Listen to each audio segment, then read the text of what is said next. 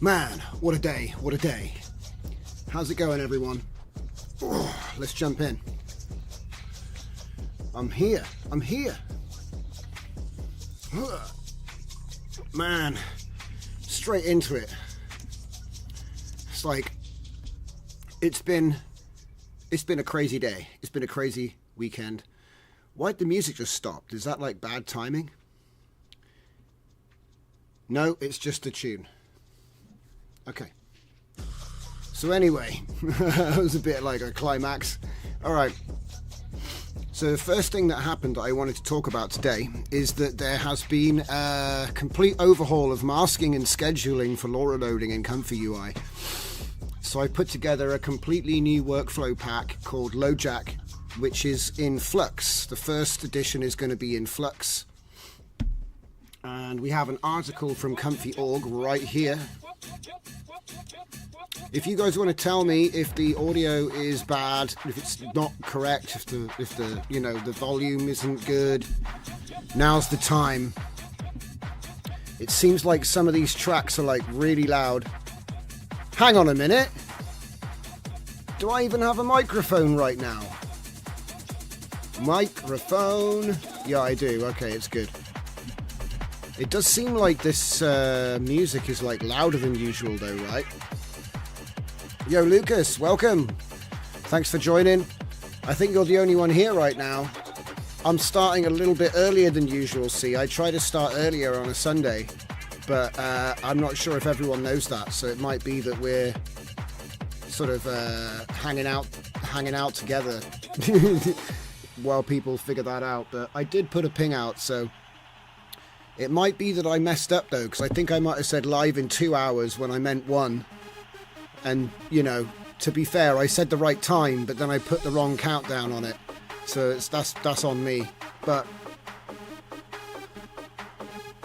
like I said, we're still getting back into the regular swing of things. This is probably only the second Sunday show we've done in like ages. But it's going to be permanent now.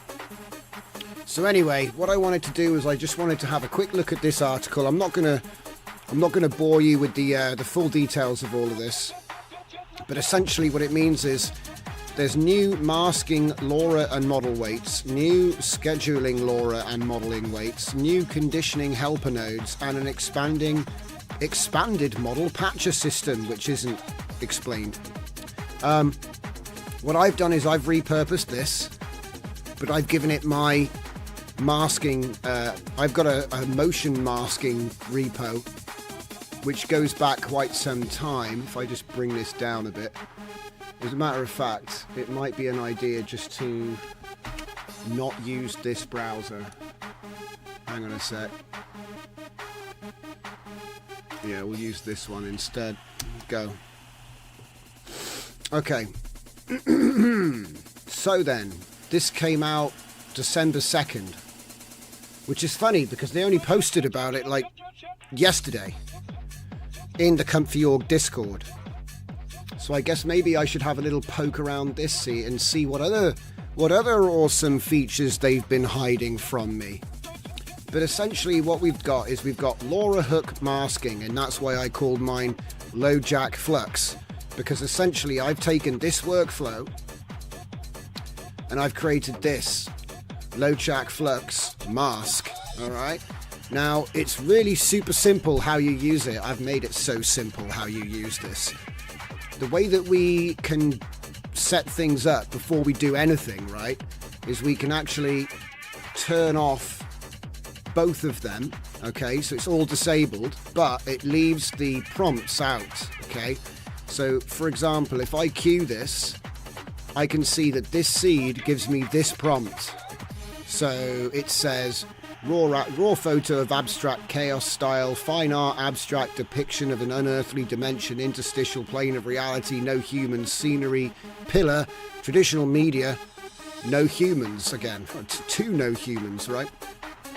So that would be the masked side. The masked side is the top level, the unmasked is the bottom level. This will all make sense in a minute. And then at the bottom, I've got a more generic, unstyled prompt. So that is a group of people standing around a giant robot. Now, I don't want that one, so I'm going to go for another one. What's it say? An image of a sci-fi landscape with the mountains and clouds in the background. That looks a lot cooler, I think. I've also chucked raw photo of with attention 1. I'm going to put a space there for that. That's something I keep forgetting to do. So let's just make sure there is a space after the bracket. Okay. So the things don't slam into each other. You can see here, look, raw. Now there's a space there, yeah? And so the first thing is to make sure that these prompts are actually what I want them to be. So what I'm going to be doing is I'm going to be, where there's no mask, it's going to be sci-fi landscape, mountains and clouds. And then where there is a mask, it's going to be loading my abstract chaos flux LoRa. Okay? You've probably seen that before. I'm not going to take too long going off like that. And then the next step is obviously we want to check that the motion mask is correct, okay? And the reason we're doing this is to not waste any time with the generation of with something we didn't want. So now we've got the motion mask section, okay? Now the motion mask has a directory index. There are 56 motion masks in the collection. You can grab all of them from the Hugging Face Lonely Drivers pack. You just unzip it directly into the input folder.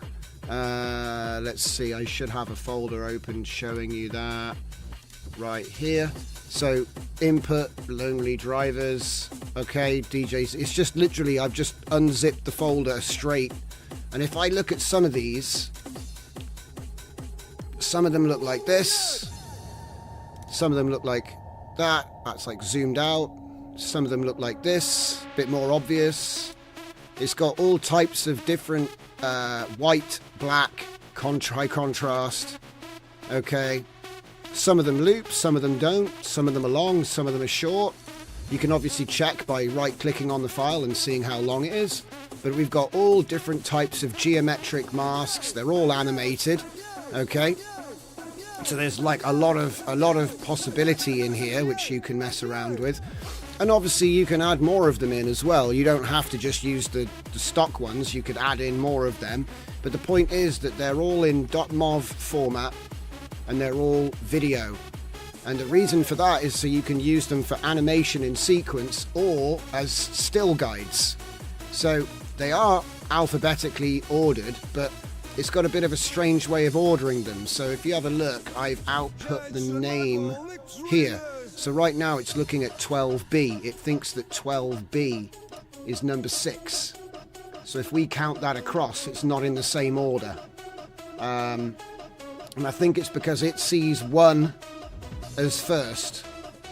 So in order to get to 12B, that's that one. It thinks that one is number 6 for some reason. I'm not quite sure why that is, but it just seems to be the way that it does it. Maybe it's the seed? I don't know. Let's go to seed 0 and see if that makes any difference there. No, doesn't make any difference. Okay. So what I'm going to do is I'm just going to, like I said, this is why you have this section active. So you can go through and, in fact, I could just put it on increment quickly until I get to what I want to get to. So if I just keep going, eventually I'll get to one that I want. I mean, we could go with that one, right? And then we fix it. Also, we've got a frame counter, okay? So right now it's on 0, okay? Obviously, if I wanted to make an animation, so every single queued image is going to advance by 1, I'll show you what that looks like. So, see, every single time you queue an image, the mask's moving, right? As we're going up, up, up.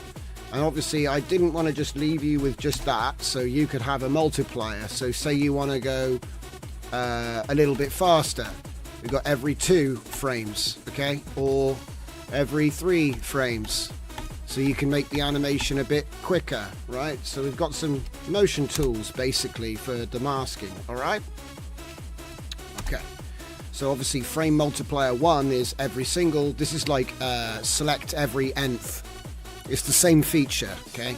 So we've effectively built like a motion mask system here. It's using my load video frame batch node, which I made to do that captioning system for video datasets. it outputs the name of the file which you're using, and that's going to be as the subdirectory. And then obviously we've got our primitive here, so I'm just going to put this to test run 2, so it's separate. I want to use this this model here. I'm going to put it on fixed for now because I just want to test it. But welcome everybody. If you just joined, you probably missed some stuff there, so I'll just quickly give a quick rundown of that again. So the way that we what we're doing right now is we're taking a look at a new feature, which is masking and scheduling LoRa and model weights. And Comfy has overhauled the entire system for masking and scheduling, conditioning helper nodes for LoRa and model weights. Alright, so what I've done is I've taken the examples and I've turned it into something creative which I like. So that's pretty much what we've done. Obviously you can use this with a simple mask, which means masks like, there was an example in here, masks like this. So, you know, masked on one side, not on the other, or a gradient mask. That's pretty much that's probably how most people will use this. But what I wanted to do was introduce you to something a little bit trickier, and that's what I'm calling the LoJack workflow. So here is LoJack Flux Mask Edition. So the first thing I do is I just turn off both groups and just check that my masked prompt, this is the prompt that's going to be applied to the mask, okay, and it's the one that's got the LoRa loaded. And then down the bottom I want to check that this is correct. So obviously if I change the seed and the Q, it's going to give me a different prompt because I'm using a general image prompt for the unLoRa loaded, unmasked. Yeah. Alright, that's pretty simple. So first I check I'm happy with the prompts I want. So masked on top, unmasked at the bottom. We are loading the LoRa at the top. We'll get into that in a second.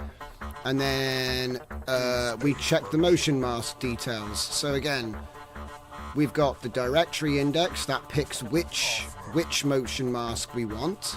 I've got 56 in the repo. They're all up on Hugging Face in the Lonely Drivers pack. Okay. Once I'm happy with the one I've got frame counter. Okay, so if I put this onto increment and just increment, you can see it's incrementing. Okay. Also, we've got a multiplier, so maybe I want it to go faster. Alright, it's at the end now, right? So that's the other thing. You got to reset it when you get to the end. So this is another reason why it's a good idea to see how many frames you've actually got until the motion mask runs out. So obviously if you have it on 1, you're going to get the most out of it. But if you have a high multiplier, you might only have 2 or 3 clicks. Okay. So I'm going to be using this directory for the motion mask. And I'm going to be using 0 obviously to start. I'm going to say fixed at the moment because I don't really want it to animate at this time. Okay. The name of the MOV is going to be used to save the subdirectory, and now basically we can actually cook something. So yeah, there you go. Let's have a look at the workflow. So we're going to be using Flux1 FP8 Schnell, and we've got a hook model for the same. So we've got the same model being loaded as a LoRa hook. Yeah, it is a LoRa hook, but yeah. And then what it's going to do is it's going to load in this prompt down the bottom, and then it's going to load this prompt up the top. And obviously you can see here is the mask being fed into the conditioning. There's a lot you can do here, and I am skimming over this, but I really want to introduce what it does. And then I think once you see what it does, it's easy to figure out what you can do with it. The base takeaway is you can load the style or the loaded memory from a model into a complex image that's prompted without that LoRa, and then still have it transform and blend well. So before it would be like bleeding into itself, but this gets away with that. Okay, so that's what the whole point of the masking is. So anyway, enough chat, let's just make an image. It'll probably be the same image, won't it? No, because the mask is completely different. This one was using triangle, a tunnel of triangles. So it will make, even though it's the same seed and stuff, because I have got it on fixed seed right here. So we're using 8 steps with 1 CFG on flux Schnell, so it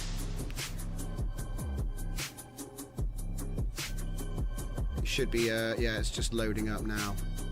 So while that one is loading, I will show you the repo. So here's the repo, here's some more lovely motion mask examples. So what we've got is we've got combo breaker, which is a combination of mask and scheduling. Then we've got mask and scheduling only. Those are the 3 examples that they give here, but there's a lot more explained in the article. Okay, so it's always worth having a look at that. And if you look here, there's so much you can do here. You can combine hooks, you can chain lots of LoRa's together, and that's something which I'm doing all the time with LoRa stacks. So right,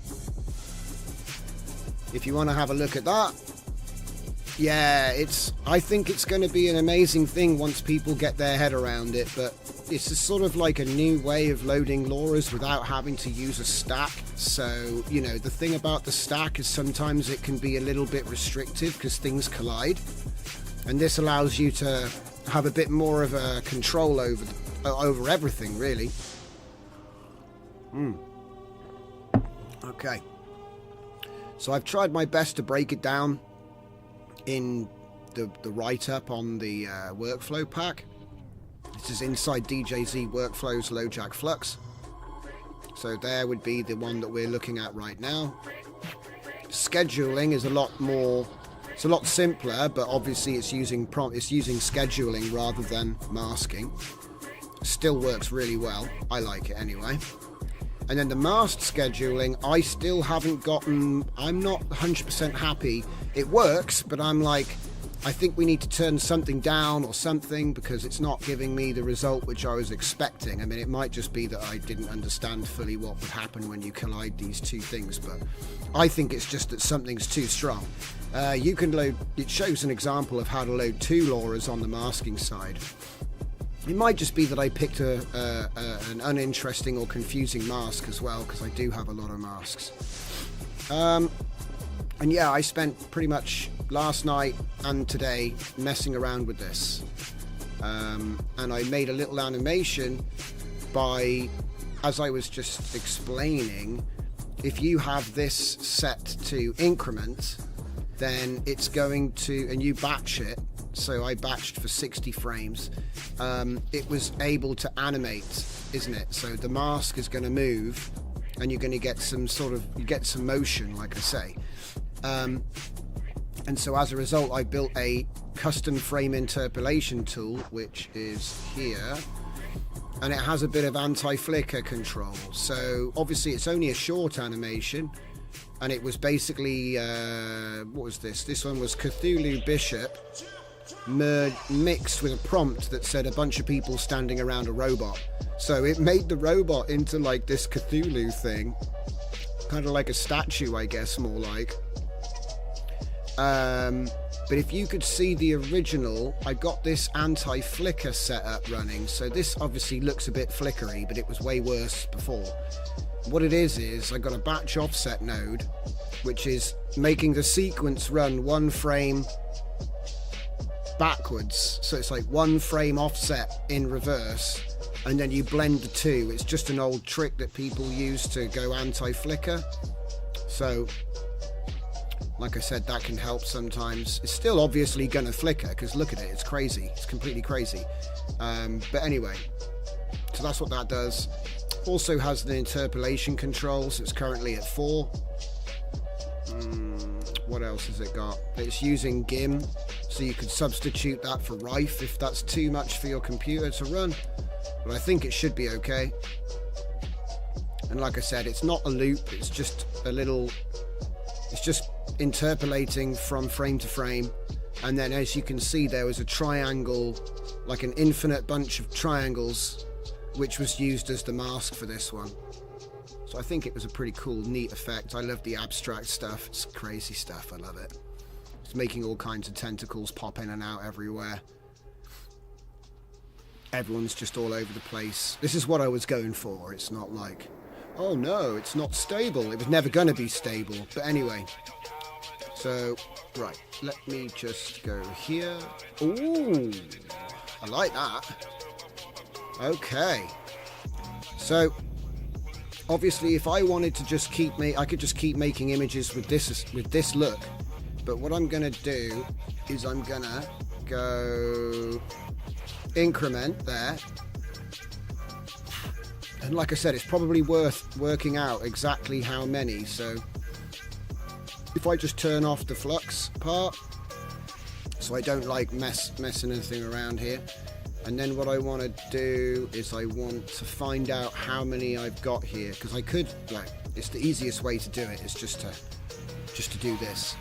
So if I put it on increment, let's go 1, 2, 3, 4, 5, 6, 7, 8, 9, 10, 11.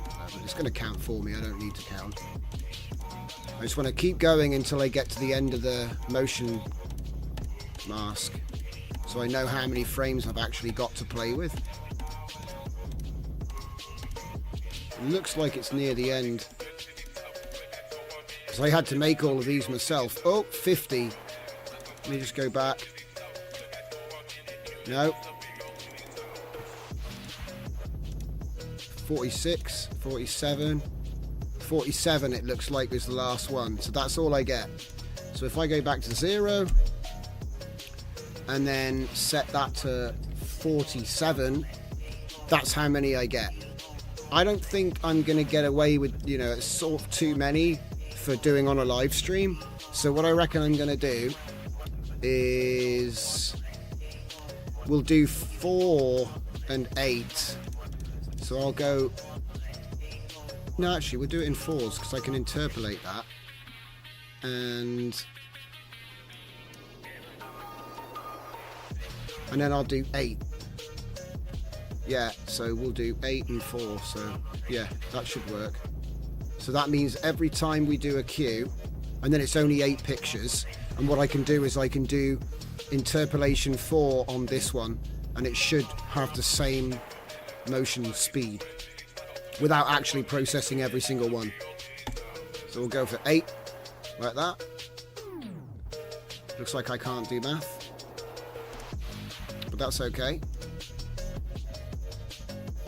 Okay, so put it back. Is it 0? And then, okay, that looks good to me. So like I said, I try to give you like a little way to preview it before you actually do it. Okay. Yeah, I think I'll get away with that. Go. Alright. And so now it's going to start doing these images. And what I should end up with is 8 keyframes, which I can then interpolate into a small animation. And they should have roughly this aesthetic to them. Roughly, we'll see. That's the theory anyway. But I'm using it to do some abstract animation. That's my idea. Okay. So let's just have a quick look at the other workflows before I go nuts going over just this one. So this one is basically the same idea. It just uses prompts. It just uses scheduling instead.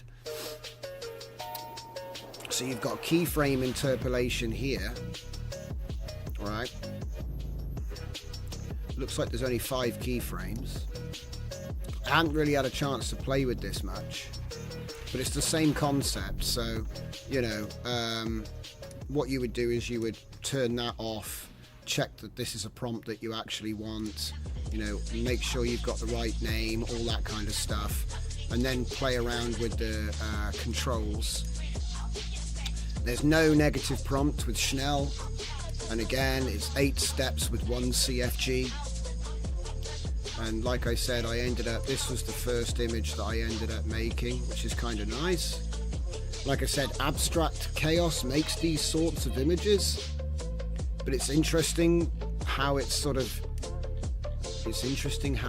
it, because it's like there's no strength at the start by the looks of it, and then you got full strength at the end. But do you though? Because it says 0.5 here. like I said, I want to play around with this some more. But yeah, you load in the LoRa there that you want to load in. And the nice thing is it's making this hook, which I'm assuming is much cleaner because the way they've overhauled the code. And then that's just going to apply to conditioning. So obviously the abstract chaos it's essentially the captions that trained the LoRa. And then this one uses the aspect size V2. So I'm using 1:1. One thing I should have mentioned there actually. So the way I'm doing that on this side is I'm using image size adjuster. So it'll automatically take the dimensions from the mask. Okay. So whatever the mask frame that's being pulled. So you can use non-square. I think it's just that most of my motion masks are square. Okay. Are we still loading the checkpoint? Come on, my man. It doesn't take that long.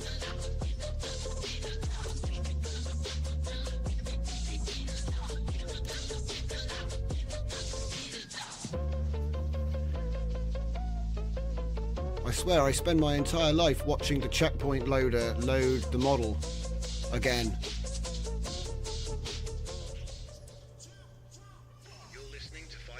Is it actually gonna get stuck for some reason? It didn't do it last time when I tested it. I think it's just being slow. Oh, something moved. Loaded completely. Yeah, I know, right? Loading.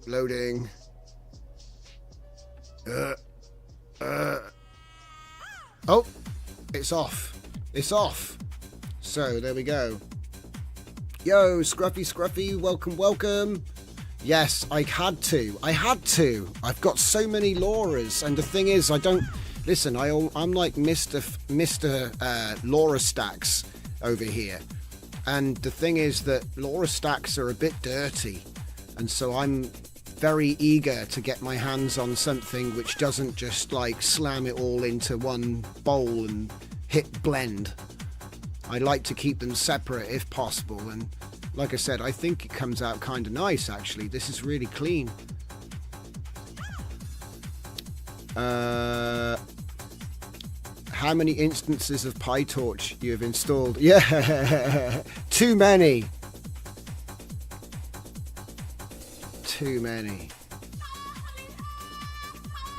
Have I tried mixing new stuff with SAM auto masking? No, not yet, no. I'm trying to like make this new pack as my test bed. So at the moment, all it has is the basic examples which were given in the article.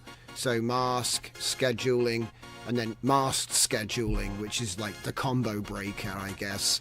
But yeah, if anybody's got more workflow examples to contribute, I will basically take that on board and try to like incorporate that into the pack, because I think that this is like a sort of new way to load LoRa, and I'm really loving it. So like I said, the results that I've gotten so far from this have been really cool. So I'm always eager to throw things in. Do you know what I mean? And actually like, because I think it's easy to just do the old thing forever, and so a little bit of like struggle is probably going to be worth it if we get better results in the end. Oh, this one's coming along nicely.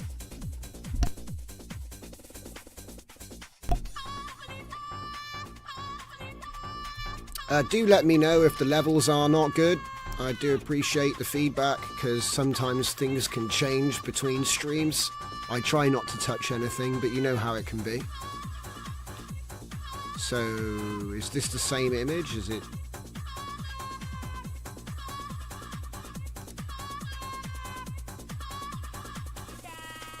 Maybe it was the same image because I set it to 0. Yeah, probably. Yeah, I think that's what's happened there. Unless it's just thinking about it. Yeah. So the next image will be different. So Scruffy says, I think a 2-step example is needed. Generate 2 people partially, then mask them. Apply LoRa's, getting different people with no overlap. The music is a bit loud due to the vocals. Yeah, I think it's actually because I don't have auto leveling. And I think the new albums are just louder. Let me just turn it down more. It probably means that some of the older tunes are going to be super quiet. But to be honest, what I've been trying to do is download all of the music off the radio station and then like master it so that it's got the same levels. And then I'll re-upload it back to the radio station. So I never really intended to use it like this. And so I didn't realize it, but obviously over time I've made the different albums and then they've all got different levels. So, you know, it's on random, so every time a track comes in, it's like louder or quieter. I suppose the other thing is I probably could get like a little volume knob somewhere. But yeah, that's like dreaming. Oh, there we go. That's nice. Now that's nice. See that little, I know that little motion is going to look good when I interpolate and stuff. Okay. Because like I said, I built this new interpolation tool. Let me just step you through how that works, because it's actually pretty fun. Essentially, you have a folder with your frames. So you put the folder in. Then it's just going to load the entire folder. Okay. So it always starts at 0 with no cap. Then we have the frame rate selection. So say I want it to run at 30 FPS. I just put that in there. And it's going to command everything else as well. And then my interpolation rate I can put here. And again, once you set that here, it's done for the rest of the workflow. And then the interesting thing is, then it's going to load the entire batch of images. I got a new node I wrote today, which uses torch roll to offset the sequence. So that means we're taking your images here, and then for this side, it's going to make the first image the last image, but without changing the length of the sequence. And then what I'm doing is I'm doing an old trick for anti-flicker where you blend the two. It's a really old trick to get rid of flicker in footage. It does help a little bit. So you're essentially blending the previous image with every image. And then once you've blended those two, it goes straight into a video combine. Okay. And then that video combine is now a video. So then we do select file name on the video we just made. So it's no longer a sequence of images, now it's a video. And then we use that to load the video path. And interestingly, you can actually do the compression trick at this point if you want. You can introduce some noise to it, but that's not what I'm doing here, but it is something you can do. What's going on? We're lagging. That means an image got made. Ooh, I'm loving this. We're really pulling the stuff out of this style model here. Okay. Yeah, bit of lag there. Oh boy. Okay, so anyway, from this point what's happening is it's going into the new GIM interpolation. Okay. And then obviously saving it out. And then you end up with this.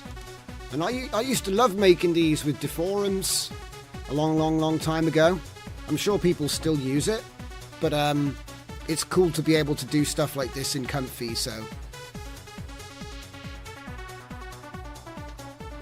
And the LoRa is called Abstract Chaos, so it is supposed to be chaotic. And what I've done is I didn't really choose my prompts very well here, but that is why I made this the way I've made it.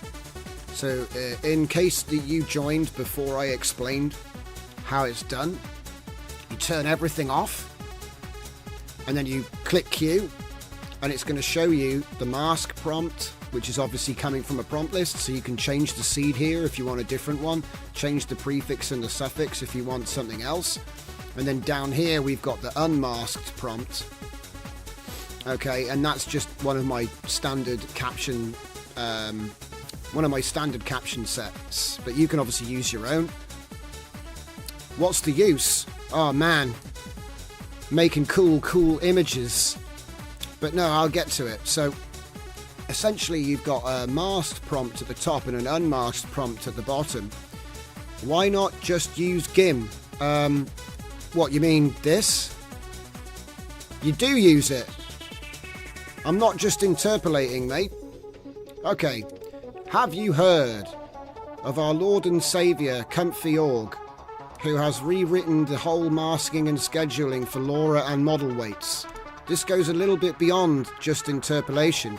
So, what's the use of your interpolation? To make extra frames in between the keyframes that you generate? Let me get myself off the screen real quick. Yo, Lord Mo says, what's the use? Why not just use GIM? And what's the use of your interpolation? Okay, so my interpolation is purely to add additional frames. Tweens, you might call them if you're a Flash man. So, as you can see here, there's a lot going on here, my man. Listen, I've given you 56 motion. I've given you 56 motion masks, okay? Now, these were used originally with looped motion. So, let's see if we can open up some of these and show you what you've got to choose from. Alright, so here would be one. Here would be another. Here would be another. Here would be another. Here would be another. Here would be another. I'm not going to show them all. There's 56 of them. Okay? Some of them have even got some extra colours. So, what I've got is a motion mask system. The motion mask system I was about to show. So, again, on the top level, you've got LoRa loaded with a prompt for that LoRa. On the bottom, you don't have a LoRa loaded, and you have a prompt for that. Okay? If you then activate the motion mask section, what you can do is you can pick the directory index, so between 0 and 56 until you start adding your own. Then you use my video load video batch frame, which comes with the ability to select obviously the index, the directory, and then the frame, right?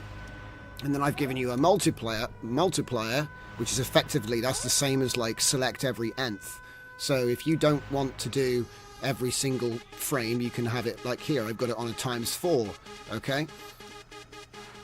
You could do that, yeah, you could do that, Pirate.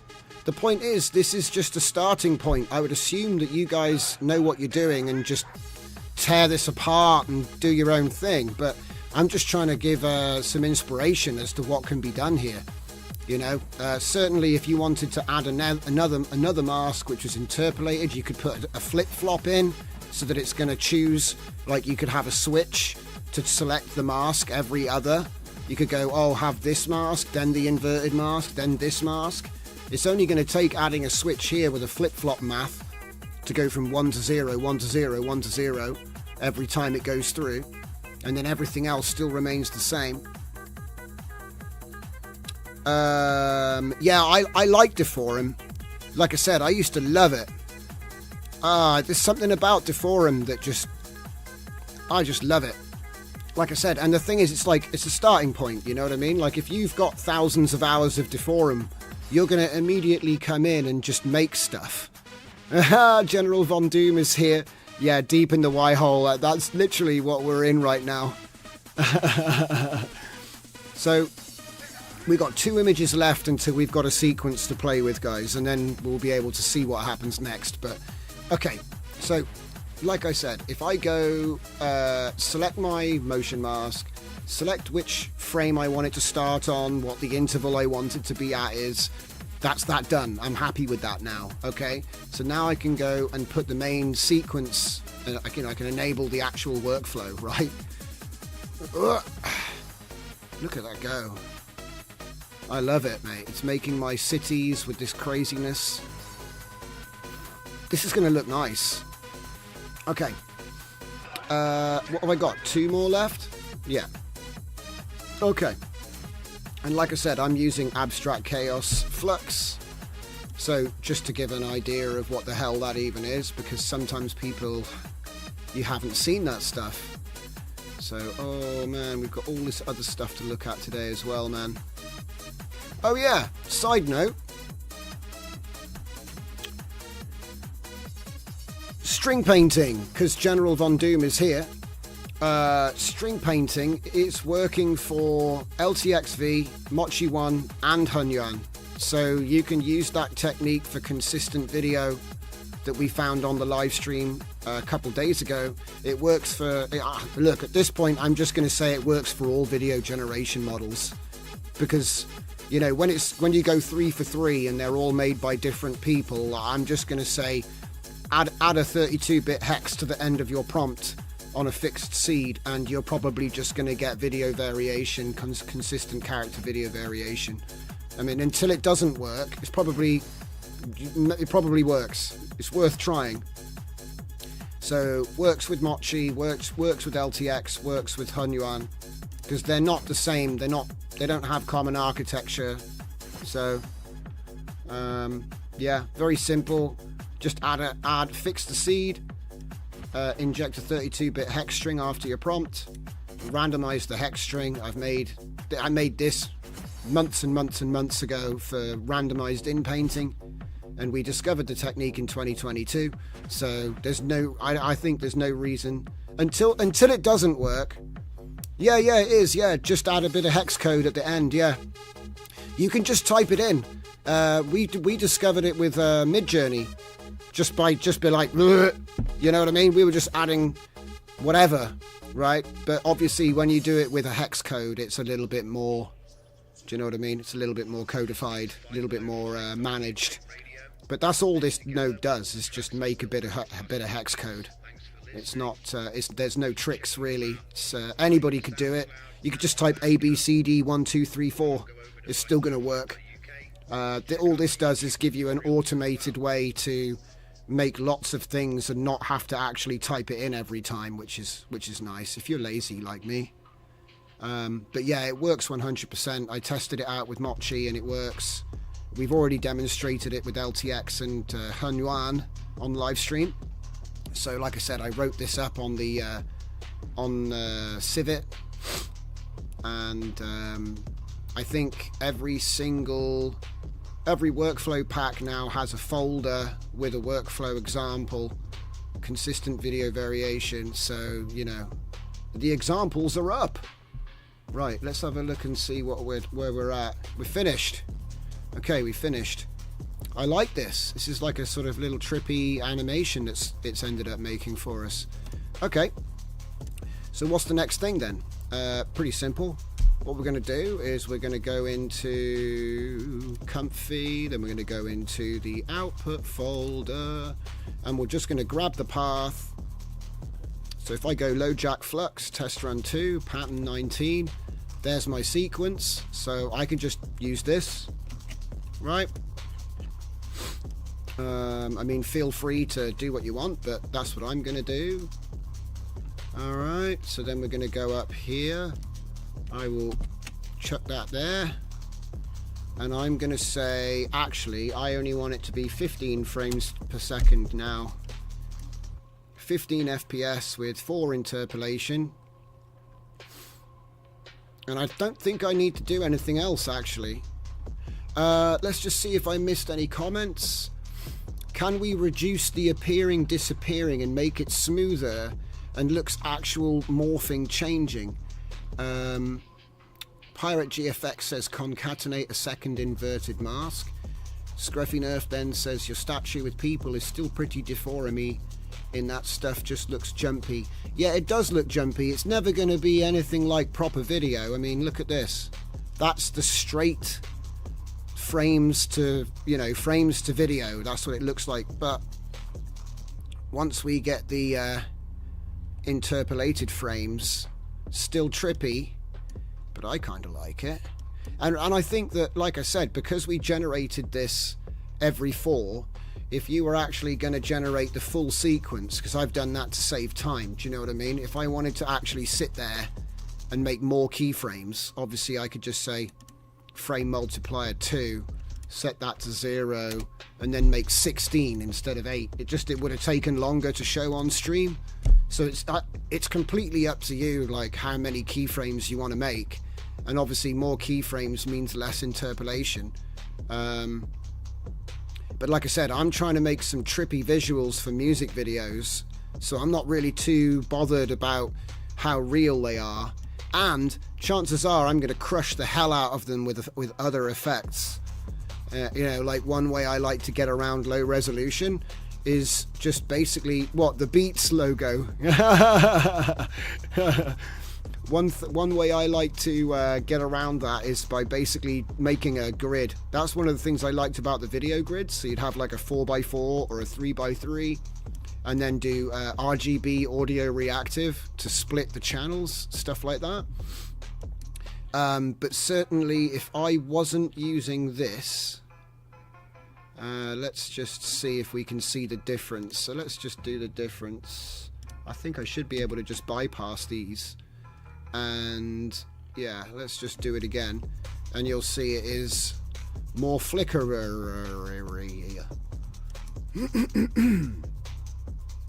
So it shouldn't take long. There's only 8 frames. But again, there's only 8 frames.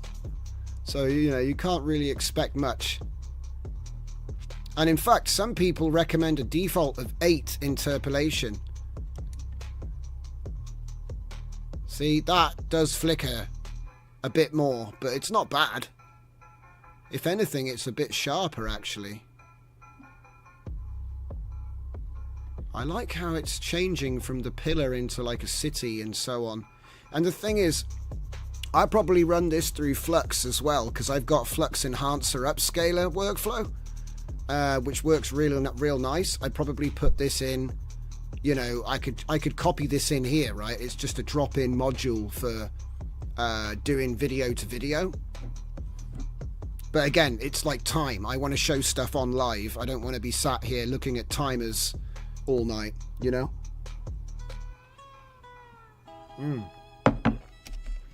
Right. So, again, let's have a look at a different motion mask real quick. Have we got one which is a little bit less circular? Oh, jeez. One. Ah, that's trippy. But it's not interesting enough, though. I wonder if... Ooh. Now, that one actually can be kind of cool. So let's go to 0 and just fix it for a second. And then how about we do a different Laura this time? So what have we got here? We got Black Sun, Executioner. Let's go with Genesis. Genesis is pretty cool. That's a bunch of fractals. So let's see if I can find a fractal in here. G for Genesis. There we go. Okay. Let's see which one it's on. Infinitely detailed geometric purple theme. No humans, no humans, no humans. Let's see if what we can get here. We got woman with white hair standing in the middle of a city at night. That'll be probably interesting. Alright. So I'm happy with that. I'm going to use less there. Okay. So let's put it on increment. And we'll go with, we'll say 12.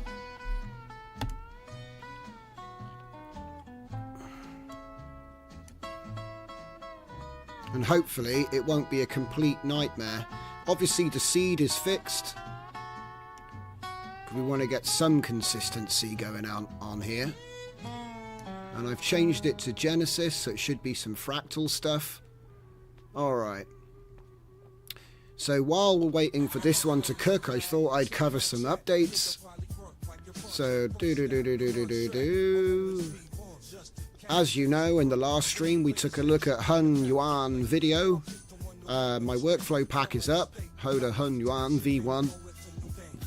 And in there, you've got text to video and video to video, I believe. There's no image to video, and they're promising it by next year, which is a bit strange. Normally you get image to video first and then video, but they did it the other way round. I don't know why that is, but it's probably something to do with the way they, something to do with their architecture. Interesting thing about Hun Yuan is they're going to be doing video with sound. Now, I don't know if that's because they've got a sound generation model and they're just going to do like a web service, but one of their big claims is that they're going to be doing the first video which will generate audio for that video. Now, I'm assuming it's a mixture of experts, multimodal type thing, because they've got this LLM text encoder. So you would think that it's just going to send the same prompt into a separate model and then fuse the results. But that remains to be seen. So it's just an interesting thing that's one of their big claims, is that they're going to have video that generates appropriate audio, which is kind of cool. Obviously, at the moment, all we've got is video. But I would like to point out something which I didn't get to show on live stream, which I have tested. So my LTXV and my Mochi prompt lists, they all work great with Hun Yuan. So because it's such a big model, it's able to do all that stuff. So I obviously put this guide up, and over here we have the actual video pack. Come on, Civet, show me the previews.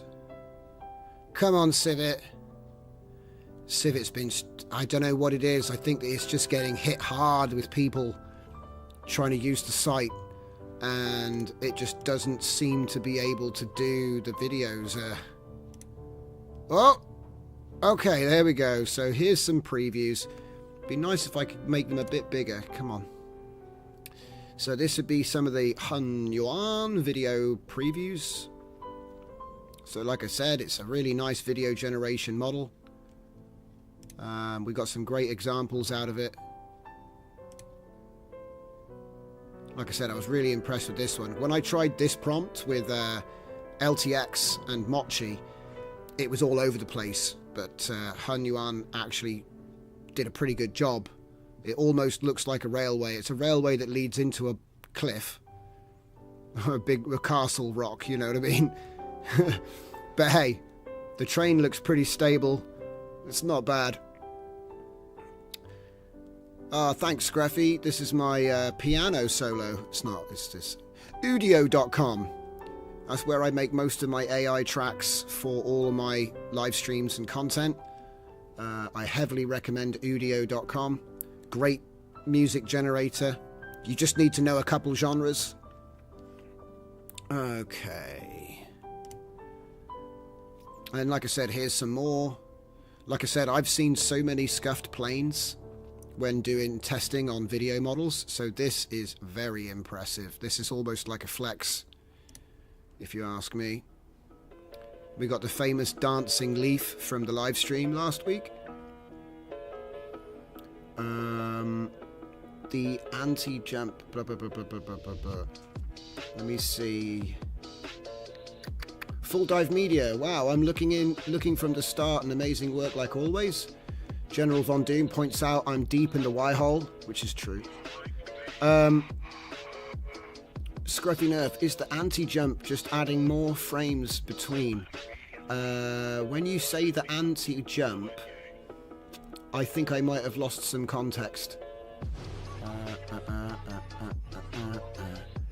String painting adding hex code at the end. Yep. General Von Doom, I figured I'd pay you a visit, taking a break from revising for my driving test tomorrow. Good luck on your driving test, General. I hope you slam that test. Beats logo cropping up, yep.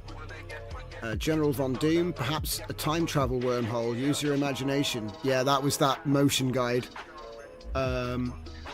Lord Mo, any trick to help with deblur? Gim and Rife don't seem to stop motion blur. Yeah, to be fair, I think that all interpolation is probably going to make it blurrier, just because of the fact that sometimes those intermediate frames that they're going to be interpolating for you are not anywhere near as high quality as... It's a bit like if you use optical flow in Adobe Premiere and you actually stop and look at the interpolated frames.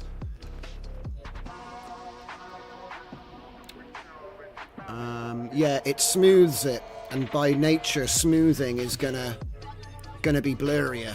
Often if you actually analyze the frames which it adds, they're really bad, but you kind of don't notice usually because of the frame rate being so high. Let's see, I guess any trick to help with deblur, I guess sharpening. You could try sharpening, but then that's going to introduce its own artifacts. Do you know what I mean? It's a constant battle. I think the only real way to do it is to actually have temporarily aware keyframe generation, and a lot of us don't have that. Like, certainly this isn't using that. That's what all these video models are solving, and I think that probably what we're going to end up doing is passing our sequences through a video model on vid to vid. You see what I mean? So it's like you're going to take your keyframes and then you're going to pass them through a video model on vid to vid, and then it's going to use its temporally aware, autoencoder to try and approximate better keyframes rather than the interpolated frames that we're getting at the moment, which are often just like splodgy caricatures of what the hell was supposed to be there. But it's actually a really common problem, and you can read a lot of articles on it from like Adobe, where they even admit, they're like, look, the different types, like, what is it called? There's different ones. There's like frame. There's 3 different modes in Premiere, and you can read articles comparing the interpolation modes, and they say that optical is best, but none of them are really as good as some of the AI ones that you've got. And it's a constant battle. They're always updating them. Okay. Oh, I misread Scruffy. He meant LLM for making sound effects for videos. Yeah, we could actually do it with... we could do it if we wanted to, because we actually have some sound models, like, which will make little samples and stuff. But it's not going to be as good as getting one that actually comes from the same people, I think, that made the model. It looks pretty good anyway. I mean, the preview, you could never really tell until we get it. And Point of Voogle. Doesn't one model give sounds to images, stable audio? Yes, and I have my Lyra pack, which I never bloody updated. If I type Lyra, it's going to come up with a bunch of Pokemon characters, because I didn't know that. Lyra pack? Oh no, do I need to give it a different name now? You're never going to find that. Stable audio Lyra? You'll never find it. Lyra audio tools. Man. So I did the video on it. Yeah, and then completely forgot about it. Yeah, this works nicely. Yeah, it's like I said, it's nice, but when I brought it out, I had to disable the what's it called? The audio loader.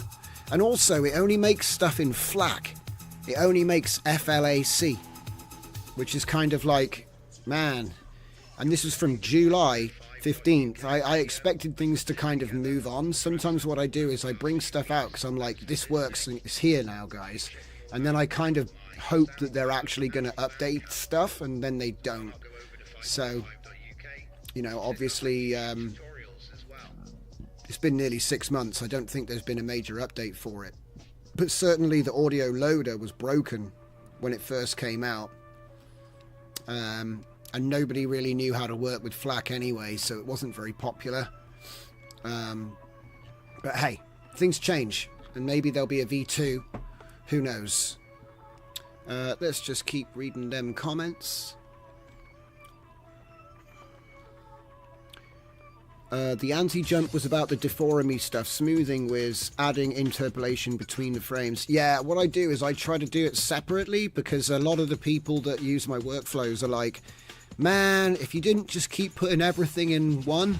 So what I've done is I've elected to make the keyframes, yeah, and then throw the keyframes through an interpolation separately. So I've given them like a dedicated batch interpolation tool, which goes with if you want to use it for, because I actually think that this is quite cool to use just for on its own, just for stills. I mean, that's not bad, to be fair. I wonder what the rest of them look like. Okay, so let's just pull that up.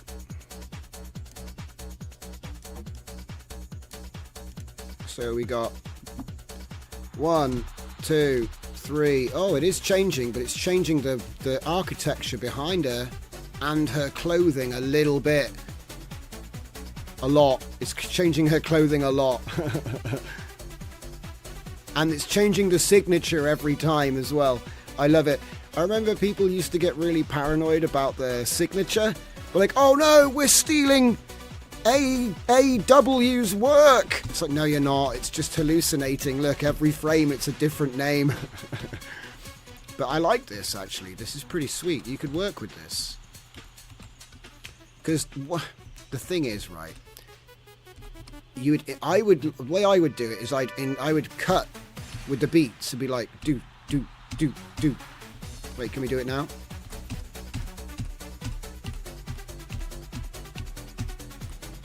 Just like that. Why not? You don't need it to be turbo interpolated. She does change a bit though. Every now and then. But I guess you could fix that with a face swap model. So it's just another layer of processing, you know? We'll do a face swap for every single one. And then stick some interpolation in there for like half beat interpolation time. That could work. Audio LDM. That's what they use, is it? Interesting. These will do text to audio, so it uses image to text, then text to audio. Yeah, that's what I was guessing. That's why I keep saying to people need to be like, you can't just be good at images. You've got to get good with the LLM stuff as well, because one day you're going to have an LLM which is going to be able to, you know, do the image, the audio, and all kinds of other stuff. And like I said, really, that's LLM skill. Obviously, the image model just becomes a module that your LLM's able to access. So we've already seen this with the big like the big chatbots. So I can't remember. I think we're making more of these. So let's just keep going. So again, with Hun Yuan, we made some great examples. These are all from the last stream. This is what I was talking about with the consistent video thing. So as you can see, it's the same guy in a kayak, and then by adding a different hex string to the end of the prompt, now we've got a different seal, same guy on the boat. And then here's a different generation seed, and then we change the string, and now it's a bit different. You see what I mean? So you're getting video variation, but we've got the same composition and the same character in the same scene. So yeah, that was that. So that's Hun Yuan. Let's look at that one. Donut Mochi. I brought out a new Mochi pack for V10. I do believe that this is native, so this is like native comfy workflows. So these ones are all made with the standard checkpoint from Comfy.org, not the special mix that I came up with all of the research. We had to deprecate those old ones for now, but I have got another set of workflows coming, which is with the old setup, because I think there was a problem with it. I did put a ticket in, and Kijai told me that I just needed to update the nodes. I thought I did, so clearly something went wrong. I'm just going to reinstall them from fresh. But for whatever reason, I couldn't update, is what that means. Sometimes updates get blocked. So when I did the git pull, it was like, yeah, you've got the latest version. But then he tells me that, no, I don't, because otherwise I wouldn't have seen the error I was seeing. I assumed that he had deprecated something, but nope. So this would be Donut Mochi, and I think I was testing it with LTX prompts.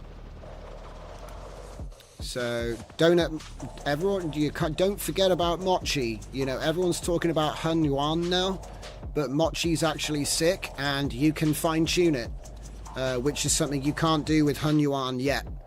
You can't fine-tune LTX either. So if you want to make video LoRa, you have. It's Mochi is the only one, as far as I know, that will run locally. I don't think you can train locally. You need an H100. But I did make a tool that will help you to create data sets for Mochi training. So I made a tool that prepares the video. Oh yeah, this got flagged for having a gun in it. It's a camera! Anyway. So these are all Mochi video. These were all done with the native support comfy model. Okay. So they're actually pretty quick as well. Oh yeah, and here's an example of Mochi with the variation. As you can see, the color of the thing here, and there's no rope. If we go like this, I know he's kind of like in the middle of the air for some reason, but you can see that he drops a rope down and it's a red light. So that was the effect of changing the hex code there. Otherwise, it's the same scene with the same character. I wanted to get some consistent variation of people, but I do think that the artifacts look a bit more natural in Mochi. It sort of looks like old TV artifacts. Anyway, so you can grab that. How are we doing on the comfy side of things? Are we still generating hot chicks? Yeah. Or are we done yet? No, we got 3 left. So it looks like the effect of this motion mask has mostly been to change the background. Change the architecture in the background a little bit.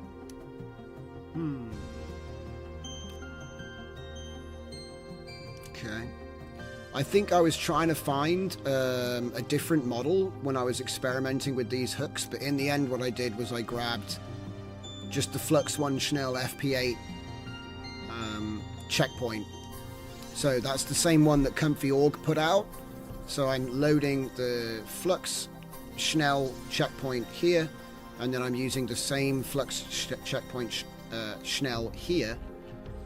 And then up top, we're just using the LoRa hook for one LoRa in this example. Okay? And then obviously the mask is being applied to the top one, just there. So that's all it is. And then obviously we've got our prompt, which is activating this model here. Looks like the Fractal LoRa is having fun making designs on her and her clothing, and also the structures in the background. You know what I mean? It's trying to make little fractal patterns.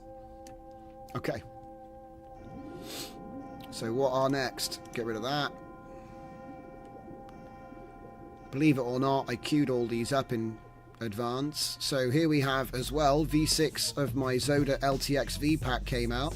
You can see an example of the sort of, what do you call it? Consistent character video variations. And then also I used my Mega Demons captions to see if we could get some Cloverfield type beasts. And it does work. You don't have to have video prompts. You can just pile any old thing in there and it either works or it doesn't. So here we have a Cloverfield type disaster beast. It's much better at this sort of thing though. It seems like it was trained on a lot of TV show data. But again, I've tried throwing in some abstract sort of models, and it's given us this sort of effect. Here's another Cloverfield. I love it. That's just another Mega Demons prompt. And then this sort of stuff as well, I think is going to work really nicely for music videos, if that's the sort of thing that you're into making. So just like, you know, boiling oil, kind of almost looks like a face aesthetics. More stuff like that, like boiling stuff.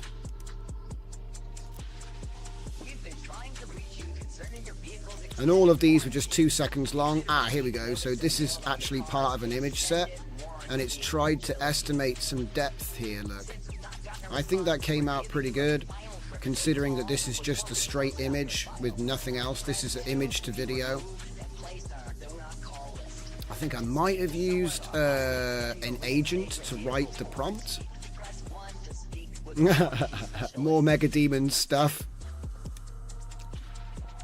Again, it does really well with like TV show looking footage. I think it must have been trained on some cop shows and some TV show type stuff. So LTX does great with this sort of thing. A lot of people forget that it was just a test model, like for research. It's not a full commercial use model yet. This is using Cyber Society prompts, just not even a video prompt, you know. So this is like a caption for a LoRa that I trained without that LoRa, obviously, because you can't load LoRas, but you can use the captions from one. So, and again, I think we showed this on the live stream. This one would be the hex injected for consistent character variation. So it's a slightly different shot. If I go back to the other one, same clothes, same person, different sort of expression and mouth movement. And obviously you could just generate, it takes 8 seconds to make these, so you could just generate and overdub to your heart's content. You can do very long scenes with this. I think it's going to be a really good one actually when it comes out.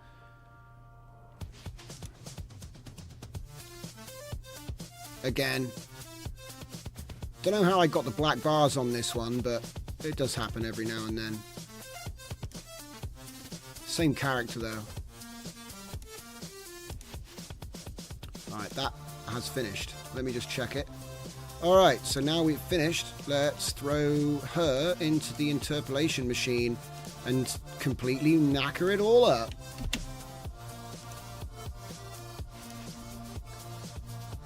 Never tried putting a portrait into this. So let's see, how many images do we have? We've got 12 images. Go for 12, I guess, then, for 1 second. We'll get 1 second out of it. But then we're going to interpolate for 4. So get 4 seconds out of it. Maybe. Oh, I forgot to do the flicker. Alright, well, I guess we can compare it, can't we?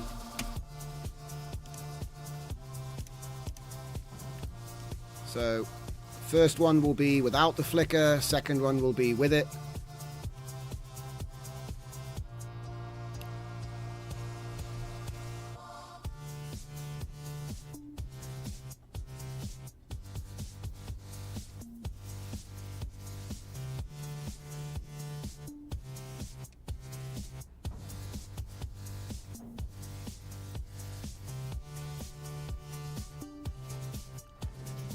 Face gets a little bit bigger and smaller here and there, but apart from that, it's not too bad. And then the anti-flicker version is going to come next, so hopefully it doesn't look worse. I like the random fractalizations of the architecture that's going on because of the fractal model that's loaded.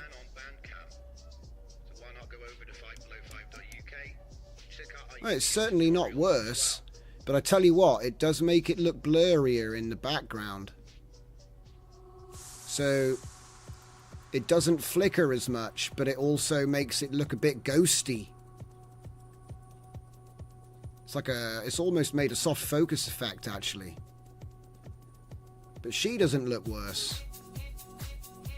Okay, sure, it's like her chain turned into a tattoo, which then turned into nothing. It's not bad though. I've seen worse, like I say. Originally, it was looking like this without the interpolation. You see what I mean? That's what yeah. Let me just turn the anti-flicker section off. Because this sort of anti-flicker technique is meant for lighting flicker. You know, like when you get a fluorescent light, which has created flicker in video footage. So what it does is it stops that flicker. So it's a different type of flicker, really. I actually kind of like this craziness, though. It's like kind of like a hyperlapse, almost.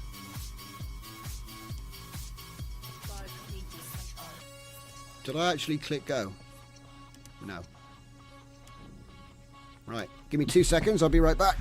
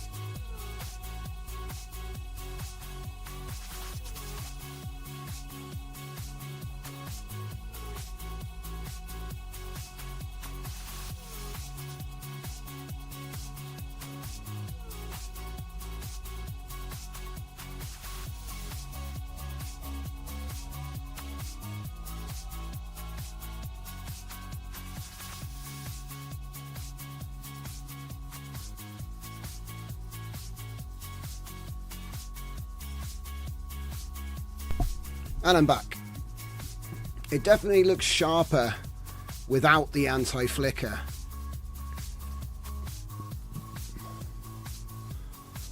But that's okay. Okay. Not bad. It's not bad, actually. I thought it would, yeah, to be fair, it could be worse. But again, if you just want to make stills, let's see what happens if we fix this and just switch up the... I'm going to switch it up for something crazy. Let's go for back in mono. Back in mono. Not change anything else. Ah, crap. Look what I did. Wah, wah. Somebody forgot to do the... I forgot to reduce my batch. That's okay. I think we've saved it. Right. So it's going to do that again. I just want to see what happens if I introduce back in mono in there, because it seems a little weak considering it's like 1.10. It might be the fact that the mask on this is so slim. Do you know what I mean? There's not really much for it to sort of use. So it could just be the mask. So I think what I'll probably do is change up the mask next and see where we go with that. Alright. We've looked at this article. We've looked at that pack there.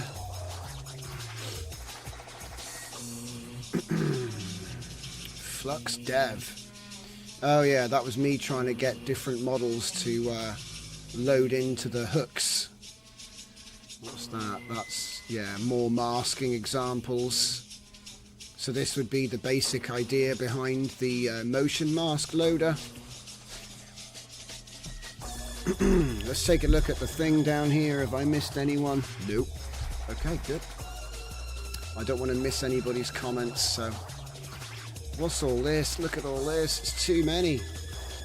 There's just too many tabs, my man. Let's get rid of some of these tabs. It's just all screenshots from where I was putting the putting the repo together.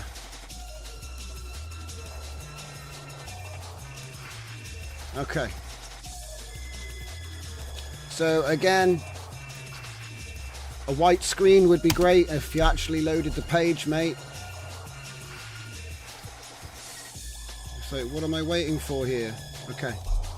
So what I've done is I've tried to give a good overview with a good explanation of what LoJack Flux is doing.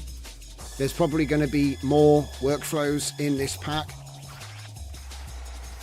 Can you use Pose Mannequin as a mask? Oh, yeah. You could totally do that, actually. Yeah. In fact, that's not a bad little plan you got right there, you know. As a matter of fact, I might even have, but it's not in the right bloody format. See, this is the thing. What I need to do is convert it. So I wonder, I'll open up Media Encoder. Oi! Open. I'll open Media Encoder and see if I can just do a quick and dirty transfer of one of my one of my animations. Let's see. Because I reckon it's possible. Rating is possible. So where is it? WebP. There's got to be more of them. What are you doing on this screen? WebP.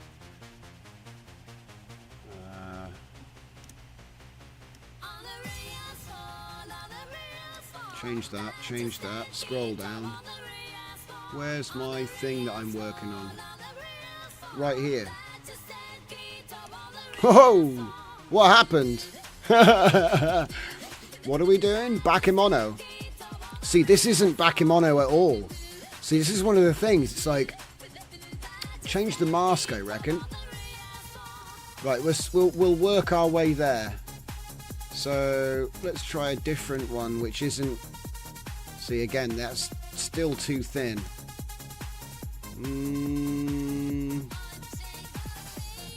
Oh, I mean, let's try it, see what happens. I still don't think this is going to be good enough. But I think what I'll do is I'll get together one of my recently made animations and I'll just convert it into a proper video real quick. It's in here somewhere. WebP. Yeah, there it is. So if I chuck that in the WebP and then change it into H.264. But it's not going to be transparent. So we're going to need to make it QuickTime. And they're going to need to use QuickTime animation. It's got to be with alpha.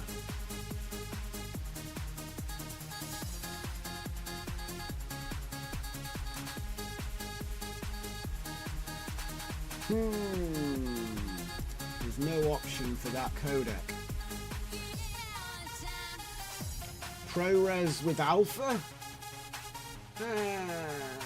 I don't know if that's really what I want to do. But I suppose I could try it and find out, right? Rendering to this is only if you use 444. Oh my god. It's being difficult. Did it actually do it though? Alright, let's do it again. It's being difficult. It's funny. It says only use 444 if you actually are using 444, and then it says, but also if you want to use alpha, that's the only one you get.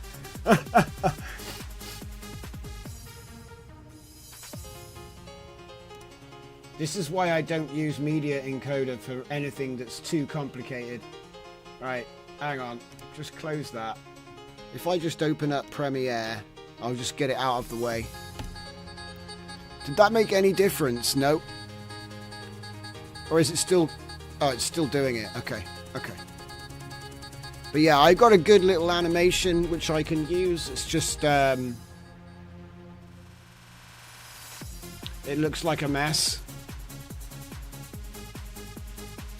Normally what I do is I convert the video to .mov because it's actually got alpha support. But when I make them in WebM because it's quicker. Yeah. Right, get you over this side. What on earth is going on here? You go over there as well. I need 2 windows to take up the whole screen, yeah? Right, overlays. Overlay, overlay. Here we go. Okay, and while we're waiting, what are we doing? We're at 90%. Okay, so we should get a result in a minute. Right. Get rid of that. Throw this in here. Change the sequence settings. Yay! Okay, cool.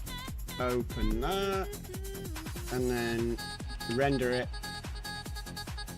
And I want to do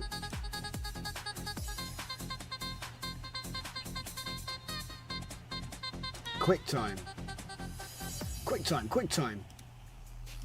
But where does it say animation though? So annoying sometimes it can be. Animation. See, why is animation not an option in media encoder? You have to open up this. I reckon it's just so you have to pay the subscription, because I think you can get media encoder cheaper. You can just get it on its own. Right, BBC plus alpha. Yes. Yes. Okay. Alright, that'll do. And then we will change that to break.mov. Export that bad boy. See, that's all it took. It's like it takes you 10 times longer to set it up than it does to get the thing you needed. Okay. So then I'll go to 22 JCam, and if I come in here, will it be in a different folder? Probably. They do that to annoy me as well. It's in 22, not JCam. Got you. So up one. Yeah, it saved to a different path. And then close the folder I was looking at. Classic. So up one, please. Don't close it. Right. Sort, date, top of the list. Just constantly making me do more work. I said date. Go to the top. There it is. Right. So I've now got the video.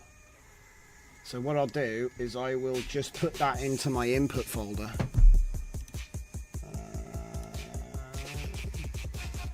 And then I wonder where it'll come in the list.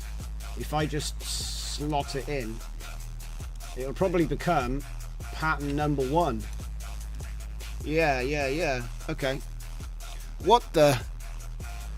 Why is there a strange device on her head?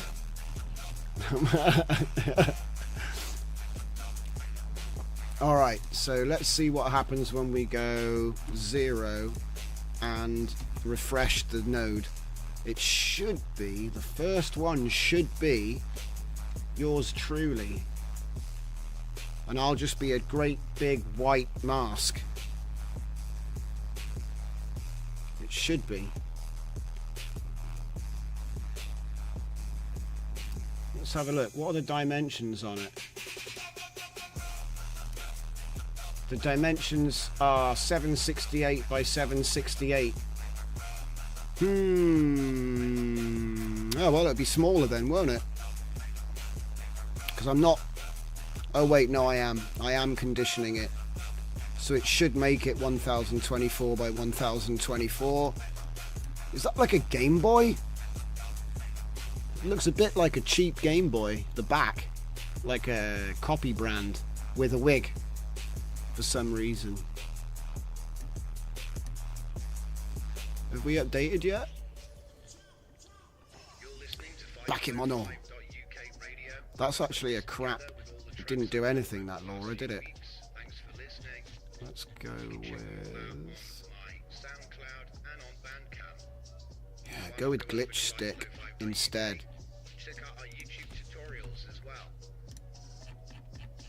The return of Glitch Stick. Have we updated yet, or are we still waiting? Damn. I feel like I'm waiting forever.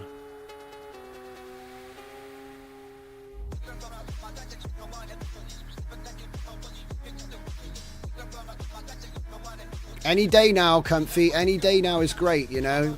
We've only got loads of people waiting. It's fine. It's fine. Update requested.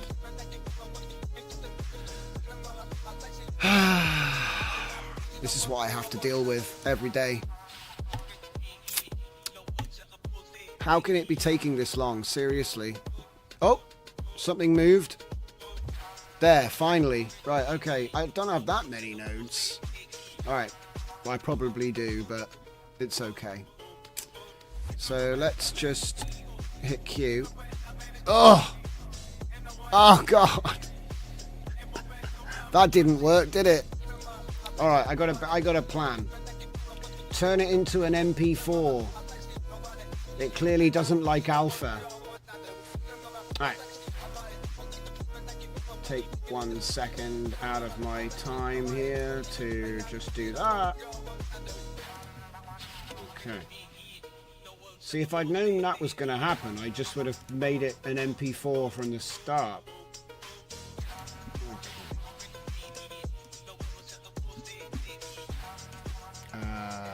Break.mp4. What?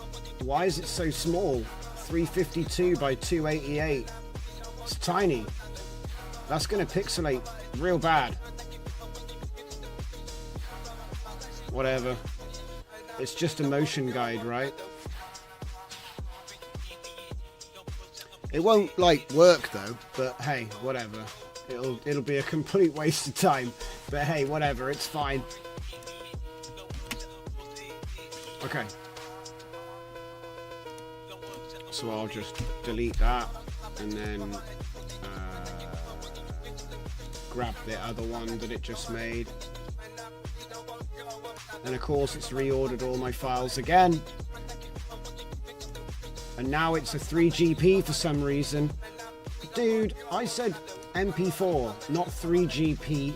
That's like a 20-year-old format for mobile phones. What are you doing? What are you doing? No one asked for that. Sometimes I think it just does whatever the hell it wants. Can we get the file, please? Break. It's probably because I keep calling it break.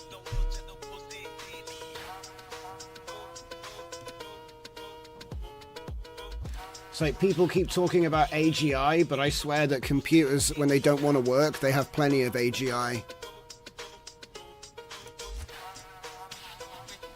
I think it's just presets and like buttons getting in the way that you don't need. Just buttons everywhere that nobody ever asked for. Okay, right. Or maybe like one person asked for that button. Like one person asked for it, so now it's in the way forever. Okay. Break.mp4. Cool, we got it. We finally got it. Now I get to hit R again. Oi, oi, oi. Right, well, while it's doing that, I'm going to go on to the next thing I wanted to talk about. Blah, blah, blah, blah. So I've already talked about that. That's the images. We've talked about the motion guides. There's loads of motion guides. 56, in fact. We've got a new node in here today, which we showed already. It didn't work for what I wanted it to do, but...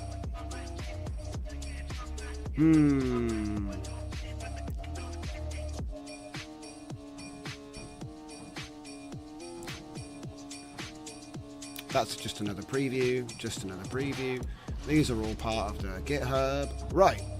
So yeah, Donut Mochi. If you want to do the video variation that we were talking about, it's got its own folder in the Mochi pack. And same thing for the LTXV pack. There is a video variation folder if you want to try out the string painter thing I was talking about. And same thing for Hun Yuan if you've got a local implementation of that and you want to try that out. So that is something worth having a look at. So, is it loaded? I don't think it has. Ooh, yeah, the glitch stick's working. My copyright dude actually trained in this time. I made the copyright dude because SDXL and SD 2.1 wasn't actually able to train this guy. It was just completely ignored. And in the new retrain for Flux, now we get these copyright logos all over everything because every image in the dataset contained the copyright dude. He was in the middle of every single image because I just wanted to show. It's funny, you know, I never realized how bad some Stable Diffusion versions were at learning things, and now we can see how good Flux is at learning things. In case you're interested in how this particular LoRa was trained, that will actually fill some time. Has this thing actually loaded yet, or what?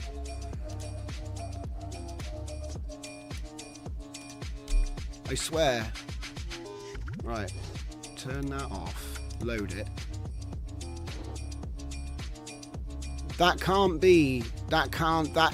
This isn't, I don't even know what that's supposed to be right now. It feels like it still hasn't actually done what I asked it to do, so give it one more second. It should be a black video with a dude in the middle. I don't know what the heck, this is glitched out bad. Okay, which is kind of funny because we're looking at glitch stick, but that gives me the opportunity to show you how the glitch stick was made, which is a bit of a blast from the past. Story time.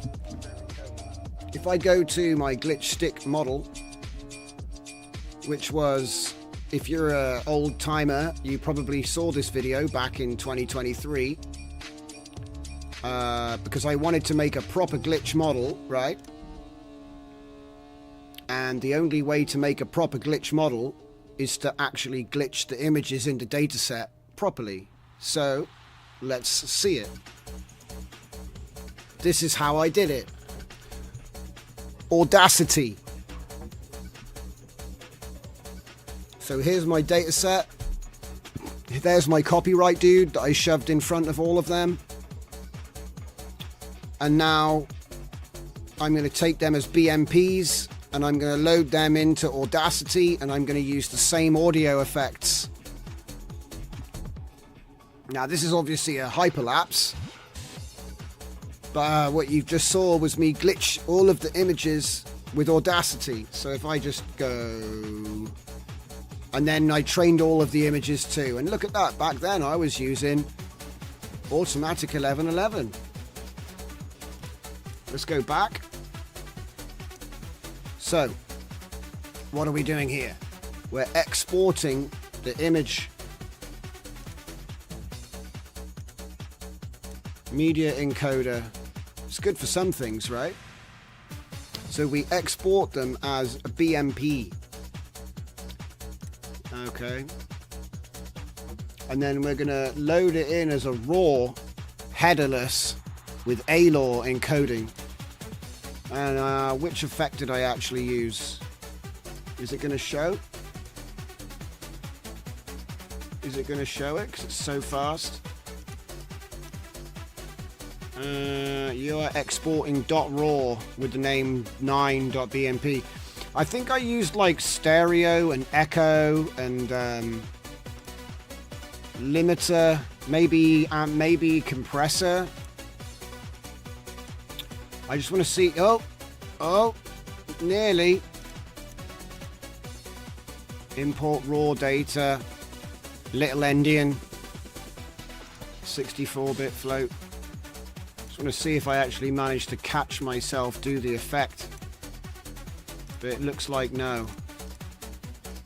But essentially, this is how you actually glitch data. You don't do it with an effect. You do it with, you do it wrong. You do it by breaking it. And then by breaking all of these files, when you load them back in as images, they're all knackered like that. There you go. There's a good image. See? So proper glitch. Because I wanted to teach it how to. I wanted to teach it proper glitch, not just. Do you know what I mean?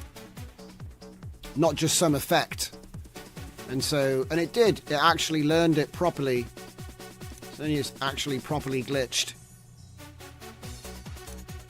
Flux had a habit of turning everything into street scenes, but I figure that's like the bias of the model. It was just pretty good at making everything into street photography. And maybe that's the secret for why it makes such good image. And then here we have a bit of a result of what happens when you load in different LoRa's all in a stack.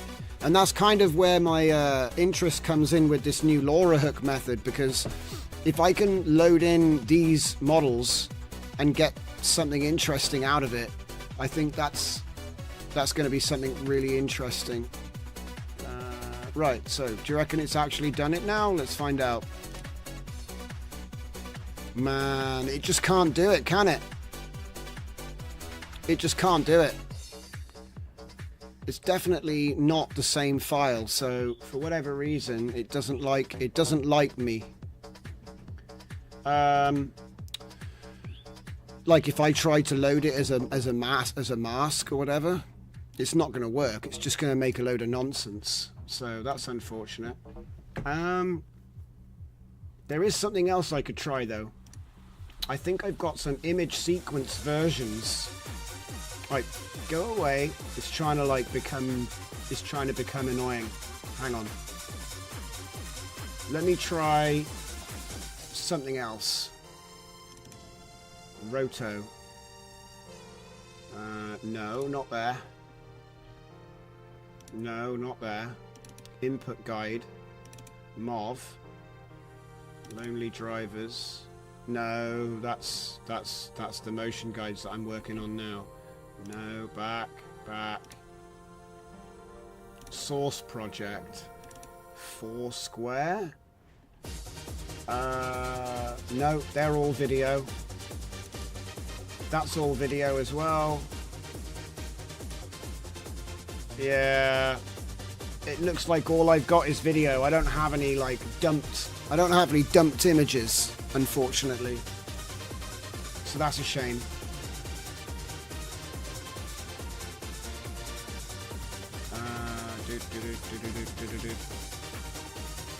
You would have thought that it would work, but it looks like no. Looks like no. Are there any more folders where I might have potentially hid this?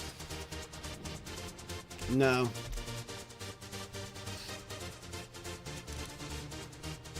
No. None of these are any good. Useless!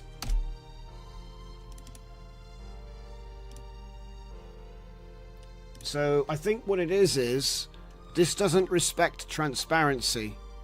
Whatever this setup is, doesn't respect transparency, which kind of makes sense when you think about it. Okay. Let's just make sure I'm not going mad here. Yeah, it's fine. It's not broken. The video is broken. Well, you would have thought, though, that I would be able to just say, make a MOV without transparency, and then that would have been fine. I'm going to give it one more go. I don't give up easy enough. So, let's see. We'll come down to QuickTime again. We go to animation again, but this time we don't have the thing. abreak.mov. Export. The irony that it takes 3 seconds to make this, and then it takes like 5 minutes to get a test. It's just annoying. Okay. So break.mp4 did not work. That looks like this, by the way, which would have been quite fun, but nope. It doesn't like it, doesn't like it. So we'll try one more time, and then I'm moving on, because it just is being annoying. Can we see a break? Give me a break. There. Okay. And we'll do update requested. While it's updating its requesting, I'm going to hit go on the scheduling side of things.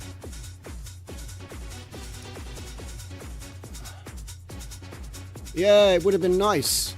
Sometimes we can't have nice things. I'm also going to change this to something else because I think I've got a theory this is also not going to work. I want to get that glitch stick back. Okay, glitch stick. And then cue that one up and cancel the one that we're on. Ha ha ha ha. I'm going to like trick it. So it's still waiting. This one still hasn't updated. That's going to go back to 0. Okay. See, I like this aesthetic. I think it looks really nice. I trained it on Midjourney version 2 artwork because I feel like some of the early Midjourneys actually had a sort of... they had an appeal which is lost in the later versions. And it's nice that they let you go back to the older versions. Because the early synth art, it wasn't perfect, but it had its own charm, I think. At least you knew that it was what it was. It wasn't just trying to be a fake photo. That's all I'm saying, you know. You know, I'm all for things getting better, but I just think there was something about the look of the old stuff. I don't know. Maybe it's just nostalgia. But well, it's only 2 years ago, so it can't be that much just nostalgia. I just think there was something about early synth art that had a charm.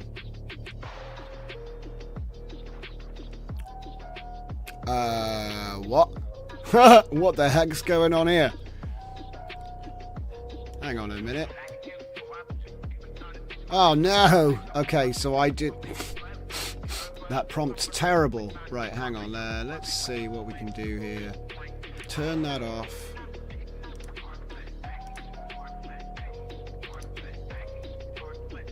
A drawing of a man standing in front of a group of fish.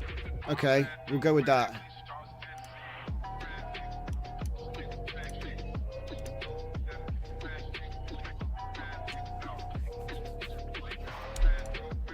Did this update? Find out. Value 0.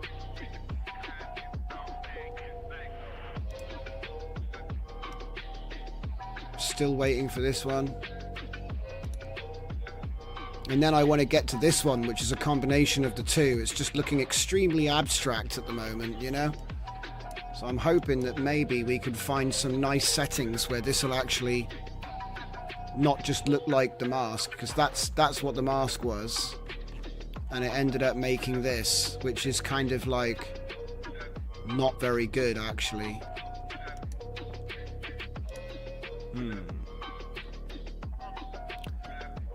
Wait. Where's the fish at? Where's the fish? I like the glitching. The glitching is cool, but... Oh! Hello! So it worked. Right. So it just didn't like the alpha. That's what it was. For some reason, it was the alpha. Okay. So that's one thing solved. Right. Prompt. A painting... Wait. Ah, it changed it. Okay, right. Well, whatever. Glitched. It is glitched. Okay. That's actually pretty cool. That's come out nice. Fixed seed.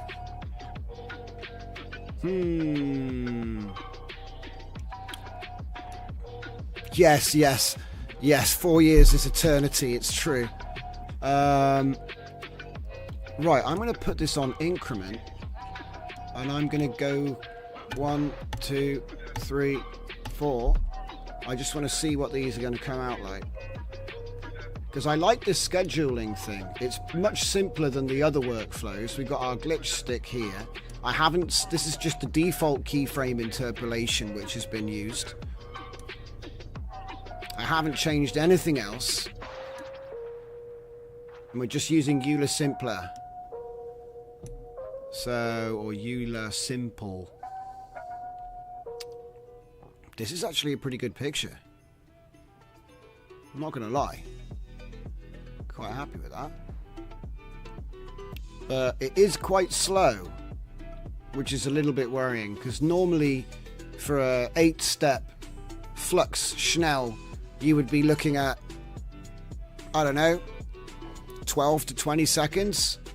And this is going to be taking 2 minutes. Which, you know, it probably doesn't sound like that long if you're used to using Flux Dev. But for me personally, that's like an eternity. I think they're selling a timeshare in Portugal.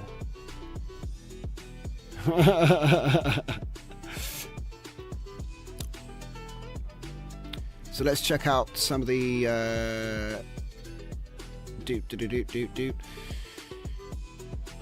Electrolab says, were you converting WebM to another video format? I do it in Comfy, load image, but save in video combined. Even though it loads an image, it will make a video from it. Never tried that. That's an interesting one. Throttle Mouth still exists, I think. Nope, gone. Storytime says Full Dive Media. Not so, but sort of good old times. Throttle Mouth says, dang it, no transparency and set background to black or something. The break.mp4 would have been perfect. We'll jump back to that in a sec. Lucas says, yup. Full Dive Media says, in AI world, 4 years is eternity. It totally is. To be honest, 1 year is an eternity. Because I think it was 2 years ago when I started my Civet AI profile. So, like, Civet AI didn't exist 2.5 years ago. So, they probably had their birthday and I missed it. I should have sent them a card. Throttle Mouth says, hey. Lucas says, yay, something's moving on. Electrolab says, very nice aesthetics in this real glitch. Throttle Mouth says, reminds me of a certain midnight diner. And then Full Dive says, AI midnight dinner. So are we going to get this? Aha! There's my fish. It does kind of still have the glitch palette with the lighting on the lighting on the fish. It's not fully glitched though. You'd think there'd be like a striped banding. Does that say Alex Stink? Alcock Stink? Okay. Alright then. So wait for the next one. See, I think that it's not, like I said, I know that it can do sequence and all this business, but it's sometimes I think this is another way to make interesting images. So I wanted to sort of put that forward too. Oh. So we have got, it's like blurred out, totally blurred out. Does that say saft? Raft? It kind of looks like you need to wipe your lens. That's actually pretty good. It's a pretty good photo. Even though it's like a bad photo, but I mean for AI. Few too many dotted lines on the road, but sometimes there are. This is actually going much quicker now, look, 30 seconds per shot. Oh, hell yeah, he's hiding behind the glitch stick. Because that's the copyright glitch stick, and if you check this out, look, he is glitched. Look at the RGB on his arm there. The chromatic, well, it is RGB offset. It's split. That's cool. See, every now and then you get a good one. I like that. Yeah, the human is a dinner for the fish, yeah.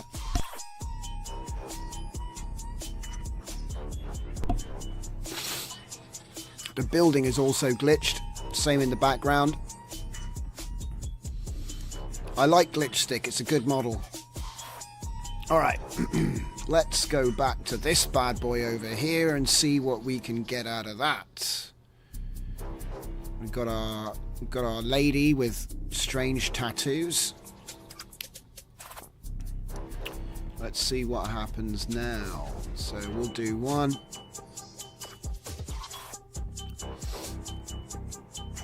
I bet there's so many frames in that animation. Because if this is going to be a mask, and it should glitch where that mask is. So this isn't actually a good prompt now. I wonder if it might not be a good idea to get probably a different seed, actually. A woman standing in the middle of a city at night. If it said something about her feet, she'd be in the middle of the screen. And then it might have had a chance.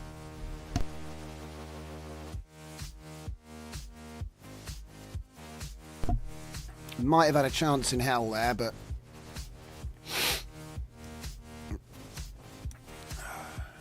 when it's just a bit random.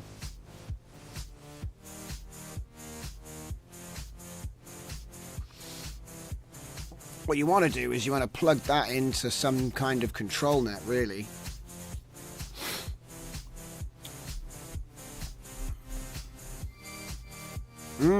Yeah, it does. Like album art. Maybe this is the this is how I make my new album covers.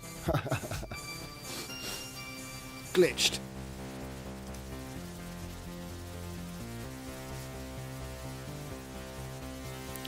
It says 90% on the K sampler, but it hasn't started yet. Lies.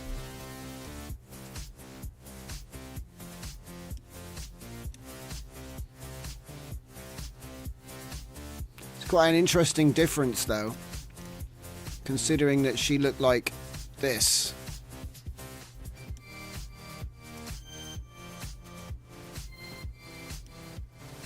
And now she looks like... oh, then she looked like that. And then I guess we went through a couple of different patterns. Break.mov. And then a break. So that actually was already running on one of them. Is that green coming from the leg? I think it is, you know.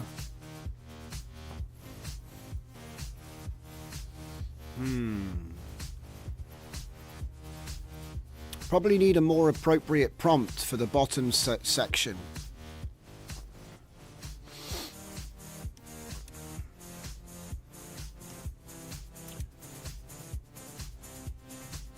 Just going to give her more crazy varicose veins. So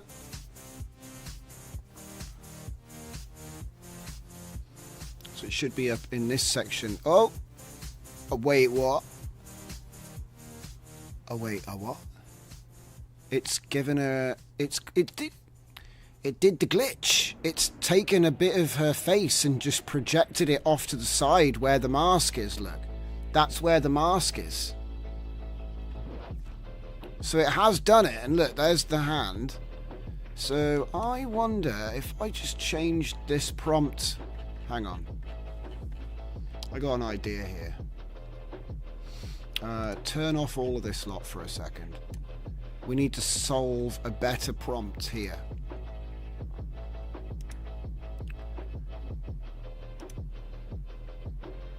Oh, a painting of a man with paint on his... That's going to be too close up. Woman in outfit standing in the ocean with a boat.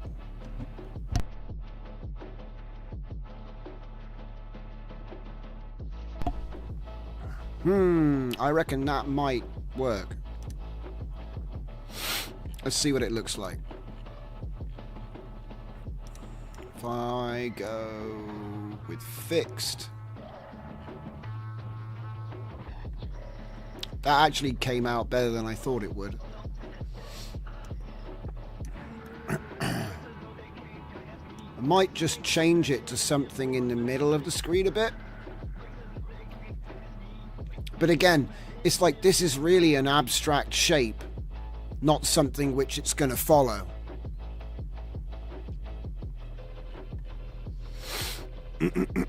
Elden Ring. It's interesting how it's making, you know, where the pattern is. It's having a tendency to drawing this sort of glitter paint.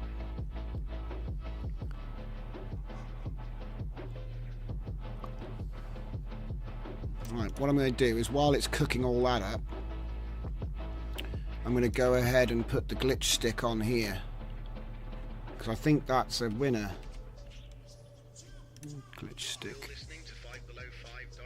And we'll change this to say glitch stick. There. Oh wait, I've got to go to the end and make sure, yeah, there's a space at the end of that. And then I'll want to turn all that off. So what have we got? We've got a stone pillar, yeah, that's fine. And then here we've got futuristic building in a grassy area. Okay. And then I just need to pick a different motion mask. Go up to like 18 or something. Cue that. It'll eventually get there.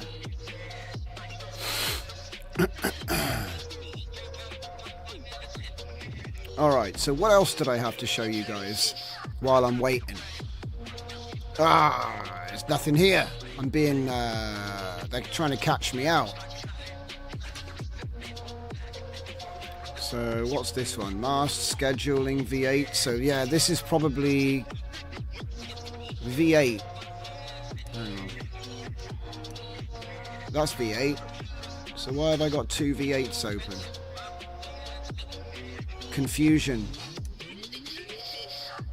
Close it. What, this one? Another V8. Something tells me that it's been duplicating tabs. Probably restarted Comfy.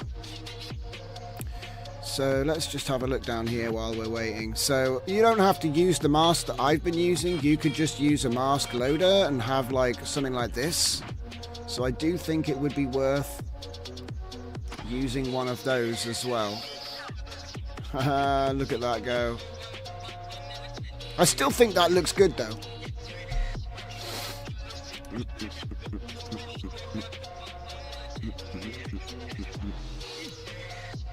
So obviously the way that you would do that is pretty simple. We'd say, I think, can you just say load mask? Load image as mask. Yeah. And then if I find that image, it's It's in here somewhere. Because I saved it. Not that one.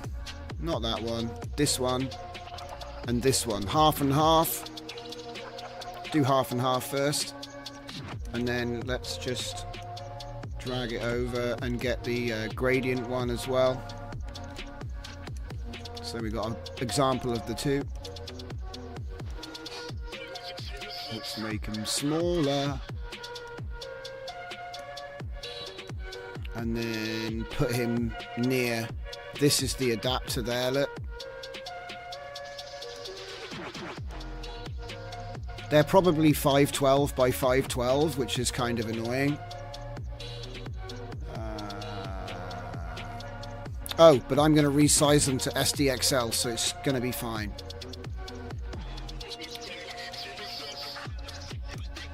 If I put that to there and leave it hooked up. No, wait, that's not the mask. That's just the resizer. So I want to put it to this one. And it is inverted already, by the way. Ladies and gents. So let's go with the hard one first.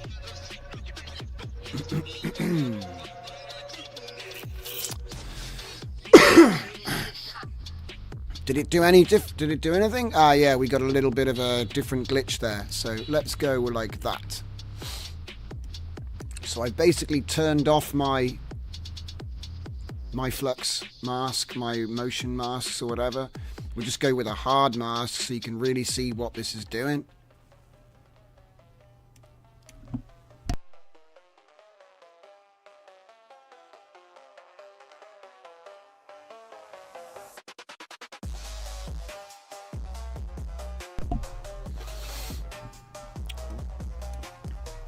It's interesting what it does though. So how did we get on with the other page? Ah, right, that's what it was going to try and load. Okay. I think what I'll probably do is include these two basic... I'll put these in the images section because they're just basic examples.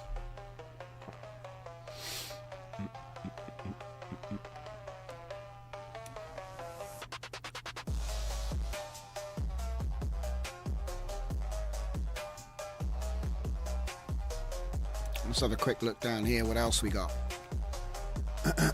So this looks pretty cool. So we can like hook everything together at different strengths.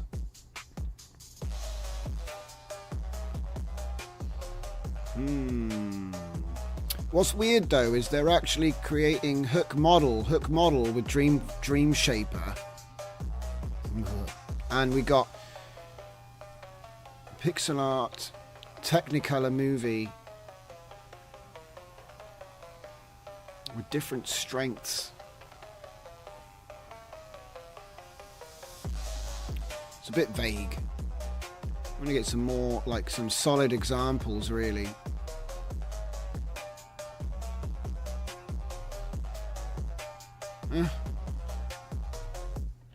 Okay, so they've got like, yeah. I mean, he's just trying to say, be careful not to combine your positives and your negatives together, but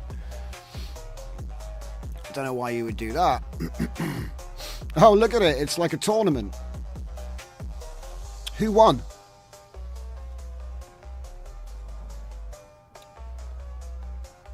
The thing is, it's easy to just change stuff up like this, but what is he doing? You need full examples, really. I like this idea, though, because then you could have, like, a photorealism for the whole image and then just pixel art in the middle. That's a cool idea, but where's the full example or the full screenshot? This looks like something close to it, but it's almost like it's actually pixel art on the left and then normal on the right.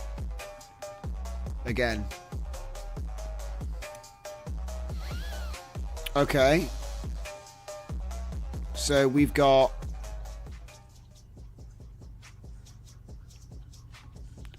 You've got to remind myself, glitch stick. Where's the glitch stick? I don't see it. And then S3 captions, woman in futuristic outfit. Right. So that means the white is apparently the glitch stick side. I don't see anything. That's not, yeah, it's not really doing it. It's not really doing it. Ah, it's being inverted as well, isn't it? Which is a bit confusing, but... So that means actually it's the other side that's getting done. Which means that glitch stick just made it all blurry. And the prompt was not listened to at all. Just as well though, because it just did the same... A bunch of people standing in front of nothing. Okay.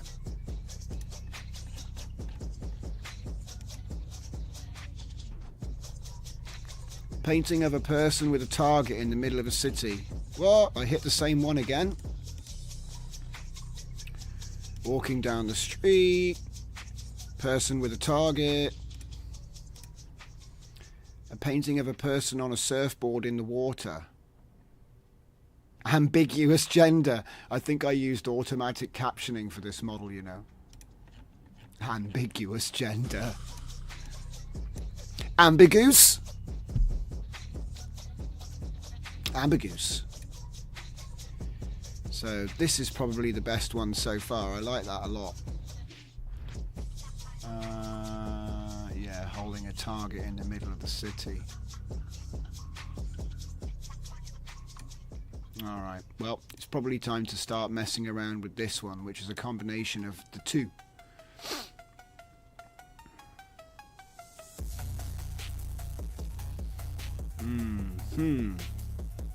But I swear there's going to be a better motion guide which we can use. I got to wait for this one to finish now. I think. Yeah. And to be honest, let's just stop this. Oh wait, there's two more queued? Right. Stop it. There. Is it going to move on to the one I clicked on next, or is it... It's gone. Okay. Okay. So, step one, let's get a decent motion mask. Because some of these are a bit... I need something chunky. I think we were getting there. Got to remember it's going to get inverted. Oh, what's that? Hang on.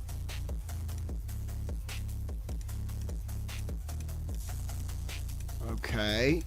That could be interesting. I don't know what it's doing, but... Oh. Wait, is there a zoom out version next? Yeah, there is. It's fire. Excellent, excellent, excellent, excellent. So it's going to start off with nothing at the bottom, I think. So to speed it up... Yeah, so speed it up. I'll put it on multiplier 2. Go like that. And then what have we got? Abstract Chaos and Glitch Stick, both at 0.6. I reckon we'll go with 0.7 for both of them. End percent, I'm actually going to change this to 0.7 as well. Keyframe count. I think I'll go with 8. Okay, and then obviously I'm going to pick 8. And then what have we got up here? We've got abstract there, and then what about here? Futuristic building in the middle of a grassy area. Okay, cool, cool, cool. This looks like it could work. Whoa, okay. And then I'll change the name of the project to Test Run 4 and queue it up. Okay. So this is a combination of the masking and the scheduling with fire. So we're going to be using a fire motion mask. So obviously what I did was I took some fire, turned it into high contrast black and white. Probably messed around with the levels. Did I take it off increment? Nope, it's on increment. Good. So hopefully it won't be worthless. We'll find out. So it should be that where it's masked, it's going to try and do the abstract chaos stuff, but with a bit of glitch stick style trigger in play. What else have we got here? Strength 1. Mask is inverted. That's just sizing. We've got 30 steps. I'd say that's probably more than 30 steps. Damn, that's a mistake. Okay. Damn. I knew there was a mistake somewhere, but that's okay. That should be 8. You could probably do 4 to speed it up, to be fair, but I know I'll get a better result with 8. So let's just put this back to 0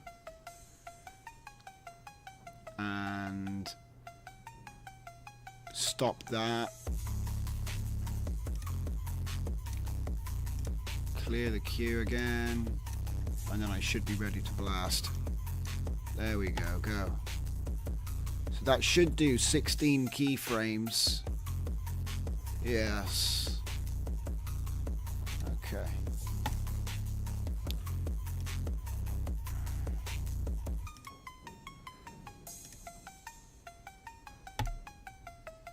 Okay.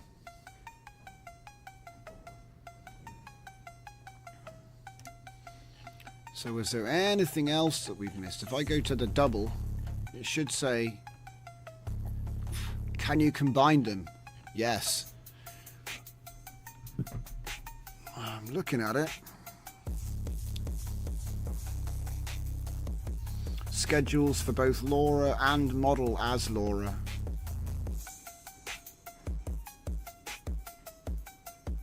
I mean, if you say so. I mean, what is it? The bit of pixelated river? Is that what it is?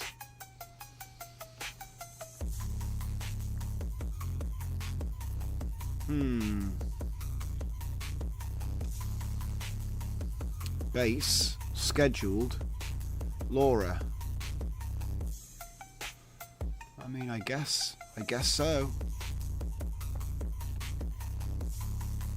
It's kind of hard to tell, really, but you know.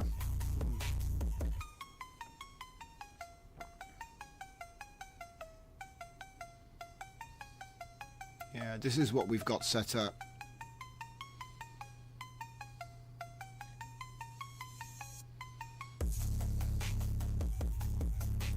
I swear we've been listening to one track like all night. I don't know what it is. I think the radio's just decided, oh, I'm going to play this one song. What song is it? Injection. Yeah, that's what I thought. I might have to like overwrite it. Oh, I know why. It's because it's 11 minutes long. Right, hang on. I'm gonna have to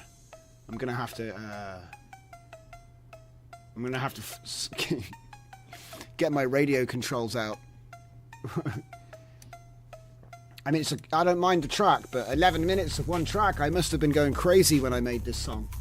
Let me just see. I'm probably trying to prove that you can make long songs with it, because I think at the time everyone was like, oh, but you can only make a couple of minutes long. And I was like, no.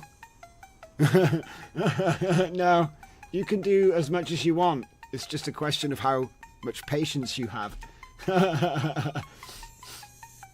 And it's not just a loop. It is actually a new tune that's consistent for 11 minutes, you know. But let me just see what I can do about this. So, radio.me.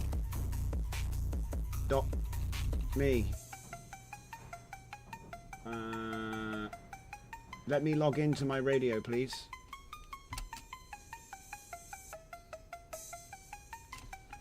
I want to log into the admin panel. Admin. You must be logged in. Yes, log me in.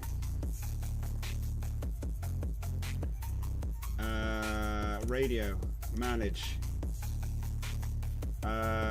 Skip song. Yes. Is it going to do it? Hey! We did it. It's a good song. It's got fat bass. Only trouble is, I was sat there going, man, I'm getting like deja vu here. And it wasn't. It was just the sheer fact that it had just been playing the same song for so long. I'm like, yeah, we can probably skip that, just for the sake of the stream.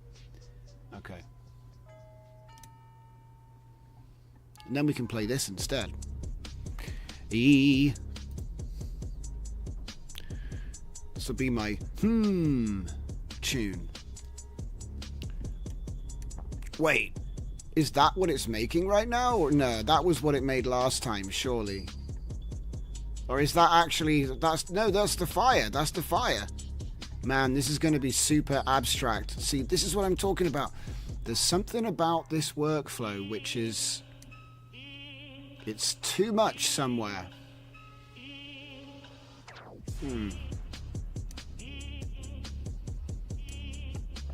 I wonder what it is. Because it could be that there's just too much data collashing. Because it shouldn't be making an image that looks like that.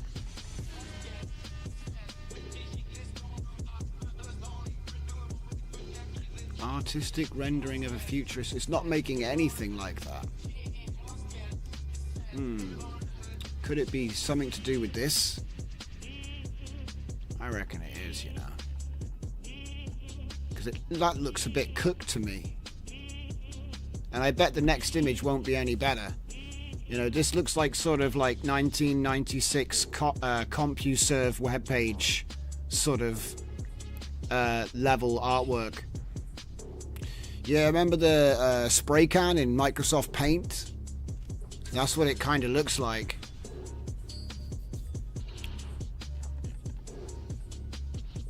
It's almost like it's not able to do anything with the black area. It's only able to do anything with the white area. And that's strange because it should be loading normal flux Schnell with this there. And even if it was inverted, it should be able to do something up top. Like, there's no reason for this big black area here.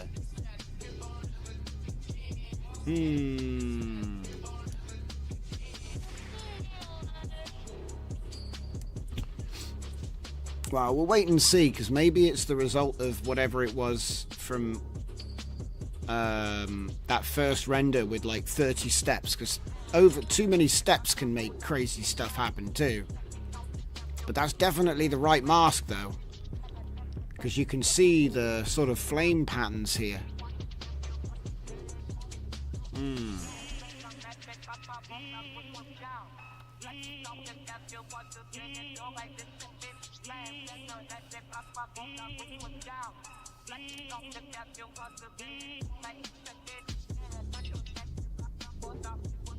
Man, that's actually the quality that's coming out of this. I mean, look, if you wanted to make a retro internet web page, yeah, sure, I got the graphics tool for you, but it's not what I really want to see. I'm just gonna cancel this one. I'm not like, I mean, it is doing it, but it's not doing it very well. It's almost, it feels like something's fighting itself here.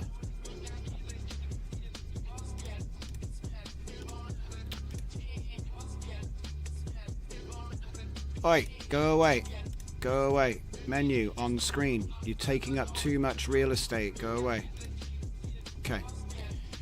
So we can stop that, because that's not working. So I need to do some work on the masked scheduling workflow. It looks like there's some kind of conflict in the setup. To me, it just looks like something's not loading right. That seems like, I mean, look, it's glitched. You can just imagine a Roman statue head here and like a picture, Windows 1998. Do you know what I mean? That's what it looks like to me. It looks like, oh man, what was that called? It's not retro wave. It's something like that. I've forgotten the name of it off the top of my head, but it looks like it's trying to make that old aesthetic type, like, this is the point where you put a bunch of clip art on top. It's not what I want. Okay. I feel like this was giving good results though. So what I'll do is I'll take the number, so 30. Let's apply... oh, this one doesn't even have those masks. Okay, so let's do the 30 on the one that was working fine. So if I go here and say 30.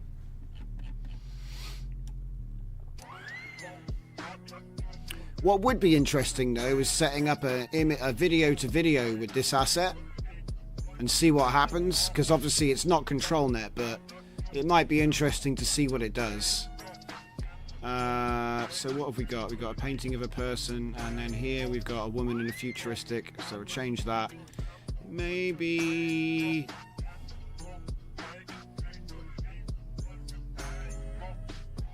change it up for a Black Sun V4 maybe? Or a Black Sun V0, just for fun. And then I'm going to find myself a nice video workflow. Somebody asked me about that as well. Like video to video. So here's LTX. And this is text to image. But I believe we actually have an image video to video. So that might be interesting. Yeah.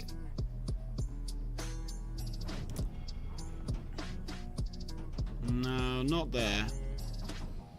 It's going to be somewhere else. I need workflows.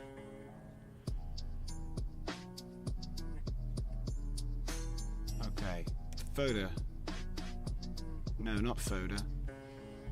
Hoda? Zoda? Oi. What's going on? It's being slow. Okay. It's gonna be I to V to V. So we'll just download that one. Oh, yeah, it's not just me. It is being slow.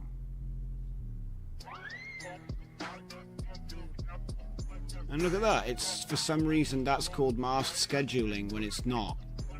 Yeah, there's something sketched out. Right. There. Okay, so this would be a video to video workflow. So what I reckon I'll do is I'll take that A break video and load it in.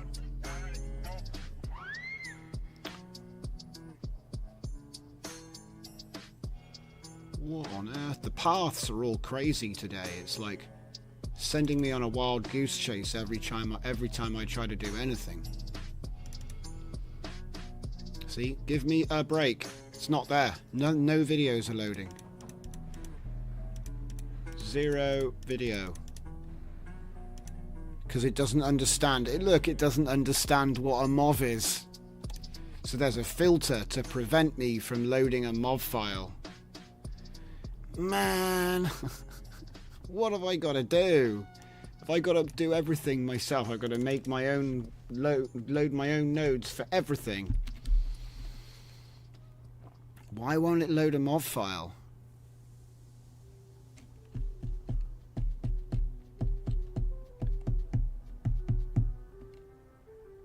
Hang on a minute.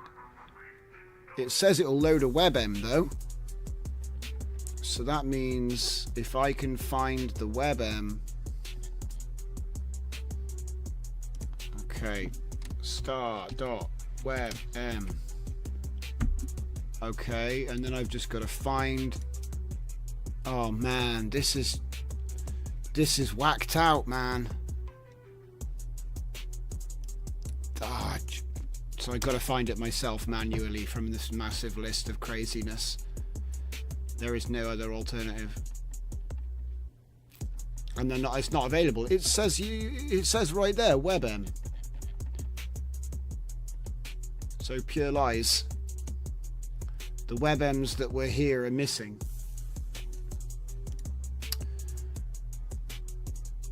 Ah, jeez. Oh, okay. It's alright. I take it back. It's a WebP. See, this is why I don't like all of these idiotic formats. WebP, WebM. Like, can we just stick to one thing and maybe have, like, things that everything can... You know what I mean? It gets really annoying. So I spend half my life converting stuff.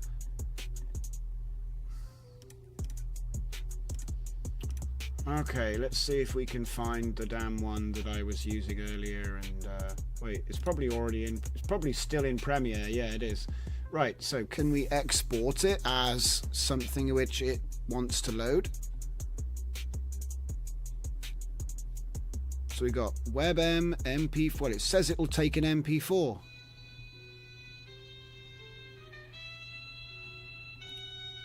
So we're back to this again.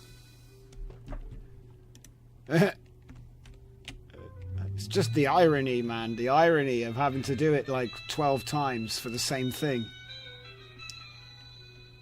And now Premiere's glitching out. Come on, mate. Wake up.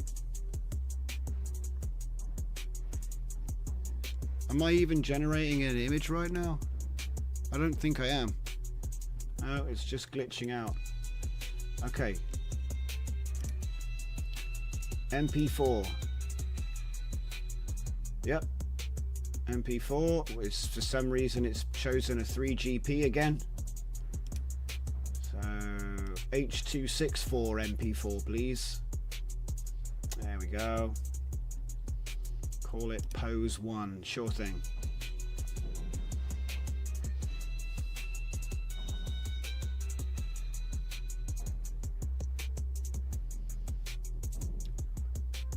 How long is this? It's like not even 3 seconds long.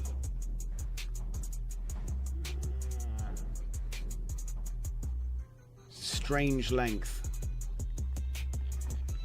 Okay. So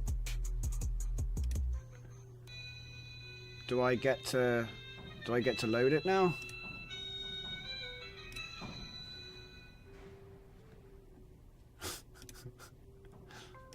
Boom, bada boom, bada boom. Right, there it is. It should run. So, okay. So we go to 22. We go to date, pose 1, click OK, and that should be a person dancing. Yes, here I go. And then what I need to do is change the image to what? A frame from that? I mean,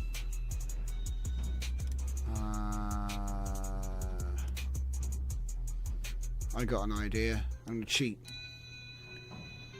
Let's do reverse image frame, reverse frame sequence, and then final frame selector, and then just plug that into whatever the hell it was trying to do, and then just mute that for a minute. And then I'm going to need a picture.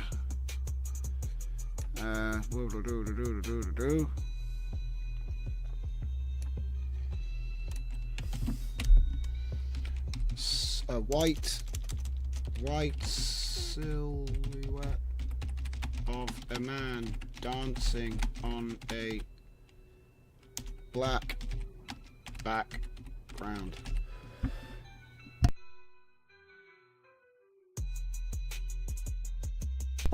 I think that should do something. And then it will go, oh, there's not even 73 frames. We'll see. Is there Detail Demon loaded in this? Yeah, there is. See, We don't actually need the detail demon.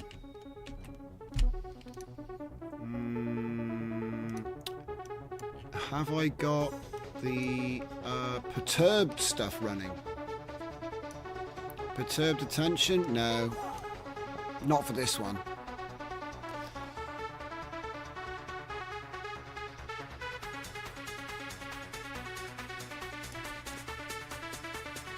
Any chance this will work?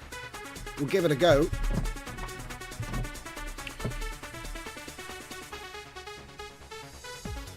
Windows 98 was ages ago, yeah.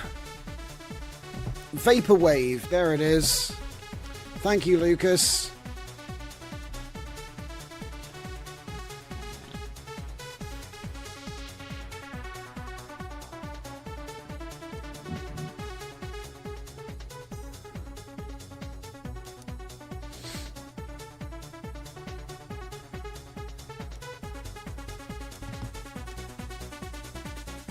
Well, looks like it's almost done already.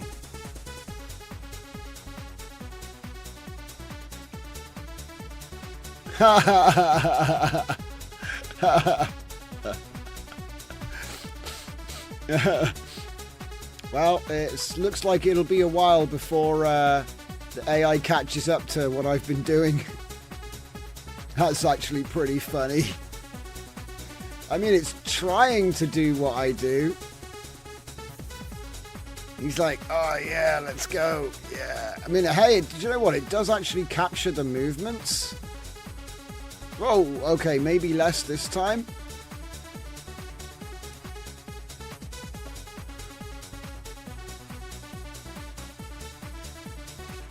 Wow, it's actually super fast now. Okay, let's just put it on instant and see how we go. Damn, it's so fast. What the hell? I thought it wasn't doing the... Oh, wait, hang on. There must be a fixed seed somewhere, right? Let's have a look. Seed fixed. Random seed, please. Have we got any more seeds that are fixed? Yeah, there's another one. Let's put it all on random and see if it breaks everything horribly.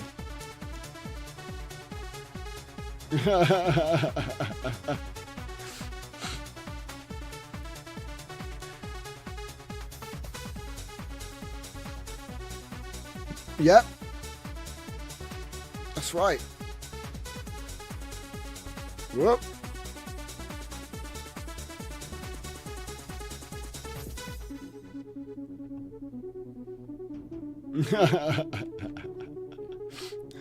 Oh my god.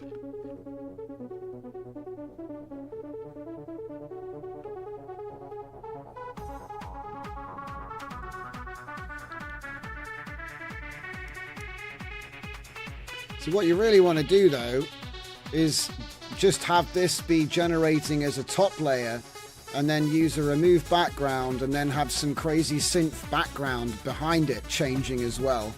And then if you're lucky you could do that in time with the beat, and then it doesn't even matter that it's a complete mess, because people will just like think, oh, it's different every time, who cares?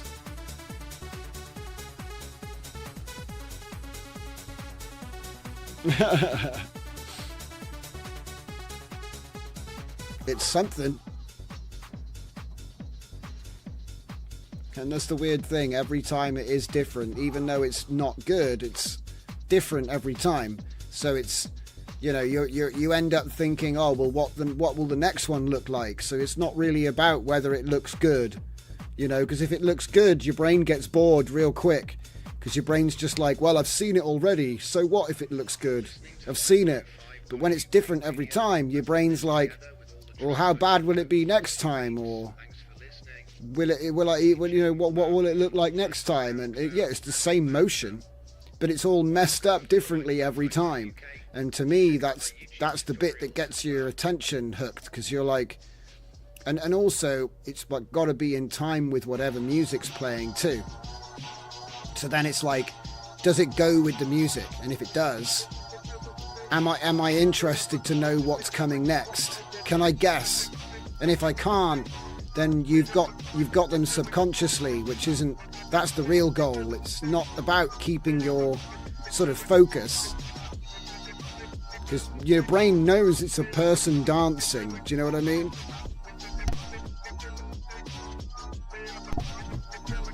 Anyway, because it's like sometimes if you're looking at a GIF loop, like for example, if you're looking at this GIF loop here, once you've seen that loop twice, you've seen it every time, haven't you? It's just the same every time, right?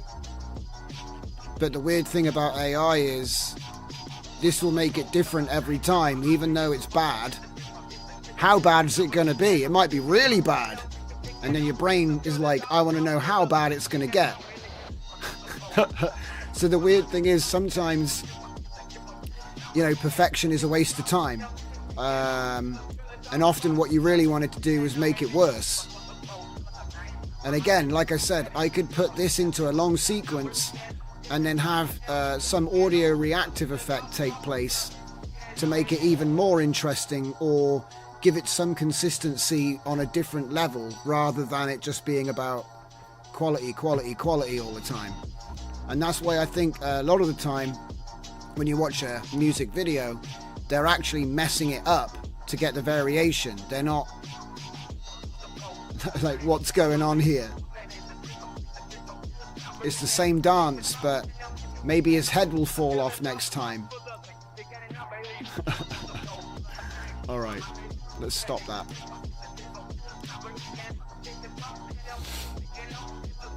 Whoa. Okay. It doesn't look too bad though. I thought it would be worse than that. So, to be fair, it didn't come out too badly. And all I did, I cheated as well by just taking the first frame. Take the first frame to be the image supply for the injection. Wasn't too bad. I mean, the problem is that this is a 768 video. And it's become 768 by 512, so as cropping has taken place. Yeah, headless. But this will just keep going. I mean, if you were projecting this against the wall in a club, I don't think anybody is going to give a crap that it looks a bit sketched out. They'll probably be thinking, I wonder how sketched out it's going to get. And they probably won't really be paying that much attention to it. But it would be something that just can be done live. It'll just keep going live. I think the real trick, like I said, is to make it more audio reactive. Probably you want to do playback speed rather than scrubbing or RGB glitch. You want to make it so that it kind of steps through with the beat rather than scrubs around to the beat. Yeah, I bet there is. I bet there's a workflow for that in the audio reactive pack. I just haven't had the time to go through them all yet. Okay. Well, so far I preferred the interpolation, and this workflow seems to be the best one yet so far, but you have to really let it step through. And so what you end up having to do is using this to find a good motion thing and a good prompt. So let's just have a look here. I think that I need to reattach that, don't I? Yeah, I need to reattach it. So oh, and I messed up as well. I messed up. I should have been putting that in there as well. Okay, well now I got something I got to test. So let's just check I got a good prompt here first. A man in a dark suit is standing in front of a giant wheel. Okay, that'll do. Let's try that. Video speed node. Ooh. Right, well, while this is doing this, I think what I'll do is I will find that, because we've got our video now. So where is video speed node?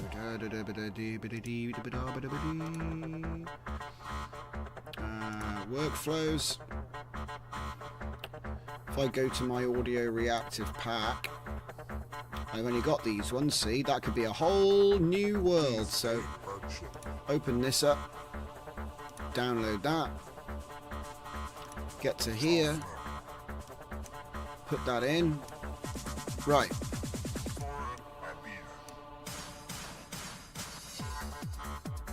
And then what we'll do is go to a folder, get into Comfy, get into custom nodes, find Ryan, there he is, get to his examples and see if there's one I can steal from. No, there isn't. So that means I just got to find the one that's the right name. That's okay. It should be just a case of changing this last node here. So video speed. There it is. Hell yeah. So video speed. And it should just be a case of just porting it like this, just like that, and then delete that, pull that up to there, and then just leave it on defaults for now. Call that speed. Like I said, I love how this is so portable, so there's not much I have to really change.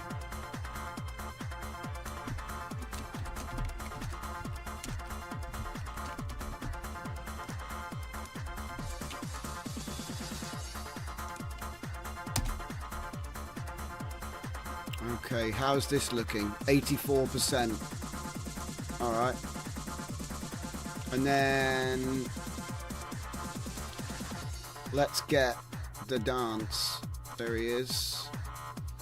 And then what track are we using? Urban Pulse. I mean, it'll do for the test. Doop, doop, doop, doop, doop. And then this segment here doesn't need to increment. It's only 3 seconds long.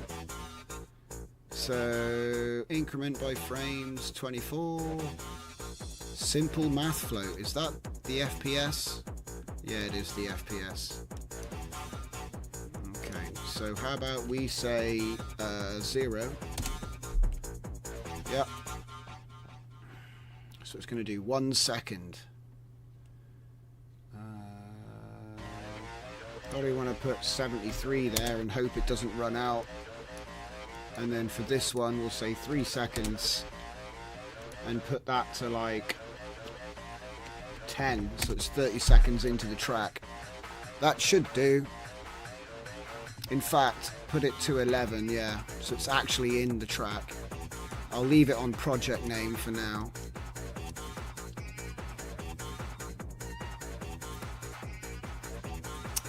And then let's have a look at this.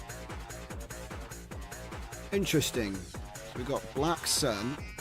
It doesn't seem to have done anything differently though, like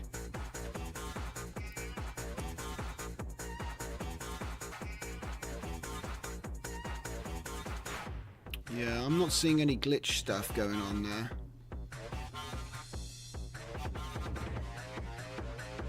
Maybe, yeah. Like I said, it takes time to run the animation. Obviously, I was using a black and white, but I think I just restore this so I can mess around with that later.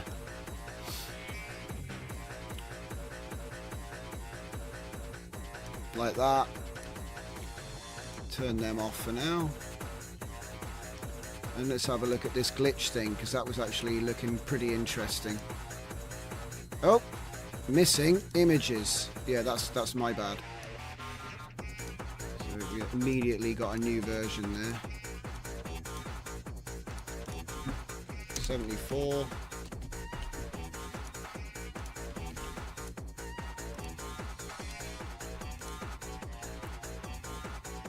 Fold features value length must match the number of video frames. Okay, So that means it ran out of frames. So how about we do 49 and we do 4, so doubles. So I mean, I could do 48 to make it a bit more strict. I don't think there's anything else I need to do there. Let's go again.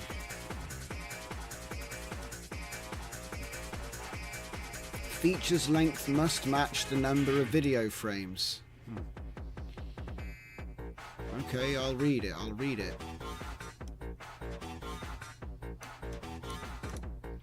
Features length, video frames.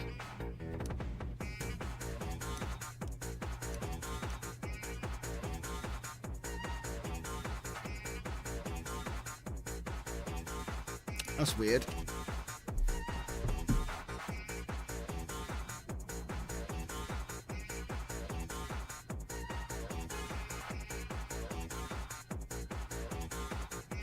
I mean, I'll put it back to 24.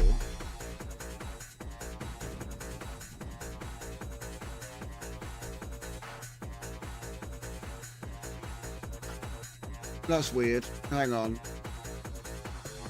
So frame load cap is currently set to be 4 times 24. Ah, see, that's, yeah. So you can't, because the clip's too short. So that's an oversight with the math. So if I just put this back to 1, and then it's going to actually do 24 frames, I believe. See if I'm right. Might still crash. No. Wow. That actually does work. Okay. And then what we'll want to do is go up 1 there and again. But it's going to run out of video pretty quick.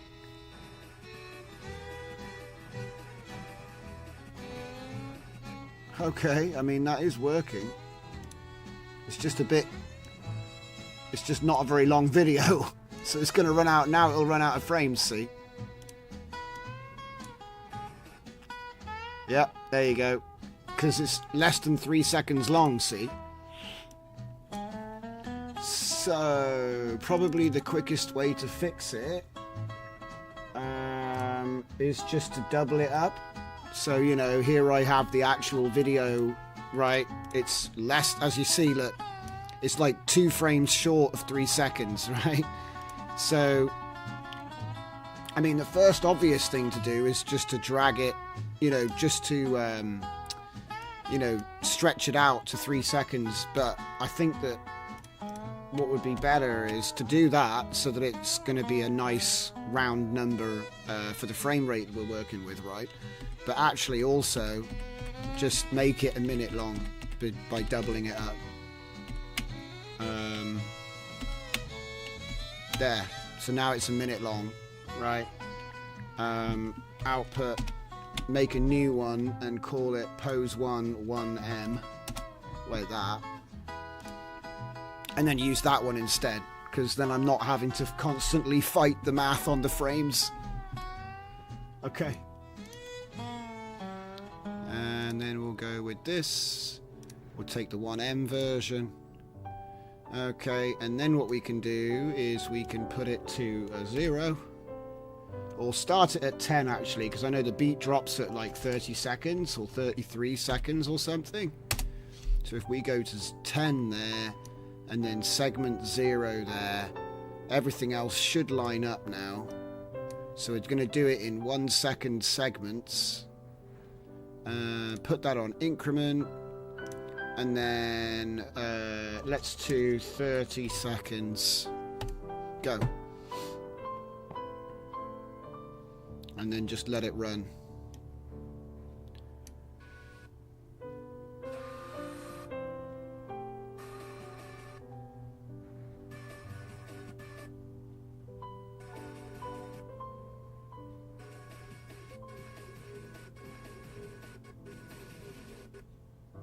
Where's that? That drop should be coming any second now. We've got piano playing as well. Sorry about the double.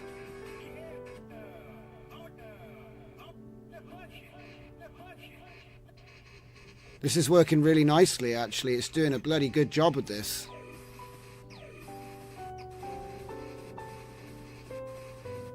This will be a new release.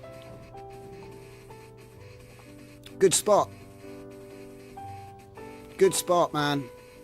Electro Lab with the knowledge drop. I didn't even know about this node existing, but it goes perfectly. Yeah, look at that go.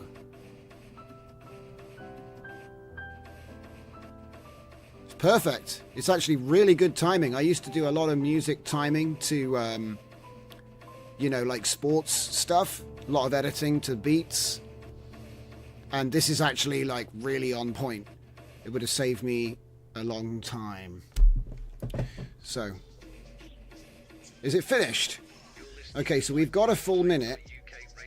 So let's just let it do another 30. I should get away with almost all of them. And then what I'll do is I'll run all of those clips back together.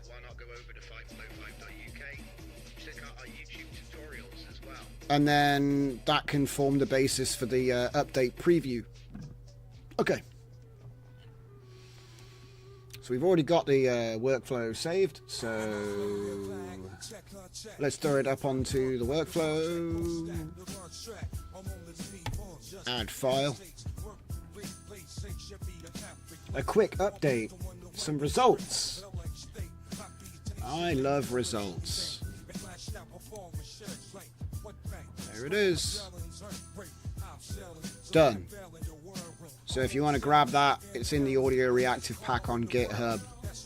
Speed V74.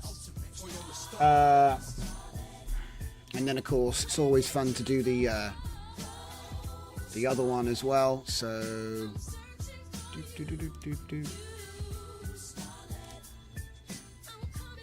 oh no, don't do it. No, don't do it. Ugh, too late. You gotta be quicker than that.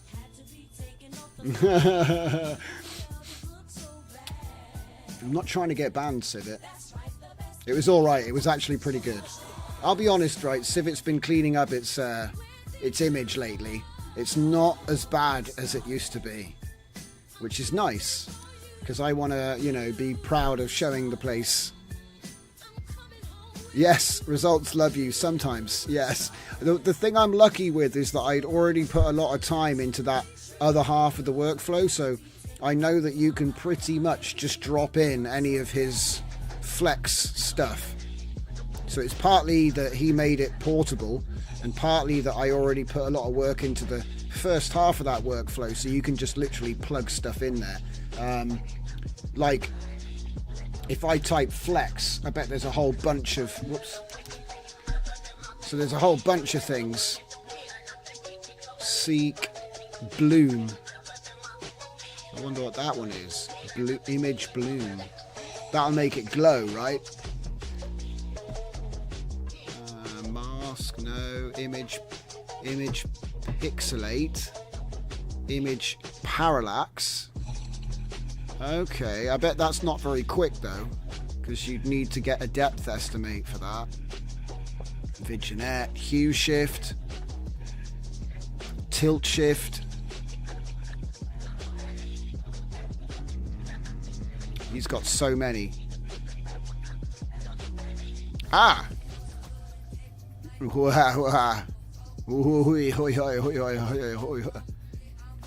Dynamic expanding ring patterns that emanate from the edges of the input mask. Ah, it's for a mask. Image kaleidoscope. I think I've seen kaleidoscope already, but that is another one that might be easy to do. Chromatic aberration. Ah, it's interesting. So that's different from glitch.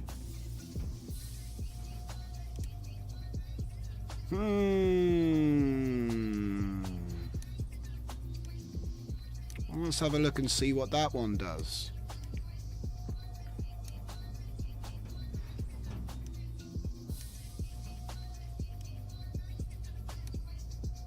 Like I said, all I should need to do is that. Maybe adjust this, but usually the defaults are actually good to go. So I'll mute that one for a sec. And put it back to 0. And put this back to, I'll put it on 12. 1 second at a time. And we'll do 1 and see what it looks like. Oh, sheesh. That's another good one, dude. Look at that. I should have done this first and then done the other one. This one's fire. Man.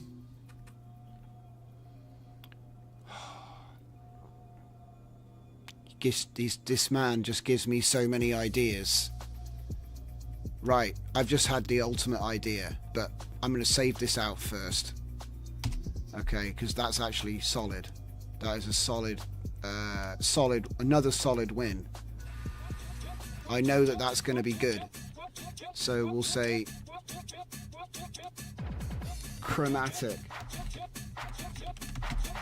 So I've just had this crazy idea in my head, and it's going to work. And it's going to take no time. And those are the sorts of ideas that I like. So what I'm going to call it is CSG.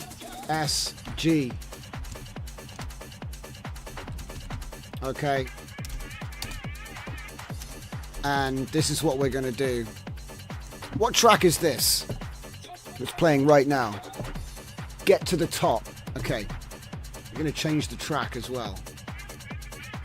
Because I have more music to play. See? No. I want the downloads folder, my guy. And we're going to go and find that new album. Hardstyle. No, that's a different album. Get to the top is what we're looking for. Back to the 90s. Get to the top. So that's the track we're listening to right now. Put that to 0. Put that to 0. It's on increment and increment. Okay, that looks good. And then what I want to do, because I already saved out the other thing. We're going to do speed for the next one. Flex speed. Okay. And then we're going to do flex glitch for the last one. And I'm just going to run them all in a chain. What's the worst thing that could happen, right?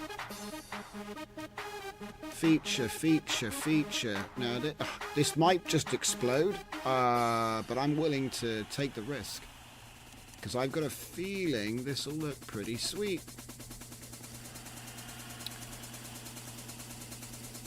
Can we get a bit more group space? There we go.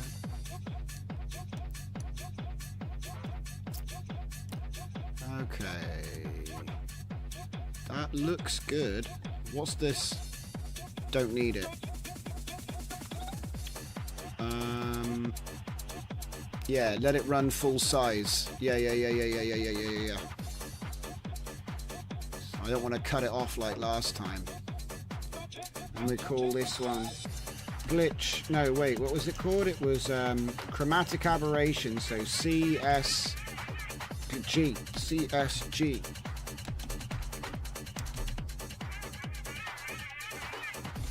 Audio-CSG.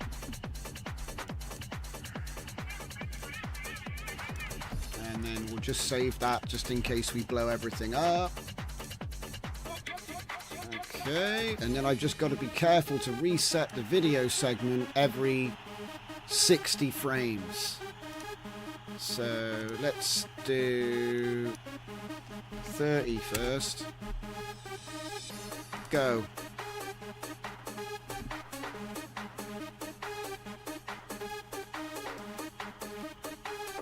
Yep. Oh, yeah, baby. I forgot to turn off the lines.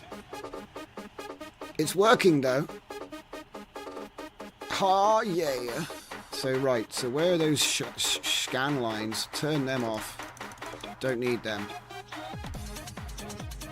Okay. It's still adding them to the queue, look. You can't really stop it till it hits 30. Okay, now it's... Right, okay, now we can stop it. So, just go back. And I'll call it Audio CSG 2, so it's in a new folder.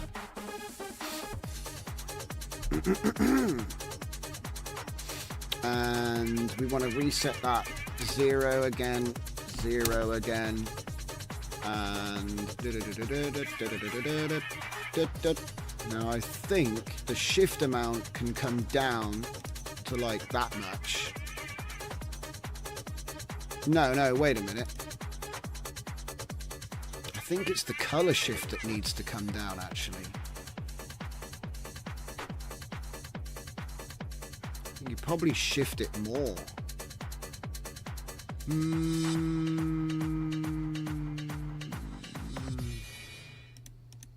No. Bring it back down a little bit. Okay, and then the speed factor was good. I enjoyed that. And this was also good. This also was good. Okay. Go.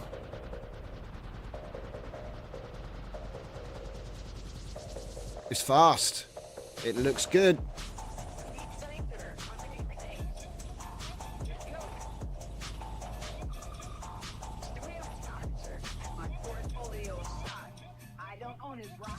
Yeah, that's sick. Okay. So we do another one and then once this hits, gotta wait for it to get to 60 and then basically reset it to 0.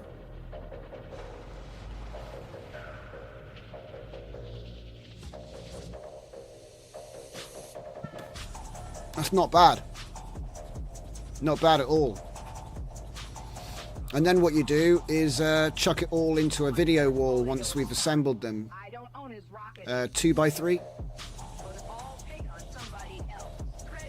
It's pretty nuts, but ain't that just the whole point?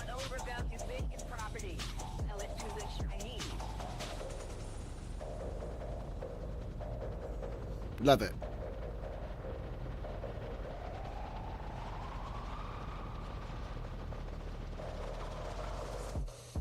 Crazy.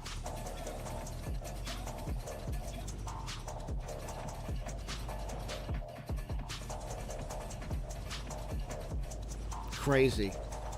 The real trick though is when you actually come to put it together, it should be seamless. And one little mistake means you have to do the whole thing again. So you never really know until you've assembled it all. It should be good, but you never really know.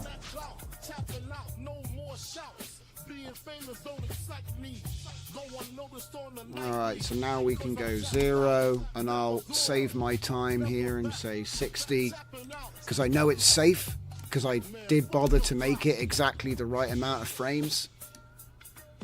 So, but yeah. So let's find the folder where all these clips are going.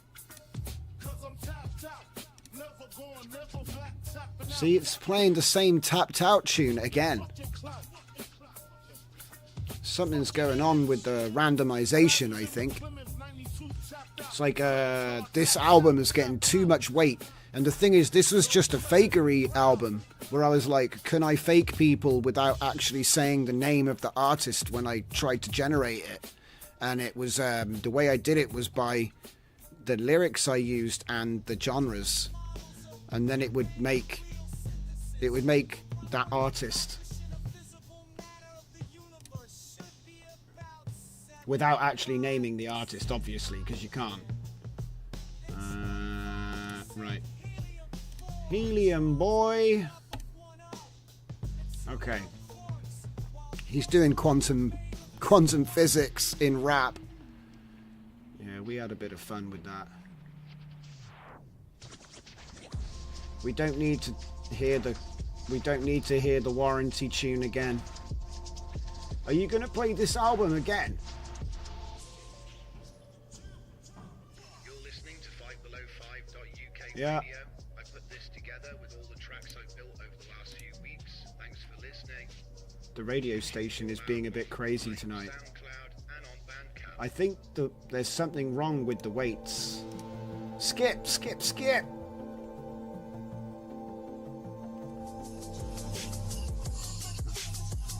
And then we're back to crazy loud music again.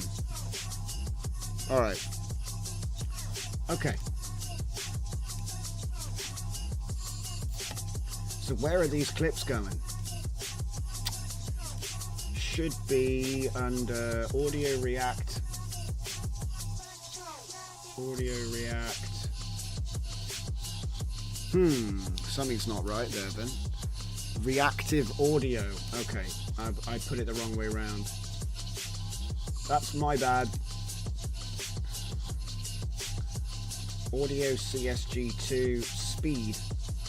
Okay, there's all the tracks. Nice little tip as well if you didn't notice, but you get a video clip, an image, and then another video clip which actually has the audio inside. And you might think, well, that's annoying. How the hell? And so what I do is make it a 3-column, and then you can click and drag down that column and just take the ones that you need, rather than, you know, because who's got time to click? Nobody's got time to click all that.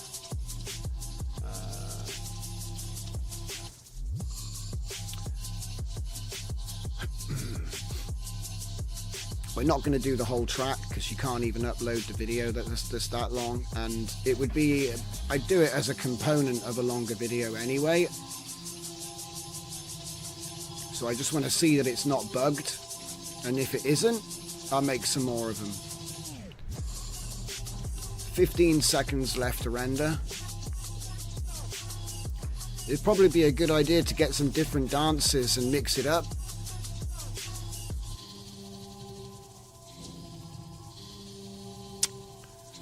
Video direction chained as well.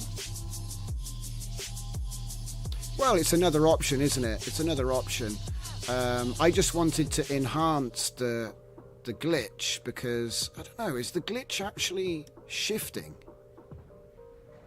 It doesn't look like the amount is changing.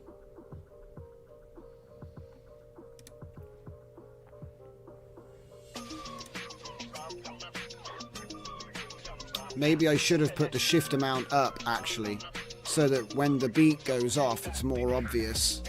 You know what I mean? So what I was looking for was on the bass, on the beat, it would have like boom, boom, boom, and split more. You know what I mean? But at the moment, it's barely noticeable.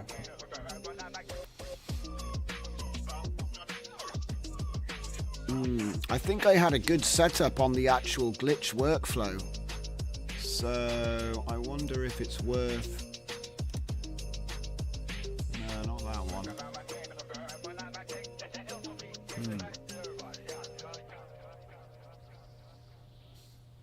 Ah, it's finished. Right. In that case, what we'll do, I've got my CSG workflow, so I will drop that one in here as well, because it does work fine. There's nothing wrong with it. Put that there, chuck that in. So, chromatic speed glitch. Yeah, I think if it would split more on the beat, that would be cool. And I got a feeling if I take the 0 here and then take the 0 here, put this to 3. I can always overwrite it, you see. I think let's just put this back up to the default and maybe go with 15 on the shift amount here. So it really, like, I want it to really react to the to the beat on the shift amount there. It's almost like this one as well needs to be like quite high. Okay, so let's just do a 1 and see what the difference is.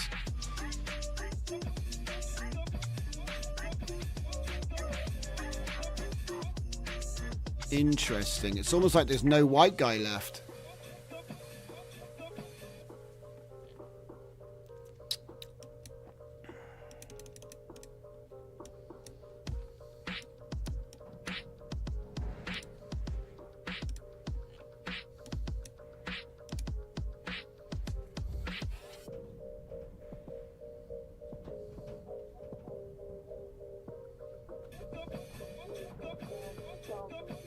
It is definitely moving, but it's moving the whole thing.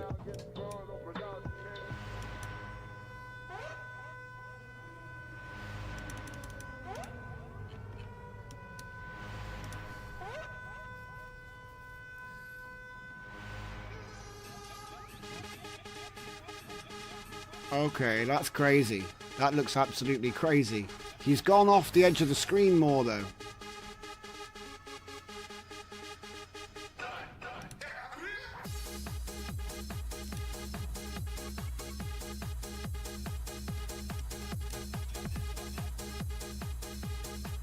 You know what I mean? He's like way off the edge of the screen.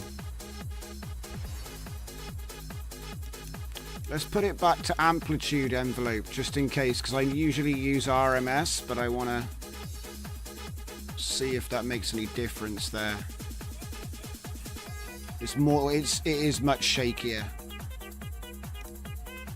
RMS energy then. Okay.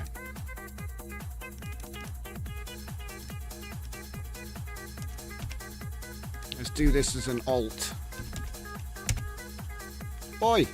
I said 20. What the? Oh, it'll only let me do that many. Okay, fine. I'll do 60 then, because I don't want to have to do math. Don't want to have to do math. That's far too much like hard work there. Ooh, I wonder. Nah, it'll just squidge it. We need more canvas, really. Is it because he was originally going near the edge? Yeah, he was near the edge anyway. Let's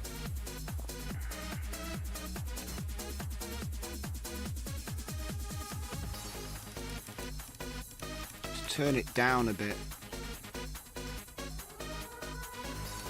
Yeah, try that.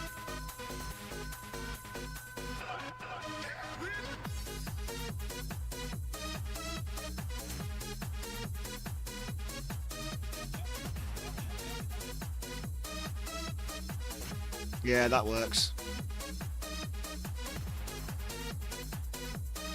It's back on RMS. Makes me wonder what else is here that can be done. Now, you know what I mean? Now we're into it, right? Let's have a look. Flex. Flex warp. Ooh. Oh, that's a mask thing. Okay, you got to be careful. Ah, image warp. Dun dun dun dun dun. Mind you, bloom is probably going to work better with this, because you could actually do bloom last.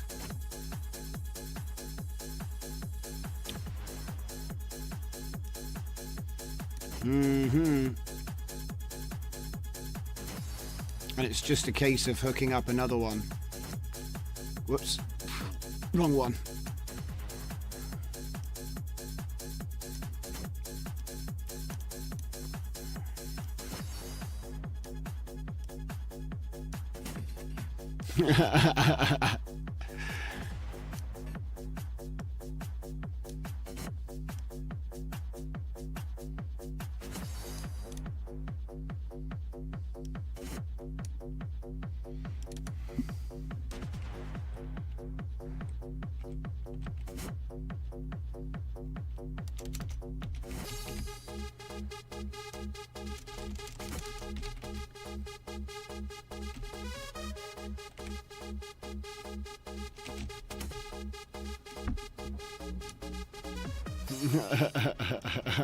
We're trying to break it now.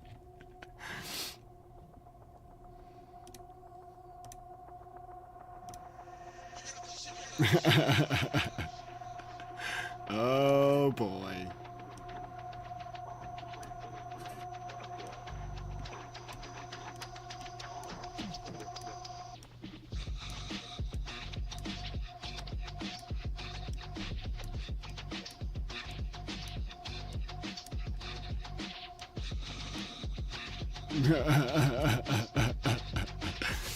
Now. Okay. No. Chill out on that one, I think. Oi.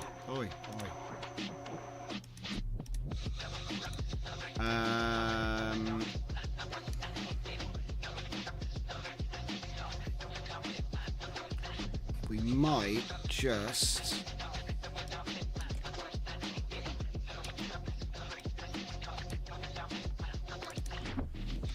image resize plus is... Now this will be 768 by 768, so let's take it down.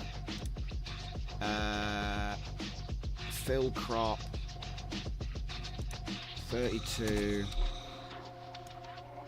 Let's take it down before we start messing about with that, because that would make it 1024 by, yeah, update. So that'll make it 2 by 3. That'll be 1536. No. Yeah. It'll be 1536 by 1024, which is still reasonable. It's not going to destroy the computer. Okay, and then we'll take a copy of that. Put that there, put that there. There, one there, yeah.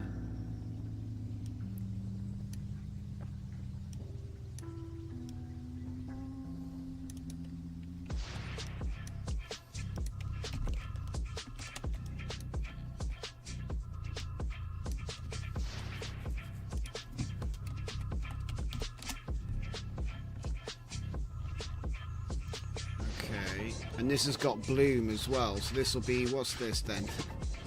CSGS? CSGB? Yeah, CSGB. CSGB. I mean, this actually looks pretty good. Okay. This is going to be a bit crazy. I hope I didn't get too crazy. Let's go like that. So we've got a monitor. And I want to gate it so that I can actually see what's going on real quick. Right. 0 and a 0. This will be CSGB 5. Go.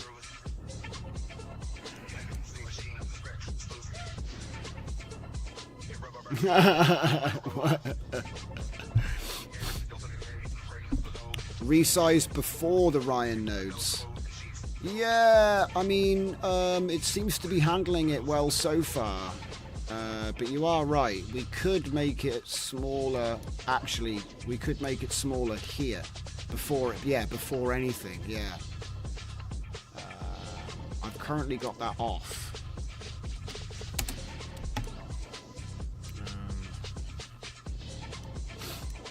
And as a matter of fact, that wouldn't be necessary then. You know, if we did it early instead.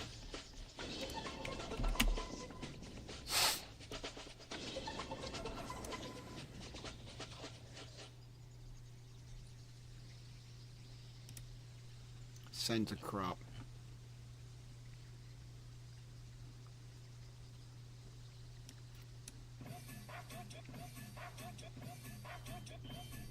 This looks good. It's looking good. So I think This is going to work, yeah. So we'll put this to 6. If it'll let me. And then we'll cancel the queue, because we don't want to do all of those, really. Whoa. Put that to 0. Put that to 0. And it's ready to go again. Might slow it down a little bit having that gate there, but it's for the best. Because otherwise it'll be 2000 by 2000 and things will start to smell melty. Okay, it's good. Let's get a group on that and say grid. Oh, it's the past. This is a cool tune as well. Let's go.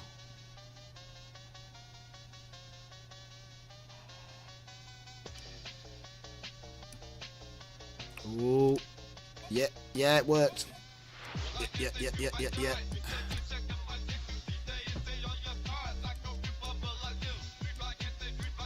There you go.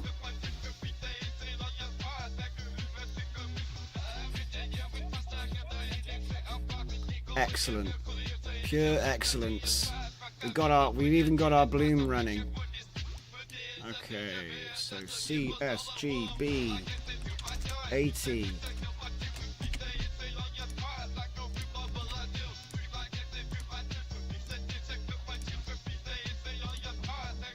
And that's how one comment ends up with 3 new workflows in the space of 10 minutes.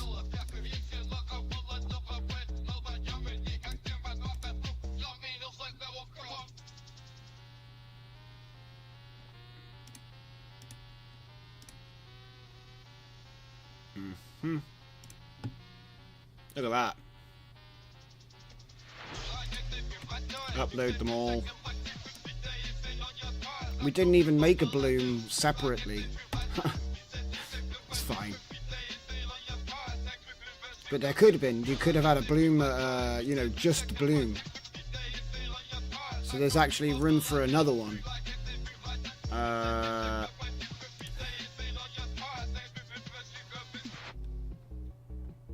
Well, it won't interrupt him because he's in the middle of his backswing. But certainly if I just set that to 0 and do it again, that gives us a full 2-minute preview. It's only 120 seconds.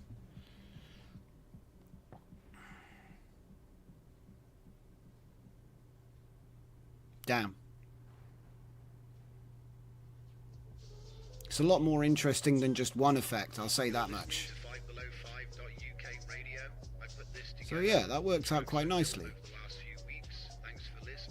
Now the only way we could make this better would be to adapt a interpolation which doesn't mess up the audio sync. But that's going to take forever to run.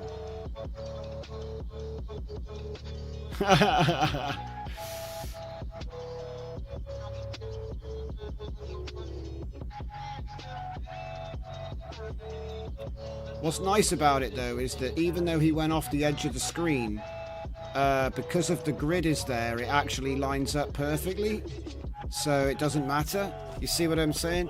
Like, I was worried about the edge of the screen, but it lines up, so it's fine. That works. That's funny, my stream monitor can't handle the RGB split.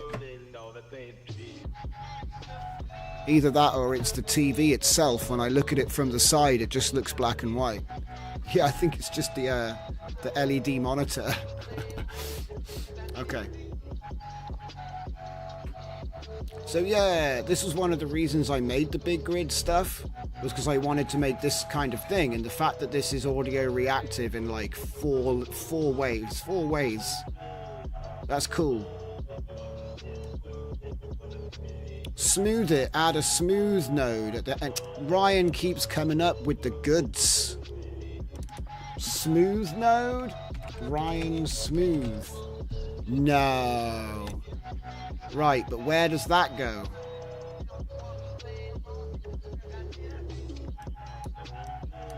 Where does that go?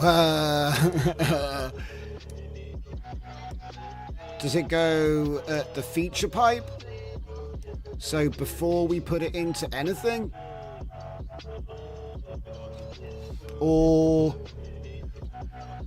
Because... There's no image in here. So I'm wondering, where does that go?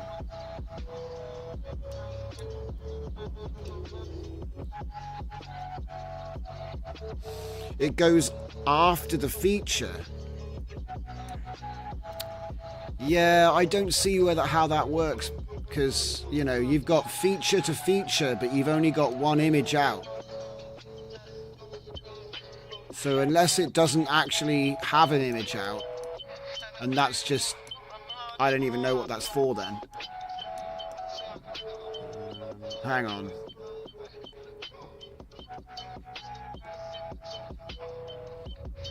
It looks like the feature visualization is a graph, maybe? You just put that to preview and forget about it. So it looks like we go feature to feature like this. And then what? You use that feature for everything then?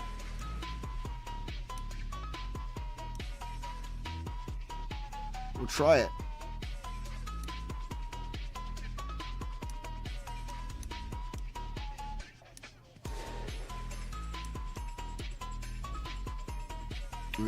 We don't actually need that now.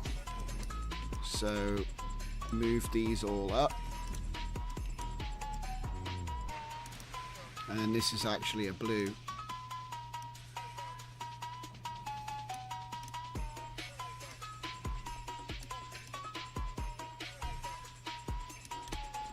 I think that's how he wants us to use it, right? Basically.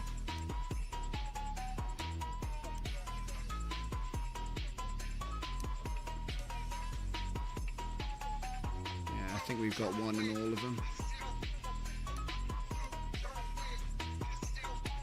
Yeah, it's a graph. Cool, cool, cool. Okay.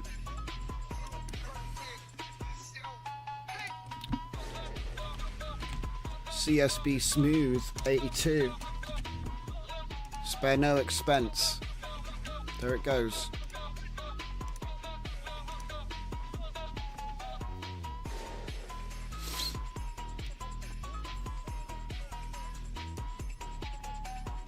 So then we get to put this back to 0, put this back to 0, get the project and call it Smooth 7, and then wait for it to finish. Nah, stop it, because we're about to Smooth 76 that. Stop. Let's see the results of Smooth 76.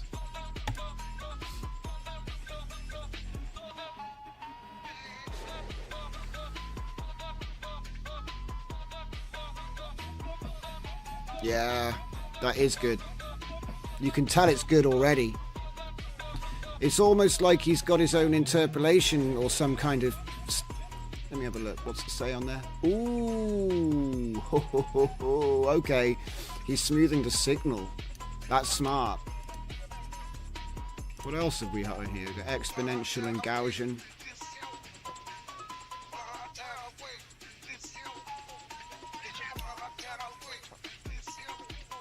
Yeah, I think you can see.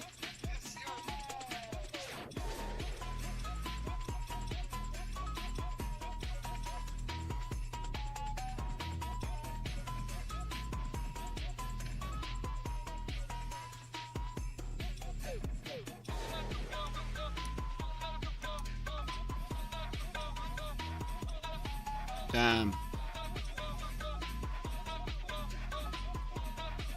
Damn. It's like magic. It's so crazy. Yep. That's going up. Oh, not there though. You need to get into the right folder first. Do.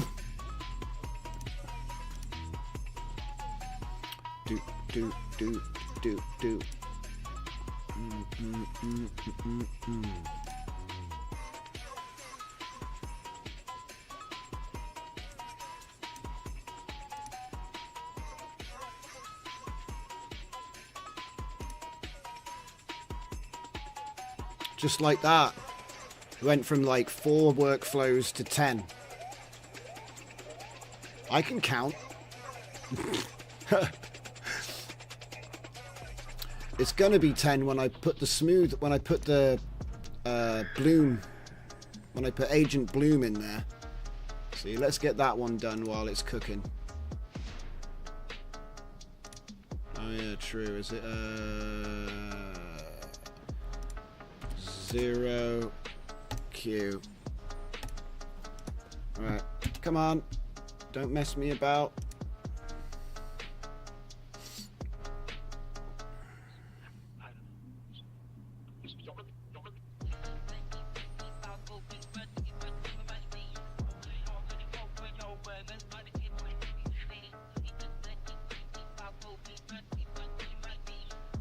It's like, I'm trying.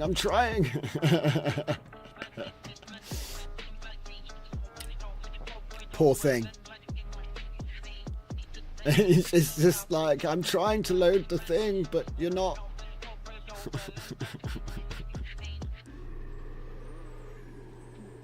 Oh. No.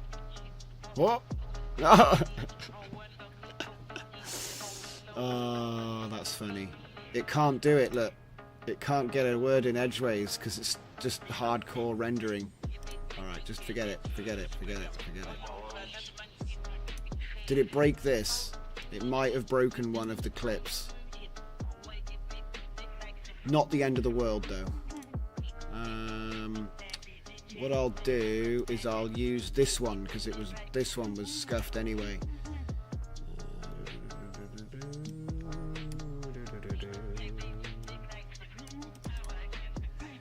And then we'll go with the Bloom.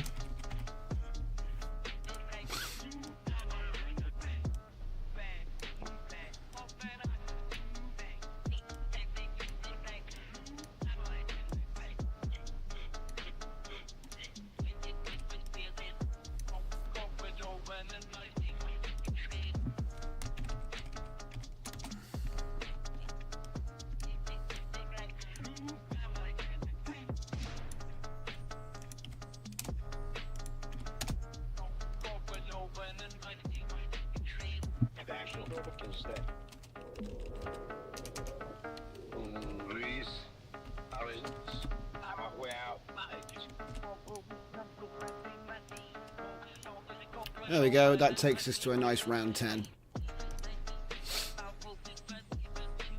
I already know it works, so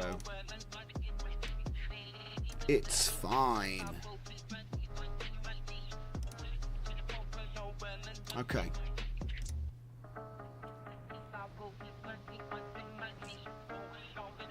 Cool.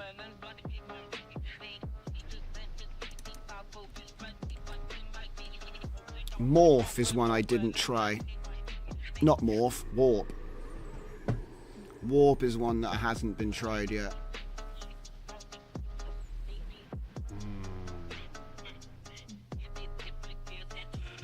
But I got an idea for that one though.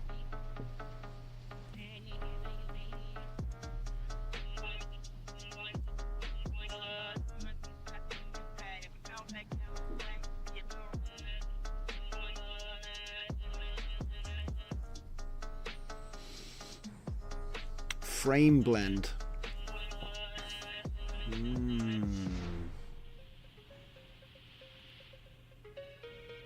Audio visualizer. Oh, dude, if you could have the audio visualizer run down the middle of the grid. Ah, bro.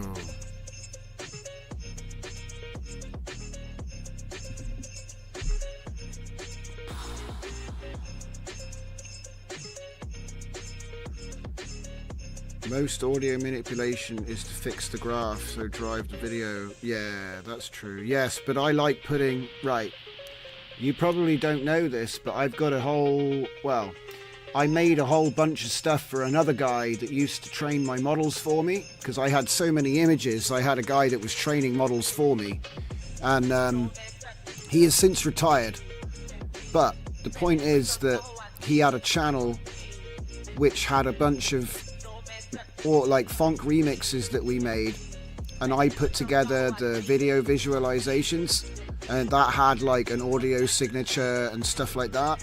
And I'm thinking if I could have the audio signature run down the middle of the screen right there, oh, that would be hot.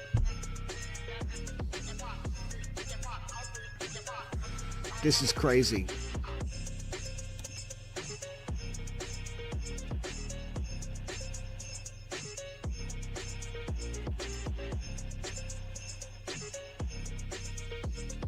Absolutely insane.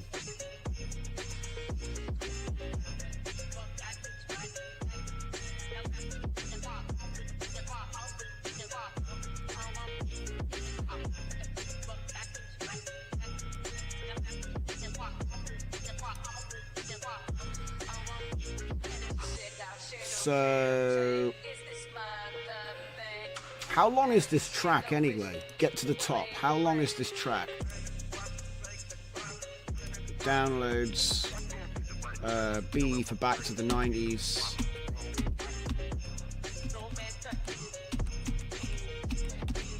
Oh, there it was. We went past it.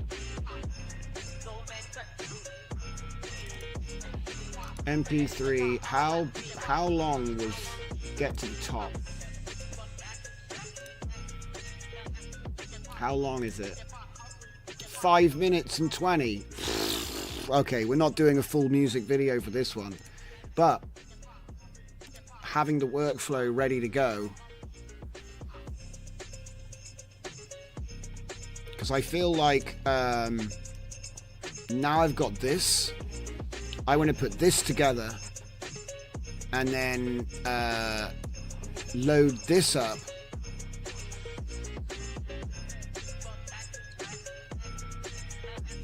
Hang on a minute.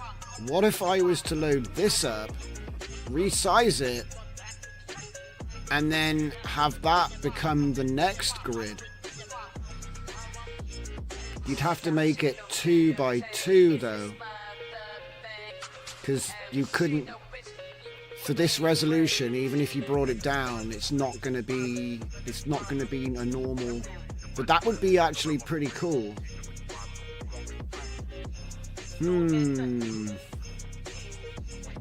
We're falling down the Y hole now, big time.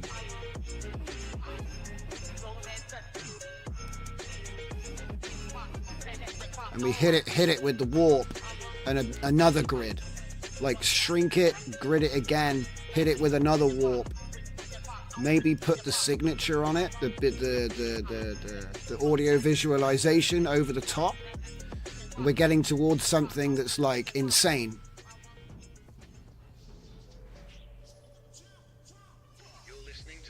Okay, let's find these tracks anyway. So la dee dee dee doo dee dee dee da dee dee. Output R for reactive, or is it? Yeah. Smooth 7 grid. That's what I'm interested in. Oh boy. Does it feel like I've already been in this? Did I forget to change the I think I must have forgotten to change the because there's, oh yeah, that's right, it's ×3. Okay, so it's not quite there yet. It'll be done at, what is that, 340? Yeah.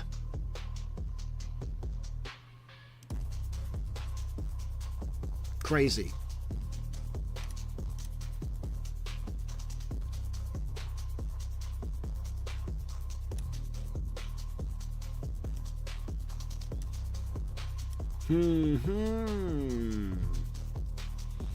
Because the thing is, I could get a whole bunch of different dances as well to like make it more 320 by 320 will make 5 minutes of audio and video and will not crash. 5 minutes. I'm pretty sure that it'll let me keep going because I'm doing 1 second segments. So I can put them all together with my extremely expensive professional multi-million-dollar softwares that doesn't give a crap about like video length. Do you know what I mean? It's only the AI stuff that gets its knickers in a twist over length and size. You know what I mean? Which is a joke on its own, like, you know what I mean? Ha ha ha ha.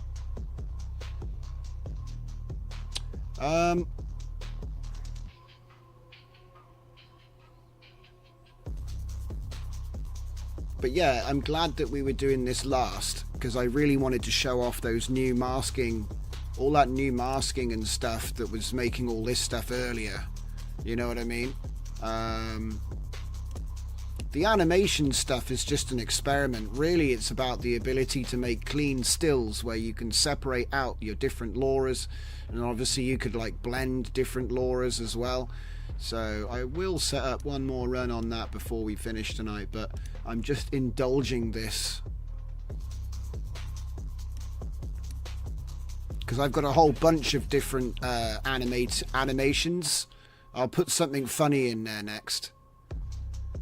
Let's have a look at this one. Reactive bloom. So let's just get that one to there and go with the CSB smooth. There we go.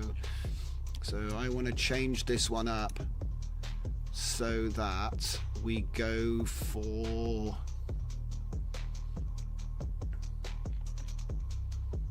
the 2x2. 2x2x2. So that's just a four-way. But it'll be a 4-way of 3 ways, which is going to be 12. Well, no, it won't, because it'll be this many of that many on that many. So I'm going for 2x2. So that's going to be 24. It'll be 24 dudes. Okay, if it works.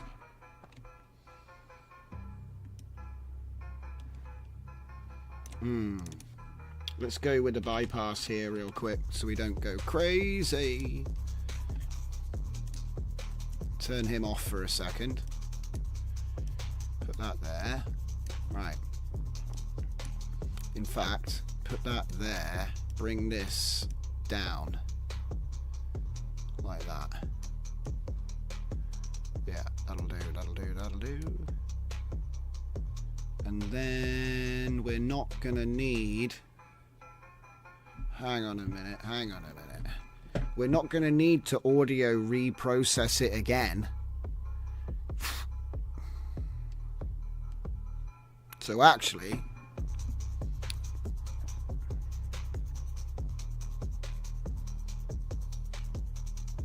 oh yeah, we are, because I got different things I want to do to it.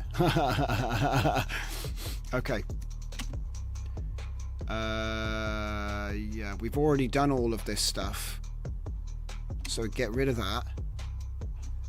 And make this a different shape. Oh gosh. Okay, fine. It'll change on its own in a minute. Let's put this here. Right. And then we want to go with, let's see, it's going to be the same track, you see, so I need to do warp.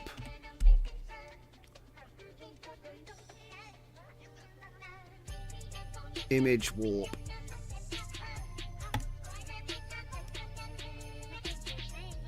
Feature. Pipe. Into that one. And then that one goes into that one. Yes.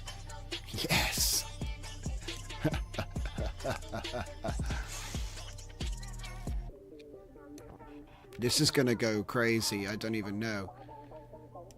Put that there, I think, actually.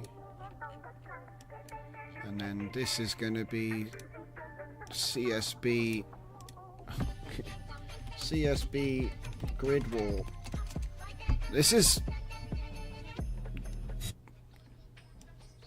And this is the one that needs to be 768.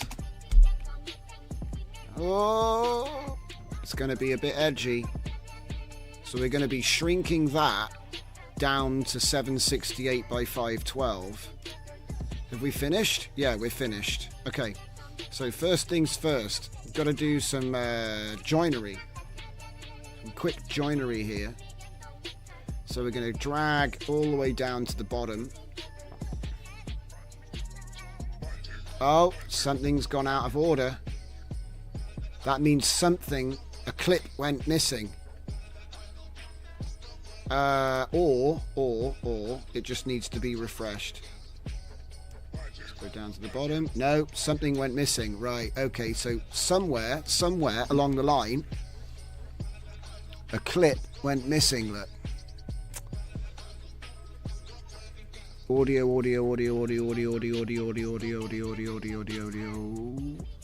And then there.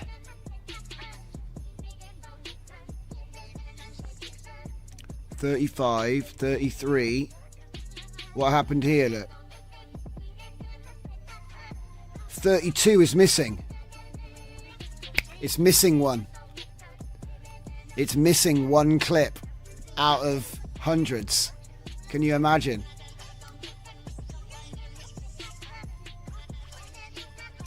Now, luckily for us,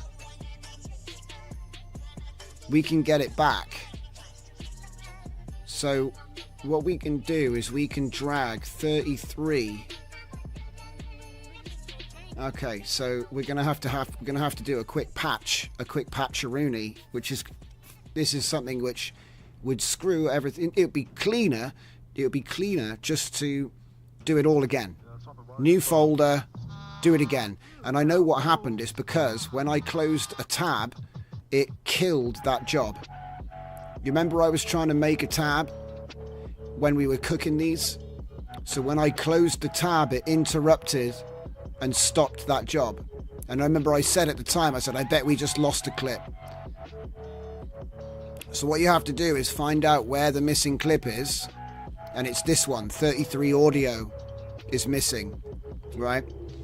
So what I'm going to do, this is quite funny actually.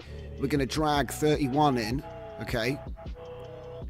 And we're going to have it make 2 clips from that point. And I'm going to call the folder Smooth 7 missing.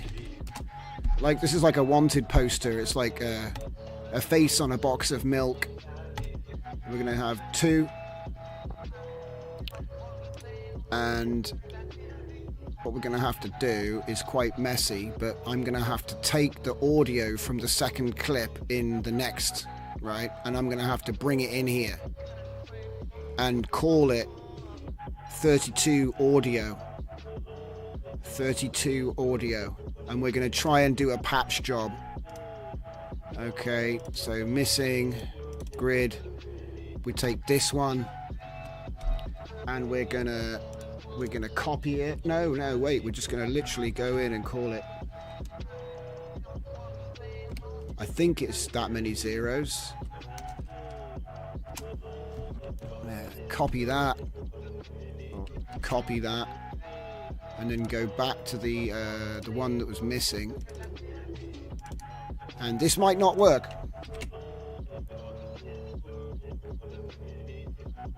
Refresh it. And then, yeah, I think we patched it. Let's see if there's any others. I think that was the only one that was missing. So then the question is, if we get these 3 and play them in VLC, hopefully they're in order. No, they're not. Thank you, VLC. Now they're in order.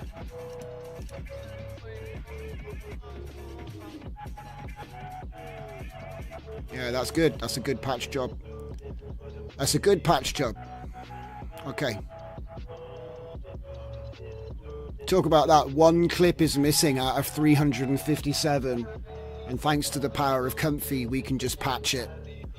Imagine. So now we'll Control X. Call this one sequence. Paste that in there. And then this will be the folder that gets dropped into my Premiere project. I'm going to drop one clip in to prime the sequence. Let's just get rid of that, prime, chuck that in. It's still not working. I need to delete everything in here. There we go. Drop this in, change the sequence setting, delete that, drag that into there. Let it think about it. Come on, mate. It's thinking about it.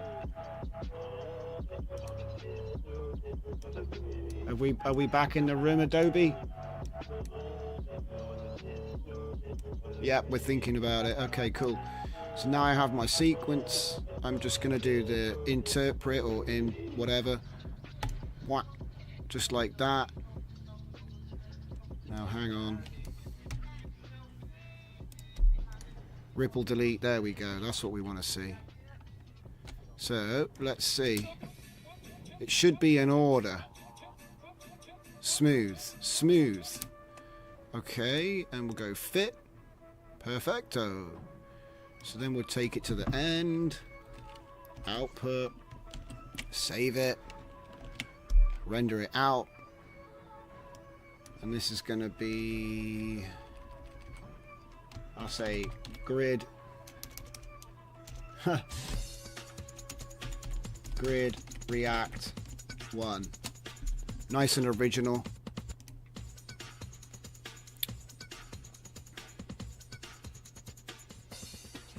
This is where I get reminded I should have fixed my glitch tools by now. What the hell? I'm lazy.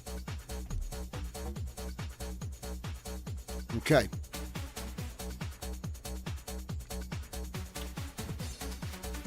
So that's done.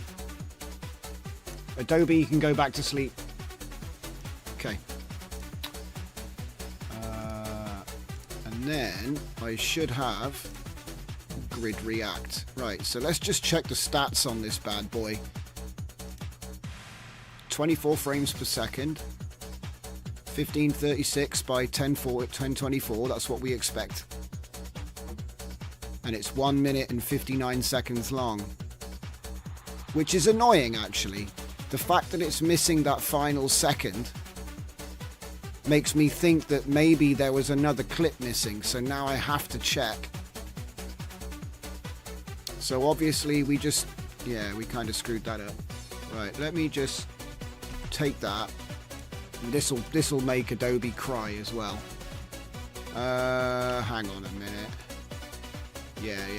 So let's just take that out of there. It's going to make Adobe cry, but it's all right. So we need to make it a 2-column layout. Oh man, do I really have the time to be looking to see if we've missed one clip? I think it's just the math. Yeah, it's actually not this. It never did the 120th. I wonder why. Because 60 times 2 is 120, not 119. So something... It makes me think that there's still one clip missing. Maybe it dropped an entire... And that's annoying. Oh man. Hang on a minute.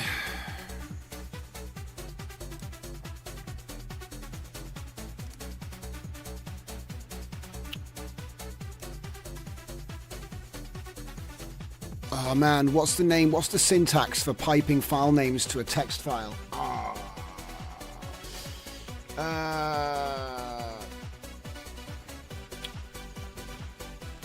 dir syntax text file. I've forgotten what the switch is. Is it S? No, I just want the names. Just the names. Pipe directory listing. dir nearby. I just want the file names. I don't want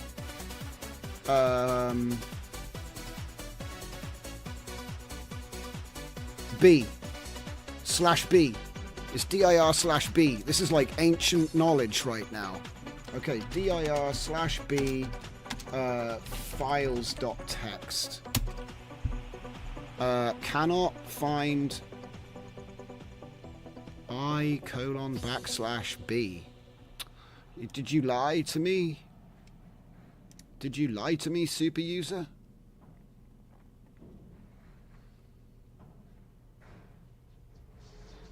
I just want the file names. I don't want everything in the universe. You're missing the /B switch. Without it, additional info such as file sizes. See, I don't want all that stuff. Yeah, /B. You can use dir/B. What the hell? Don't tell me Windows took that away. What did I do differently here? Hey? /B is a directory? It should be a switch for dir.exe. I'm literally looking at the syntax here. Look, here we go. Is there a reason why it doesn't work? It's because it does not exist. Huh? /B is mainly for command terminal, not for PowerShell. Am I in PowerShell? Oh, I'm in PowerShell. What the hell, man? What have I got to do to get it to do what I want? Give me not a PowerShell. That's PowerShell.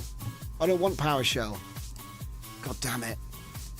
Got to do everything myself. Right. Here. CMD. Give me actual terminal, please. Bootlickers at Microsoft changing everything. B. Because I've done this before and it works. Files.txt. Because I'm going to be sneaky and use LLM to read 100 and whatever how many file names it is. I don't want to do it manually. It's too much. Right, files. Let's check it. There we go. We've got all of these. Yeah?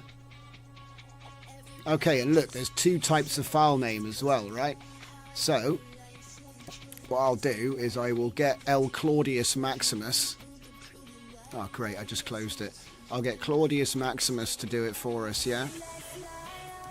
Okay. Please check this list of file names for correct sequence. I need to know if the .text, what is it? .text?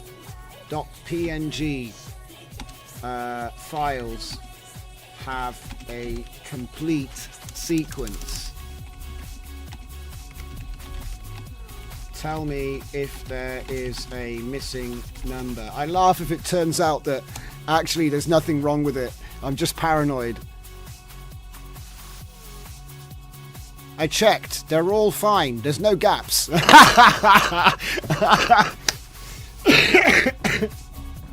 Oh man. Cutting edge AI, and we use it to make sure that all the files are there, and yes they are. Stop being paranoid. Alright. I've got them all then. So for whatever reason we just didn't get 120. Frame rate is 24, is 30 on Comfy. Premiere is at 24. You may have it output a shorter clip. Yeah, I don't know. I think it's just a rounding error, guys. Do you know what I mean? Because you'd think like you start at 0, you go for 60, and then is that what it is? You start at 0, go to 60, and then ask for another 60, and so you actually don't get 120. You get 119. So it's kind of something like that. But hey, we've been on a bit of a tour of craziness, and we got there. So the next thing, of course, is to, well, we've passed. So now let's go into the stage 2. And stage 2 would be 22 and date and grid react 1 like this. Okay, now hopefully, because that's a big file, there it is. Now what we want to do is we want to go, because look, see, it even says 120. I feel like I got scammed. I don't know how. I think it's because of the whole start at 0. Maybe I just needed to do one more at the end. Don't know.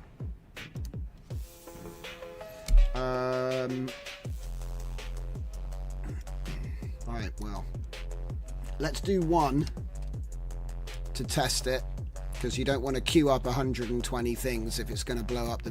let's just make sure that this isn't too nuts. So it's just going to do the image warp first. What's it beeping about? Reconnecting? Something wrong with the internet back here. Excuse me. What's going on? What's going on?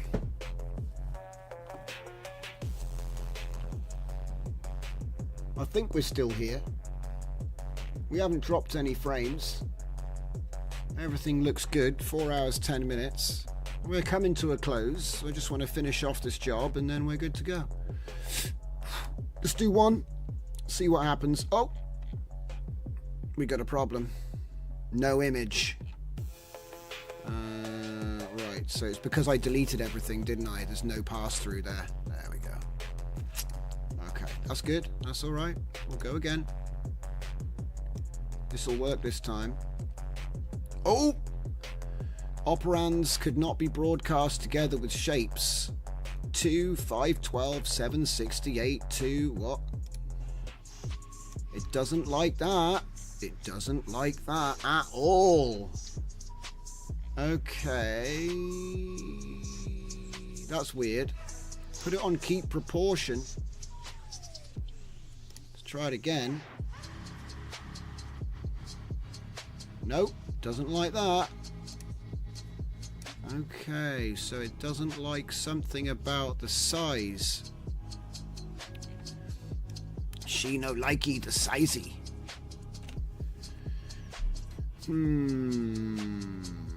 Okay, well, first things first, I'm going to try a different resize mode. What the heck is going on here? Resize mode. Node. So, image, resize. Whoa, okay, image, resize, and then 768 there. And then we'll say fill crop, multiples of 64. Get rid of that, because don't need that. Width and height will go here and here. And then the image, so I'll just use a different resize node first before I go nuts. Because it might be that it just doesn't like non-square, but I don't think that's the case.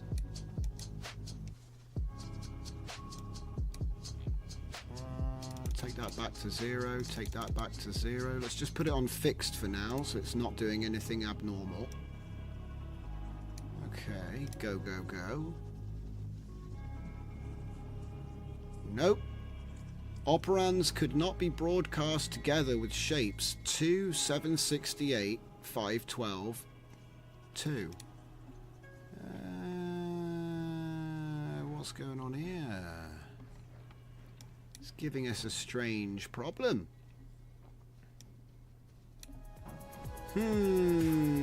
Well, I'm not easily beaten like that, so we've got a couple other tricks we could try before we're cooked. So what we'll do is we'll get a temporary combined video which isn't saving anything, on H.264, and we'll go into that, and then we'll do the old select -1 trick. Select file name -1, and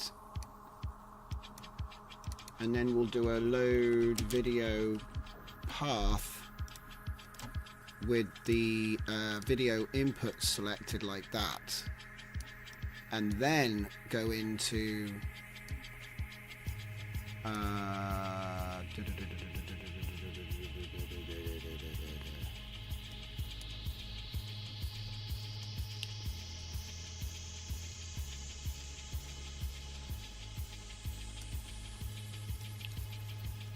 and then we'll do a video info and take the source width and height for that, so it's like separated, so it's not an image stream, it's a video again. And then we'll do the resize, cook a new video, select that video, and then load that and see how she likes that. It might not make any difference, but oh, hang on a minute, I know what's going on. Do you know what it was? Look, it's in the wrong aspect ratio. It's not. It's not. It's got to be the other way round, right? I bet that's all it was. Let's see. Oh crap! I've done it again. 5, 1, 2, enter. Okay. So it was like, oh no, it still doesn't like it. Still doesn't like it. Okay, right, well it doesn't like that either. How strange this is being. I thought I had it there, but I didn't. I don't. I didn't and I don't.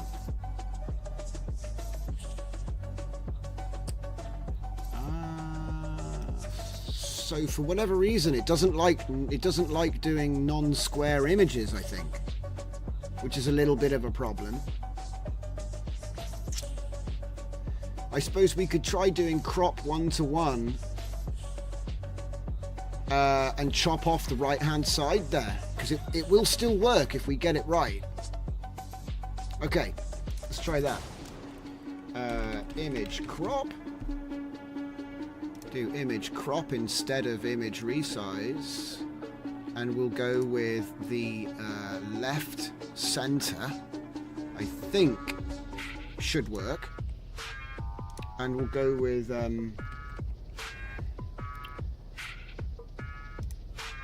that's an interesting one. It's currently 1536 by 1. Yeah, so it'll be 512.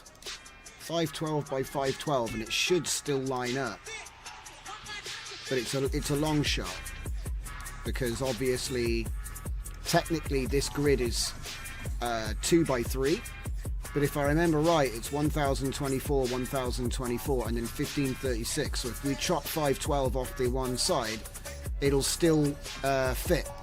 It'll still fit, and like the overlap will line up. That's the plan. That's the plan. Let's see if we can pull that off. And then it's square as well, so he can't complain. Nope. Operands could not be broadcast together with shapes. So it looks like it is actually just something to do with this thing here.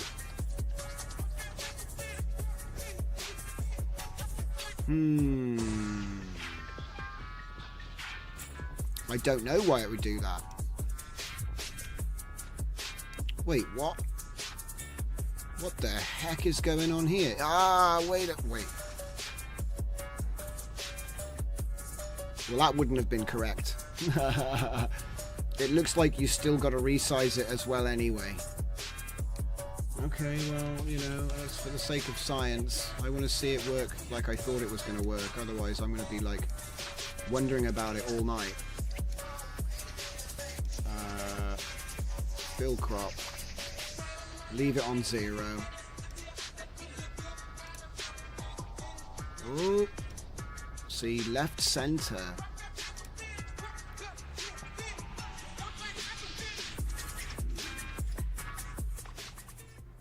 How about I say stretch? It should have just had left. Why bottom left or top left? I mean, that actually looks like it is... That actually looks like it's working now, actually. Whoa, so now I stretched it, I've messed it up. Yeah, don't stretch it. I was right to not stretch it. Fill crop was correct. So we've managed, because look, I think it's wrapping correctly. Yeah. The thing is though, now it won't let us do the warpage. Something's wrong with how the workflow is connected. It's probably not a resize thing. Okay.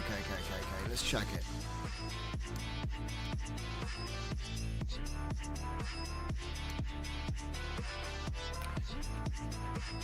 Whoop. Okay. Images. Feature pipe. Strength. Feature threshold. Okay, so there's nothing there about it.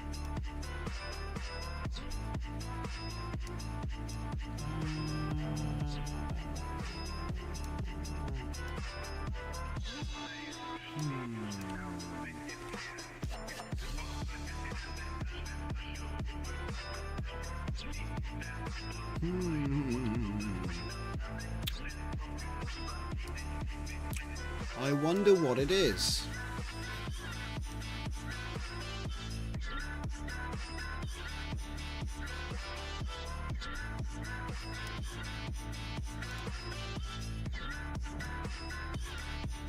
Zero times 1 should be the first. Yeah, that should be fine.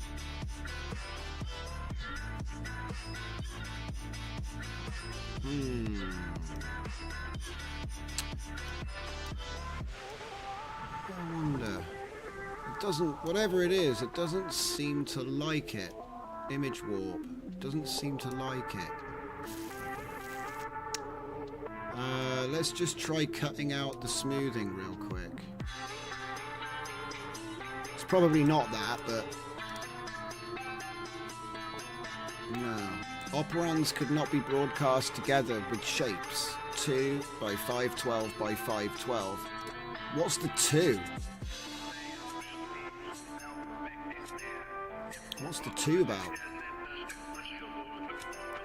Well, I know what a way to test it would be. Get the scrubber out and see if that's also giving the same error. Scrubber dub. Where's it? Flex scrub. Flex seek. That's the one. So if I go feature and images like that, and just mute that for a second, put him there and run it, is it going to give me the same error? Nope. It's doing the scrub now.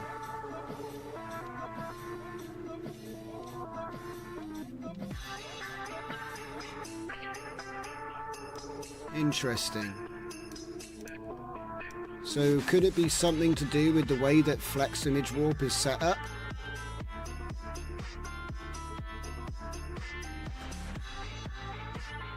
I don't see any parameter with 2 here.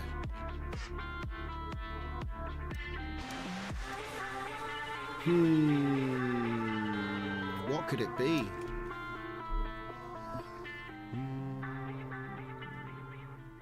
It's got to be the warp, yeah. There's something about that warp node. All right, well, tell you what. We don't know how to use the warp. We managed to get all the other ones done, so it's not the end of the world. How about we try... The scrub looks pretty good, though.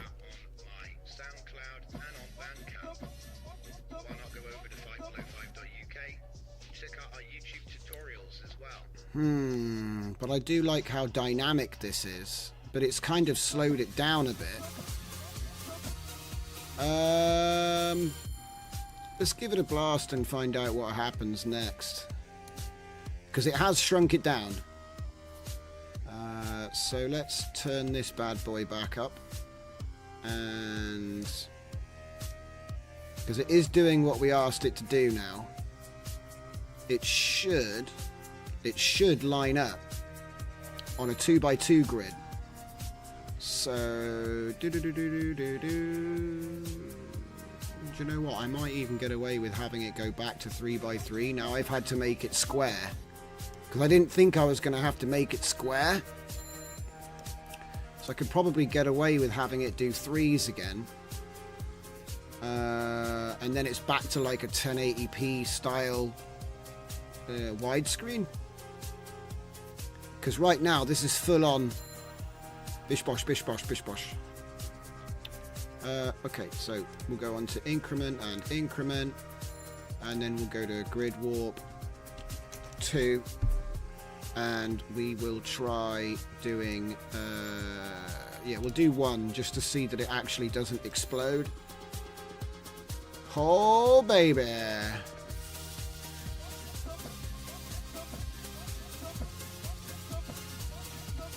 Now that might be interesting. Okay. So back to 0, back to 0. What the hell? I can't see it. It's off the edge of the screen, isn't it? Yeah. 3, full. Let's go for the run. 60.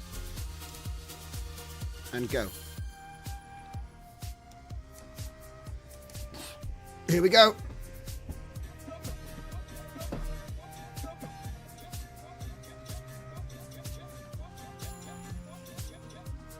Yeah, this is going to work. It's lining up seamlessly as well.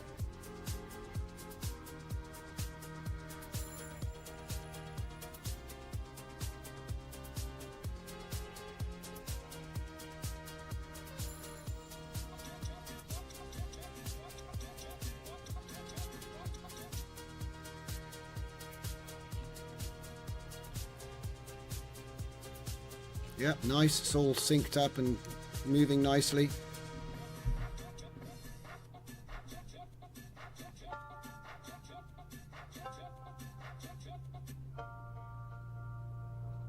Okay, so far so good.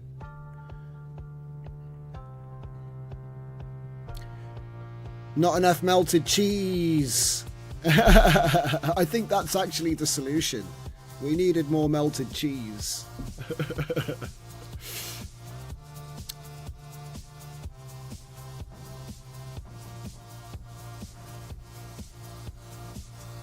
Oh. Oh.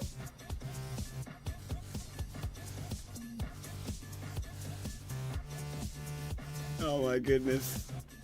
Because the thing is, what I'm thinking is you've got like a version of the video where it's doing it with one guy. Then you've got a version of the video where it's doing it with 6 guys. And then you've got another version where it's got all of these guys. And I'm thinking you don't have to do the whole song. Right? You could probably just do the first minute. And you could have those 4 videos, right? And then you'd start off with the one guy. And then after a couple of bars, go to the grid, then go a couple more bars to the next grid, and then, you know, and you just keep making it bigger and bigger and bigger until you don't show the whole, don't do the whole thing. But it's an effect, right? Just keep making the so then it feels like you're zooming out every time the bar finishes. And then, of course, the other way you could vary it would be to use a different dancing loop. And then that's how you would fill out the whole video. if you were going to do the whole video. I'm not going to do the whole video. I think my graphics card has had enough of this already. But it would be interesting to see how far this goes. I feel like if you let them get too small, it's probably just going to be a blurry mess. But yeah, this works.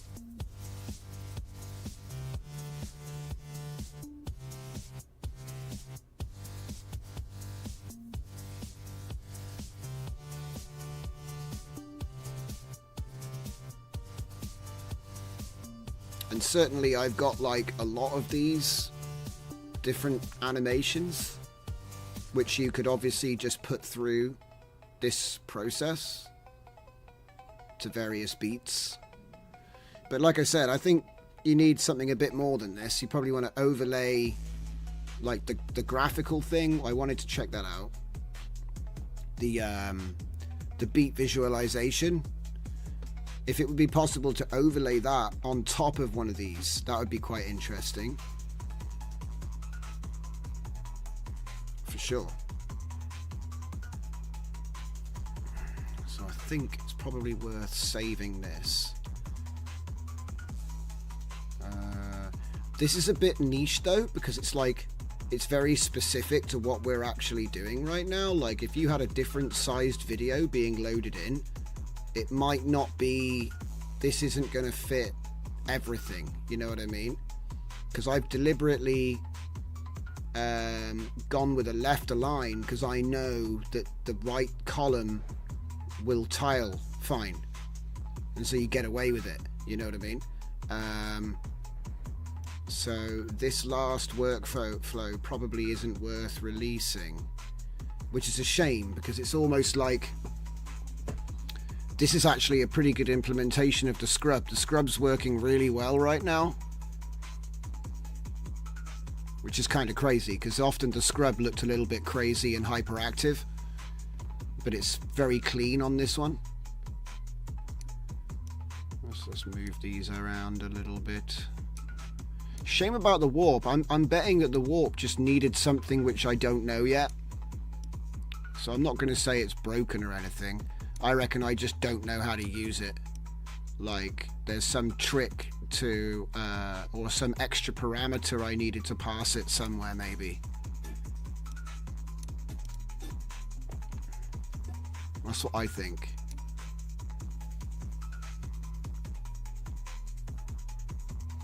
Use the video in FL Studio with audio shake. Yeah, true, very true. In fact, that's a very good point. In FL Studio, it has a really powerful audio visualizer which you can load video into. Very true. Very true.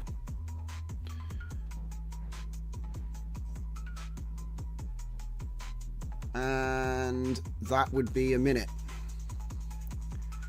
Okay, so I'm going to save this one internally. So this is like double grid, I guess. Grid to grid. Grid to grid. Version 85, which is like a weird one. I'd like to release it, but it will be too confusing because it's like you'd have to have used all of the other stuff first, which doesn't make any sense.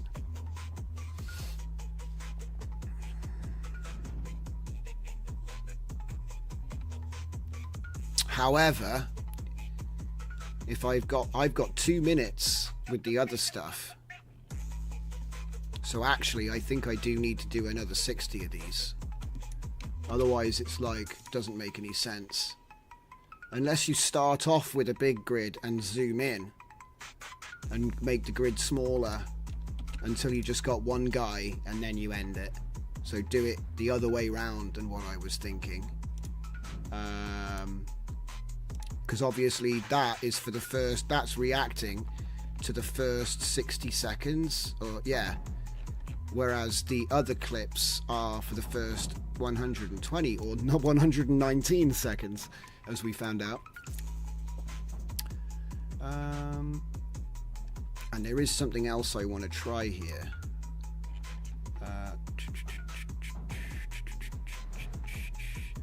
So I think probably, what's this? Slow jack scheduling. Scheduling was pretty sweet, but then again, I've already released this. So what I'll do is I'll use this one and load in Chromatic 76. And then, right, flex. There was one other thing I wanted to try out, and that was like down near the bottom somewhere. Flex, not flux. Horizontal to vertical. No. Ah, here we go. Where is it? Audio visualize a line. That's something which is really common that you'll see.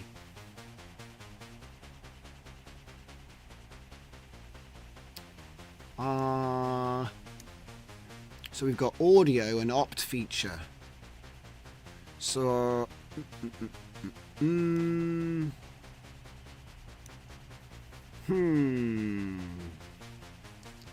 So I guess it has to be an overlay option.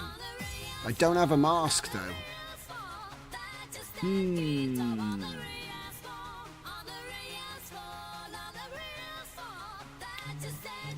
What if, I mean, obviously the audio is here, right?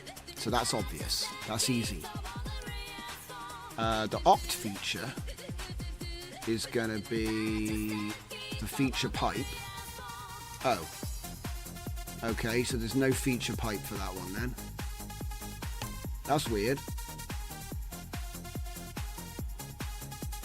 I guess you don't need that then. Okay. Right, well, how about we do...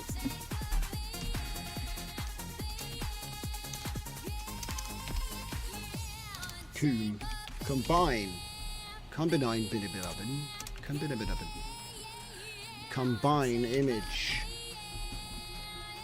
Combine alpha. No. No, that's not it either.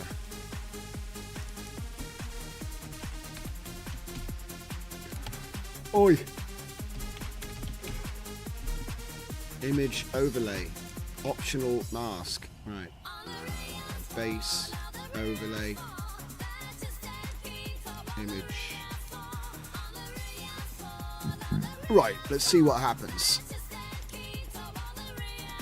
0 and 0, and we're going to need a new track.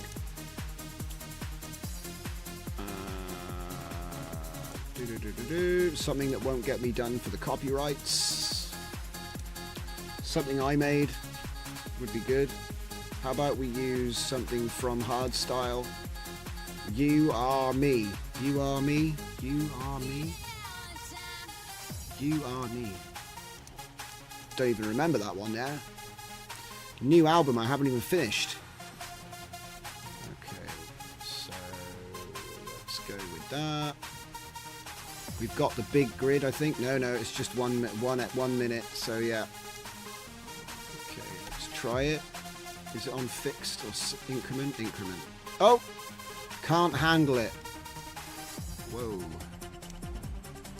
It can't handle it. Can't handle it. Okay. Well, how about we use this one? Can you handle that? Where'd you go? Here you go. Let's try image blend. Can you handle that? Ah, look at that. The screen size is wrong. Okay. Well, it probably wasn't this node's fault, actually. It was probably me being a nibble. But I think I figured it out. So we've got to do a couple things. We need to get my frame rate, which is this.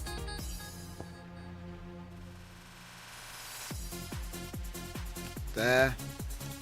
And then we need my height and width, which is going to be coming off the video upload, I guess.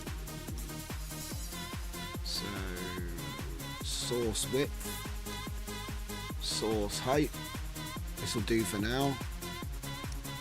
So at least that's the same. Should be in the middle.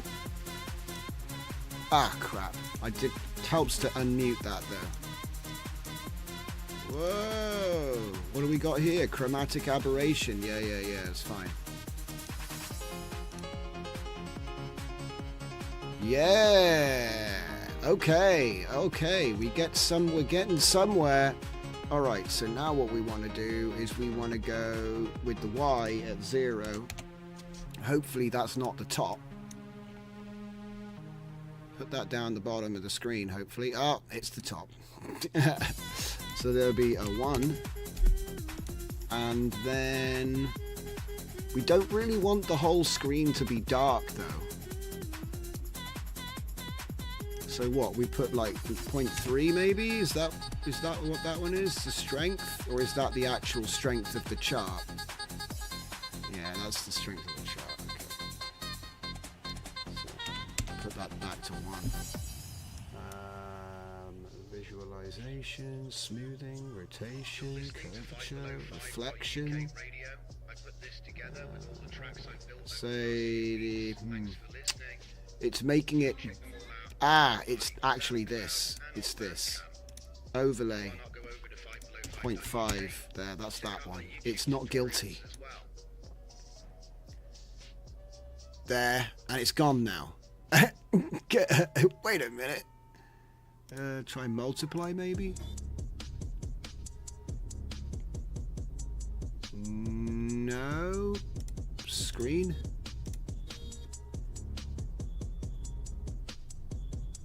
Aha! Yes, now we're getting full colour. And we're dancing on the music bars. Okay. Yes, that's right, Pirate GFX. I like Z Game Editor. It's really cool because it can do a whole bunch of like infinite fractal mazes and stuff. Very cool, very cool. I remember having a lot of fun with that last time I was messing around with FL. I had the same thing. I spent far too long in Z Game Editor making these 3D maze tunnel things with like spinning geometric entities that are just very cool. So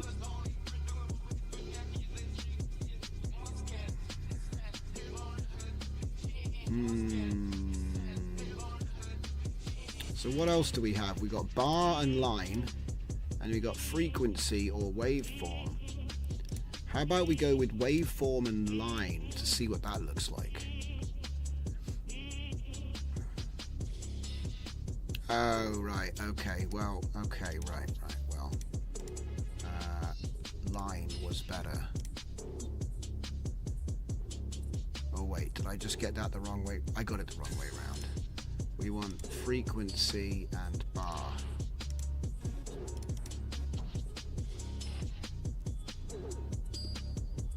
Yeah, that's all right.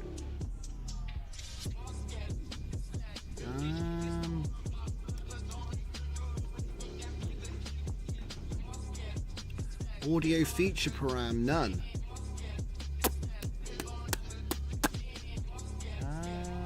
Well, we're not even allowed to plug audio feature in, so...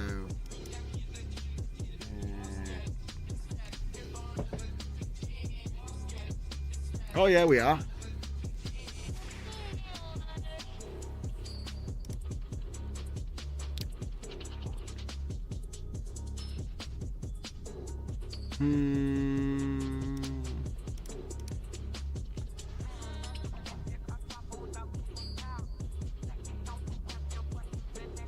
It's pretty cool. Pretty cool.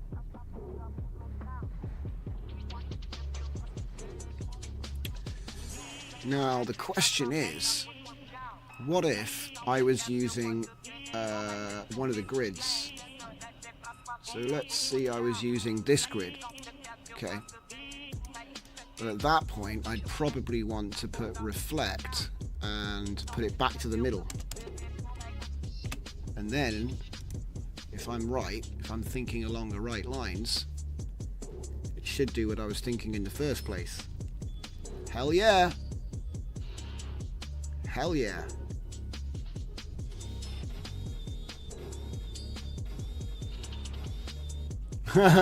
Listen to that tune. Okay, right. Let's put it to 0. And 0. And spectral overlay. And so this one is obviously going to be spectral overlay. We can probably release this one though. Spectral. Wait, it's not spectral though. It's just bars.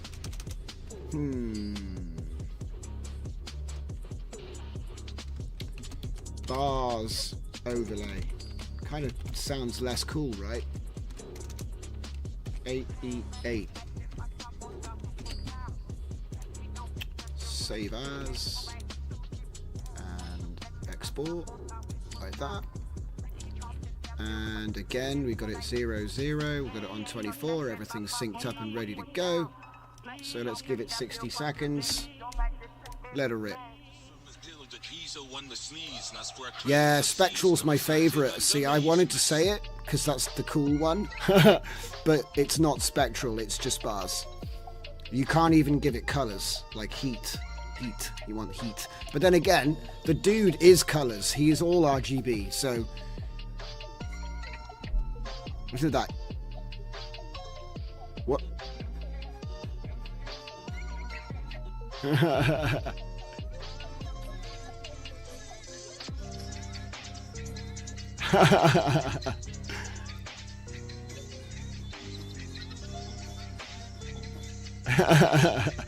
This is so cool. I think I will be ending the stream on this one, actually. This is a great way to end the stream. My strangling the cat, as they say. Eat, eat, eat, eat. What was the name of this song? I forgot. This is off the Hardstyle album. I haven't even finished. I've been so busy with all this video stuff. This is You Are Me. Yeah, You Are Me. E, E, E, E. Good stuff.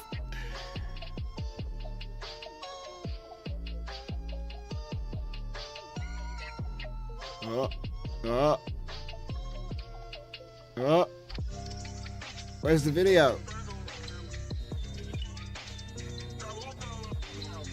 Yeah, let's go. Yeah, this is pretty good.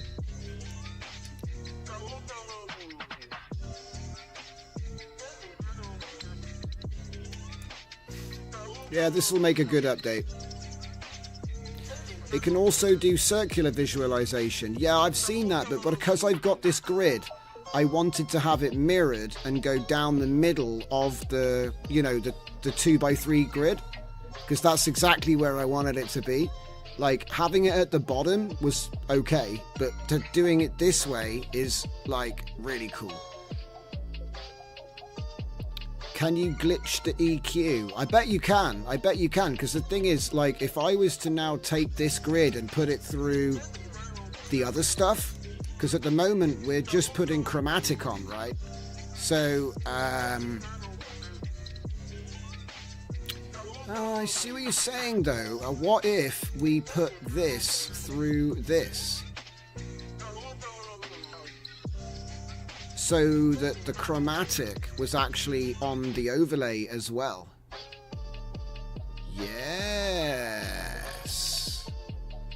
Yes, Throttle Mouth. You've got a good point there. That actually might work. That actually... Oh, wait. Yeah, I think it should work. All I've got to do is reorder it. We'll find out in a minute. We'll find out in a minute. That'll be the last thing I do tonight. Look at this, look at this. What's he doing? He's just been grayed out for like half an hour trying to close. Luckily, I don't use the OBS on this machine, because otherwise, yeah, that would have been funny, wouldn't it? I only use that for local recording now. He's just been crashing for the whole night. So yeah, once we get to the end of this batch, what I'll do is I'll reset the batch, give it a different project name, spectral overlay. It's not really though, is it? Let's say chromatic overlay. Maybe it might work, and if it does, that would be super cool. So we'll say 0 there, we'll say 0 there. It's actually very fast, so I'm not too bothered about it.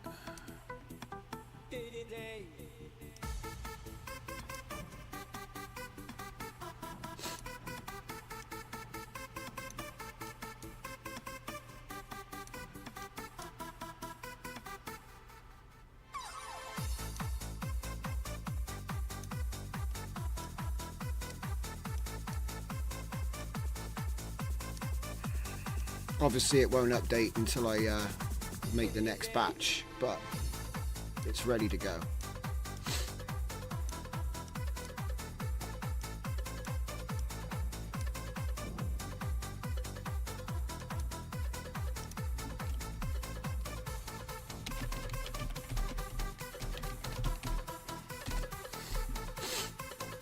And obviously this is intended for use with a 2x3 or a 2x2 grid or whatever, so that you actually get the thing in the middle of the screen there. But if we're lucky, it'll do the chromatic, and then maybe we'll get like a fake spectral.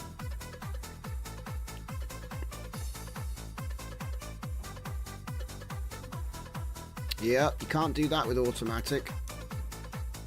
I always loved automatic. I don't know if you guys noticed when I showed you the glitch kit, or what do I call it, my glitch stick data set that I made in 2023. I would say, you know, I was just as big at teaching people how to use automatic as I am now with Comfy. I just didn't have a YouTube channel. I was in Discords, helping people in Discords, you know, because I was too busy working professionally to actually run a channel. But now I like to do it for other reasons. There are other reasons. I think having a YouTube channel is a really important thing nowadays if you're running a business. It's kind of funny, like when I started with YouTube, it was 2007 and nobody knew what it was. And then it just sort of grew into the beast that it is today. And fun fact, they still haven't made a profit. Isn't that funny? That just blows my mind.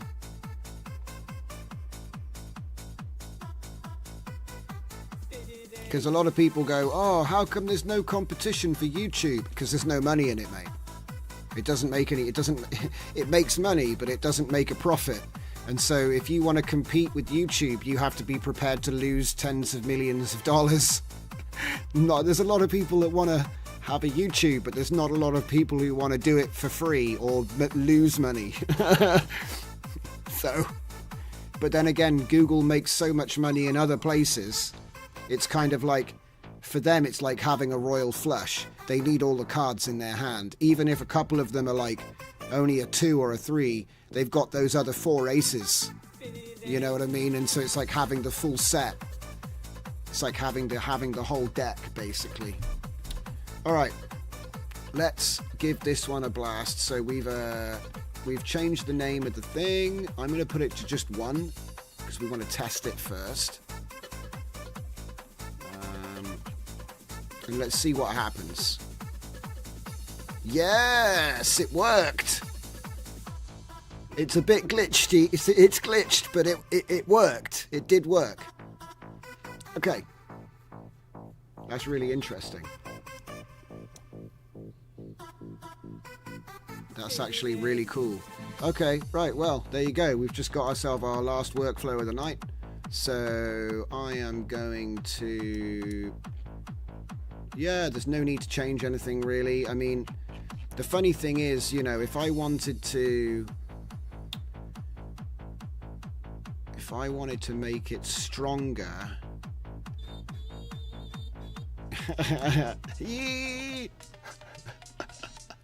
Sounds like Yoko Ono.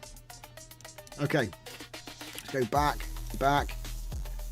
a chromatic overlay. I'm just going to say full because that's the test done. Yeah, that's good. And bars overlay, we'll say V90. And we'll save that. Whoa, what the heck? I think I just overwrote the last version by accident. There we go. Export like that. Give it a 60. And queue it up.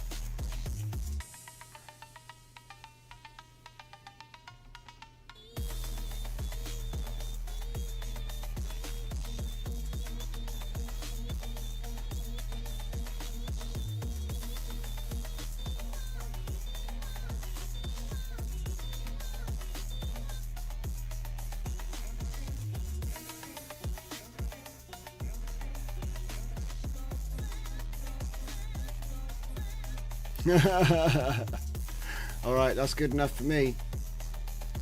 Okay, and now let's upload that last one. So, upload it, upload it.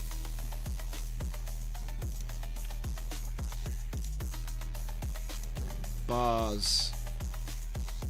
We're not releasing grid to grid because it's too nuts. It's too obvious. It's too easy for somebody to come into that and then maybe use it wrong and melt the computer. I've locked up my computer by putting in images that are too big, like videos that had a large too large dimension. Yeah, so you know, and if you start saying, oh well, we'll resize the image and stuff like that, then the whole point of that workflow doesn't make sense. So I think you've got to know how to retool things. It's one of the things I try to teach is like, I'd say everyone in the group is actually pretty much up to speed nowadays. It's kind of nice. There's a lot of people in the group. Obviously I try to move at the slowest pace or whatever, and introduce things nice and easy. It's all right. They're like building blocks. Do you know what I mean? Throttle. It's like everybody can like put things together as long as I've done my job of teaching them how the bricks connect. You see what I mean? So then it's sort of like, I think I said to somebody recently, it was like, we do cheeseburgers, we do bacon we do bacon on a burger, right? But that means I don't need to do a bacon cheeseburger, because you should know, oh well, the bacon goes here, the cheese goes here. So to make bacon and cheese, I just do both. And so like, you know what I mean? That way I don't need to make 9,000 variations of the same thing. Because everybody should have a rough idea. You know, obviously I'm happy to help people understand stuff, but it's like, I don't want to be releasing every possible version of a thing. I should be able to just go, here's the basic building blocks, now go crazy. You know what I mean? You don't need me to give you every single little thing, and that means I can move on and look at other stuff too, you know, or at least that was the idea. We'll see how that works out. This is definitely looking pretty sweet though, because to be honest, if I'm being real, like for everybody that's still hanging out here in the chat right now, I bet you guys are already in the Discord, but if you're not, you should definitely join the Discord. We've got all kinds of stuff going on in here. Everybody's sharing all of their cool stuff and asking questions and all the rest of it. And like I said, I sometimes get alerted to things which I've, you know, not known about. And that helps me, because obviously I can't see everything. Do you know what I mean? I can't see everything. It's impossible. So it's like when other people are like, hey, have you looked at this? Have you looked at that? Have you seen this new thing? That's important for me as well, because, you know, I probably didn't. I was probably in the dungeon developing some crazy thing.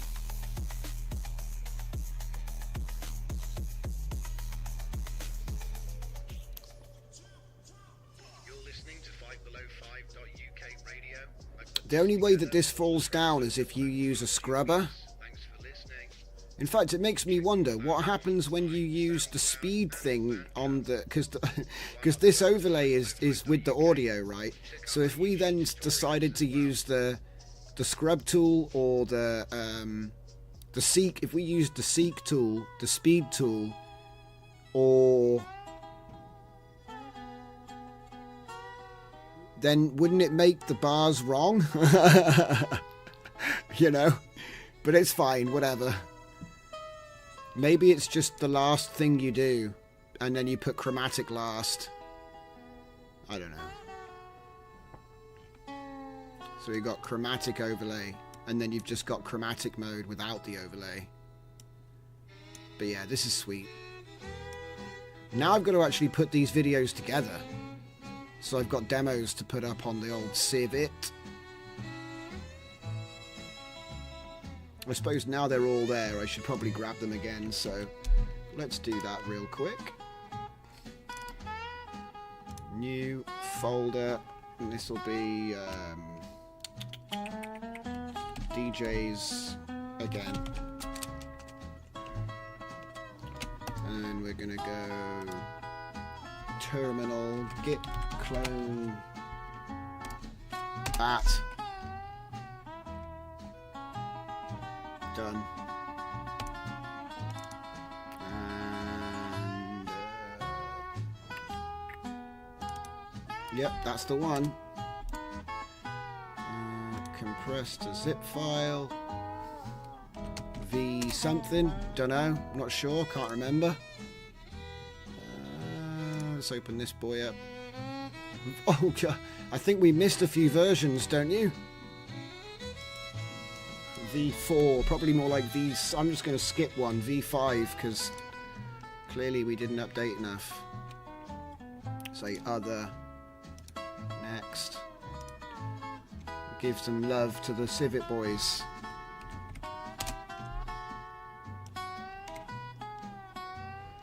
Ah, don't believe you.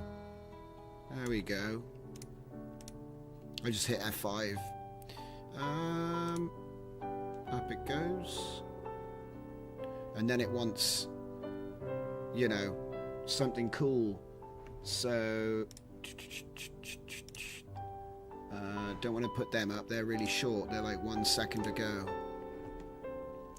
How about grid react? Refresh that. Could have sworn we got more than just grid react.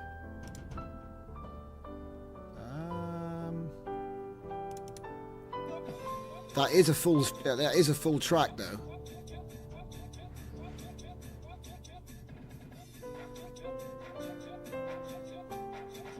Which one was this? Speed?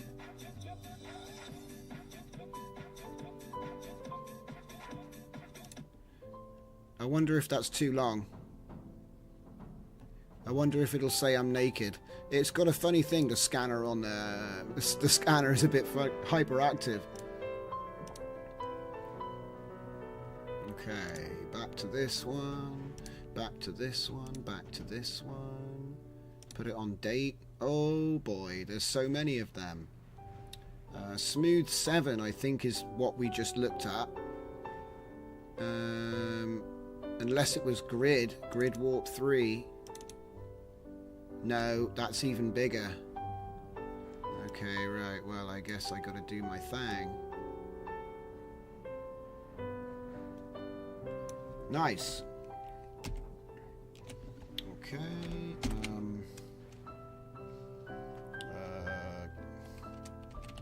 It wasn't warped, but that's okay.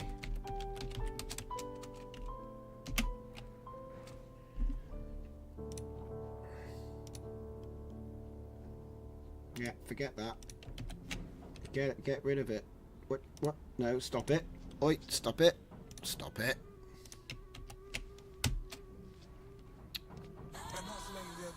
Check on check, good the volley work like your burn check, post stack, the run track. I'm on the speed on just the cash takes. Work late, shake, Chevy, the Catholic place. Pour up with the one the way in the street. Feel like state, clock, take shipping, I'm all it's anything. And flash out before with shirts like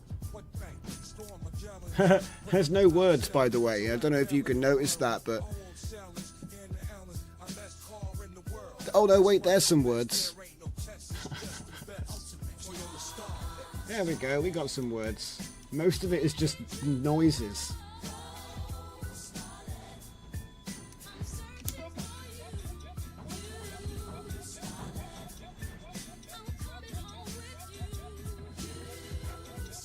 Oh wow, it's having real trouble actually playing that back. No, no, no, no, no, no. O, Control M. I'm going too fast, that's my trouble. Grid, big grid, grid, grid, big. That'll do. Just demos, really.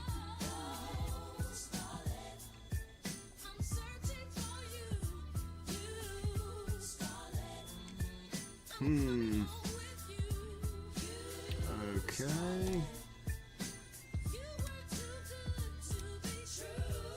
And we had spectral overlay, and that wasn't actually...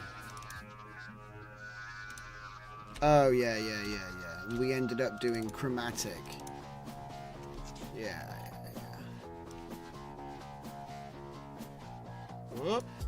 And if you're wondering why I keep making a folder, it's because if you do a sequence import, it respects the ordering, and you don't have problems where, for whatever reason, it decided to put one or more clips in the wrong order, which is very annoying.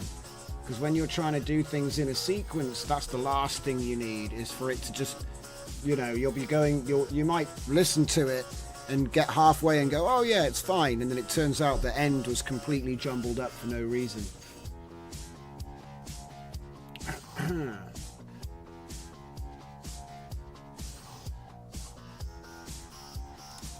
It's taking its sweet time importing this one. Come on, it wasn't even that long. I suppose I can't complain, because the good thing about Adobe is it doesn't explode when you give it a big video, which is something I do enjoy.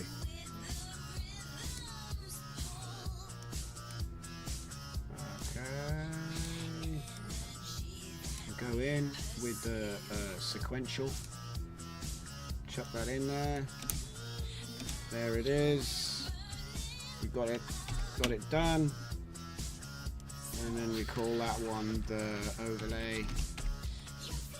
Overlay. There it is.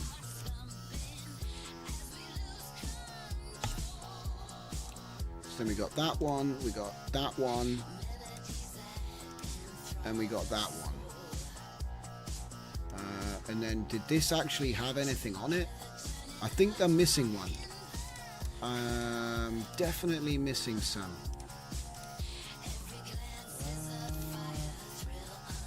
Smooth 7 maybe? I could have sworn I did this one. Ah, that became a grid. CSGB was a grid, so these are all grids from CSG onwards, I think. Yeah, glitch, speed.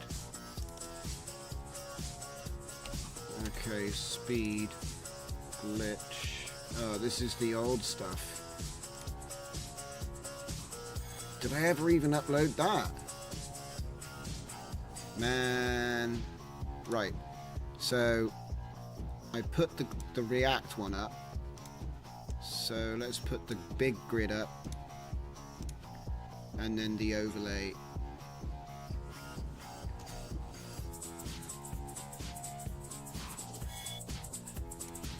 Yeah. That'll do.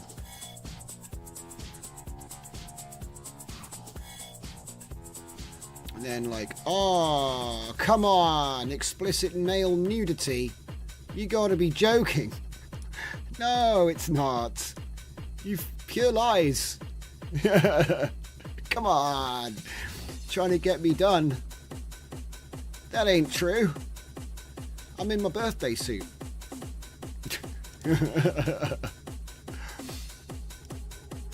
Oh man.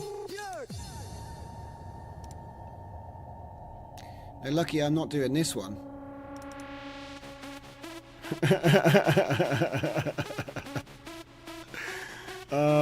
We do have too much fun, I think. That's the problem. So anyway, I got my huggies. I'm getting out of here. Thanks for watching, everybody. Watch out for next time. Most likely Wednesday, if not before. So, same time, same place. Thanks for watching. As always, it's been great. I'll see you next time.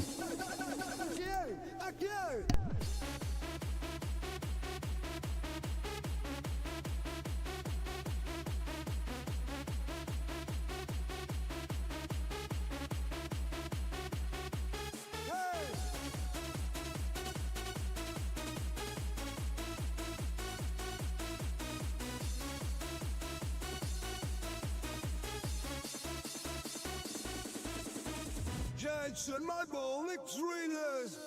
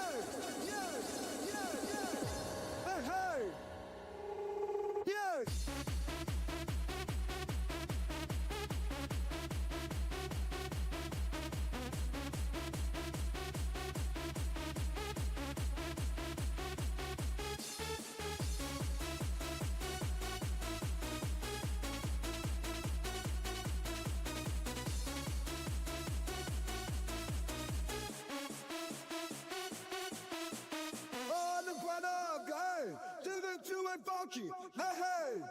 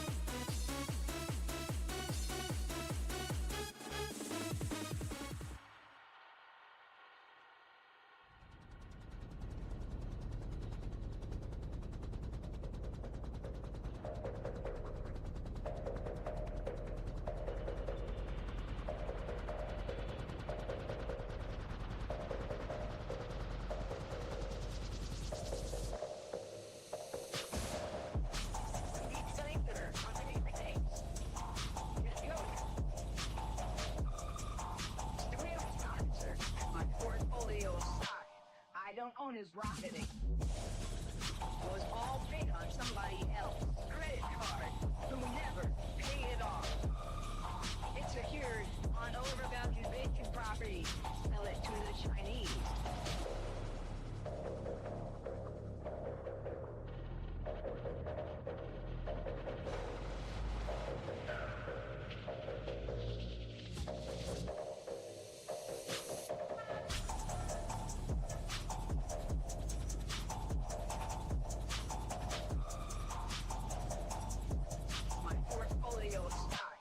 I don't own his rocketing. Was all paid on somebody else. Credit card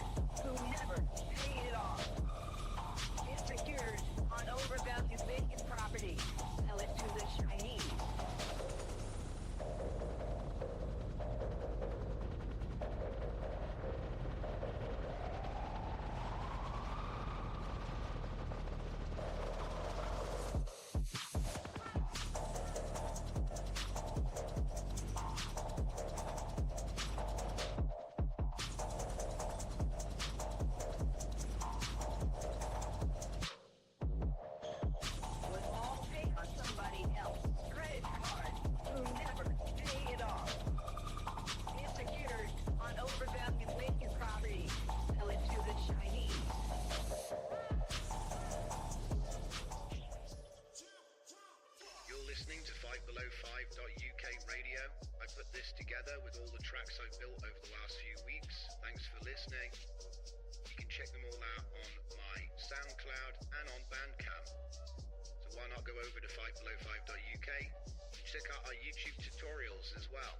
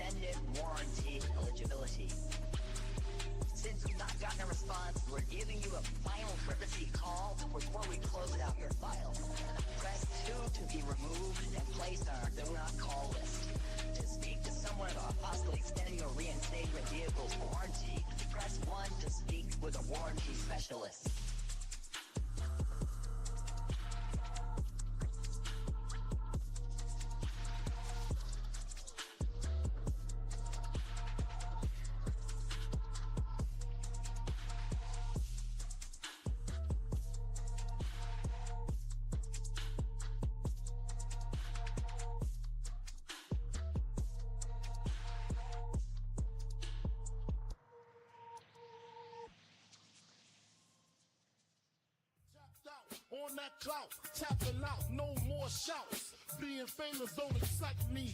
Go unnoticed on the nightly, cause I'm tapped out.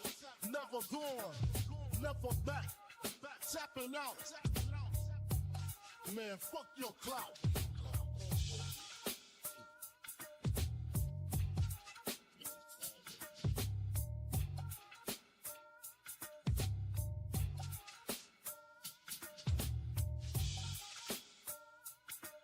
Cause I'm tapped out. Never going, never back, tapping out. Man, fuck your clout. Fuck your image. Values in the Plymouth 92 tapped out. Credit card maxed out, tapping out. No credit and proud.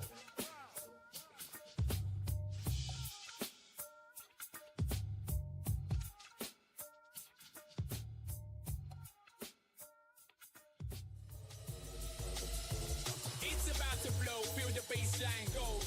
UK beats and the soundscape flows. Ravers unite, yeah, we're set to explode. Like splash rhythm fight, let the energy grow.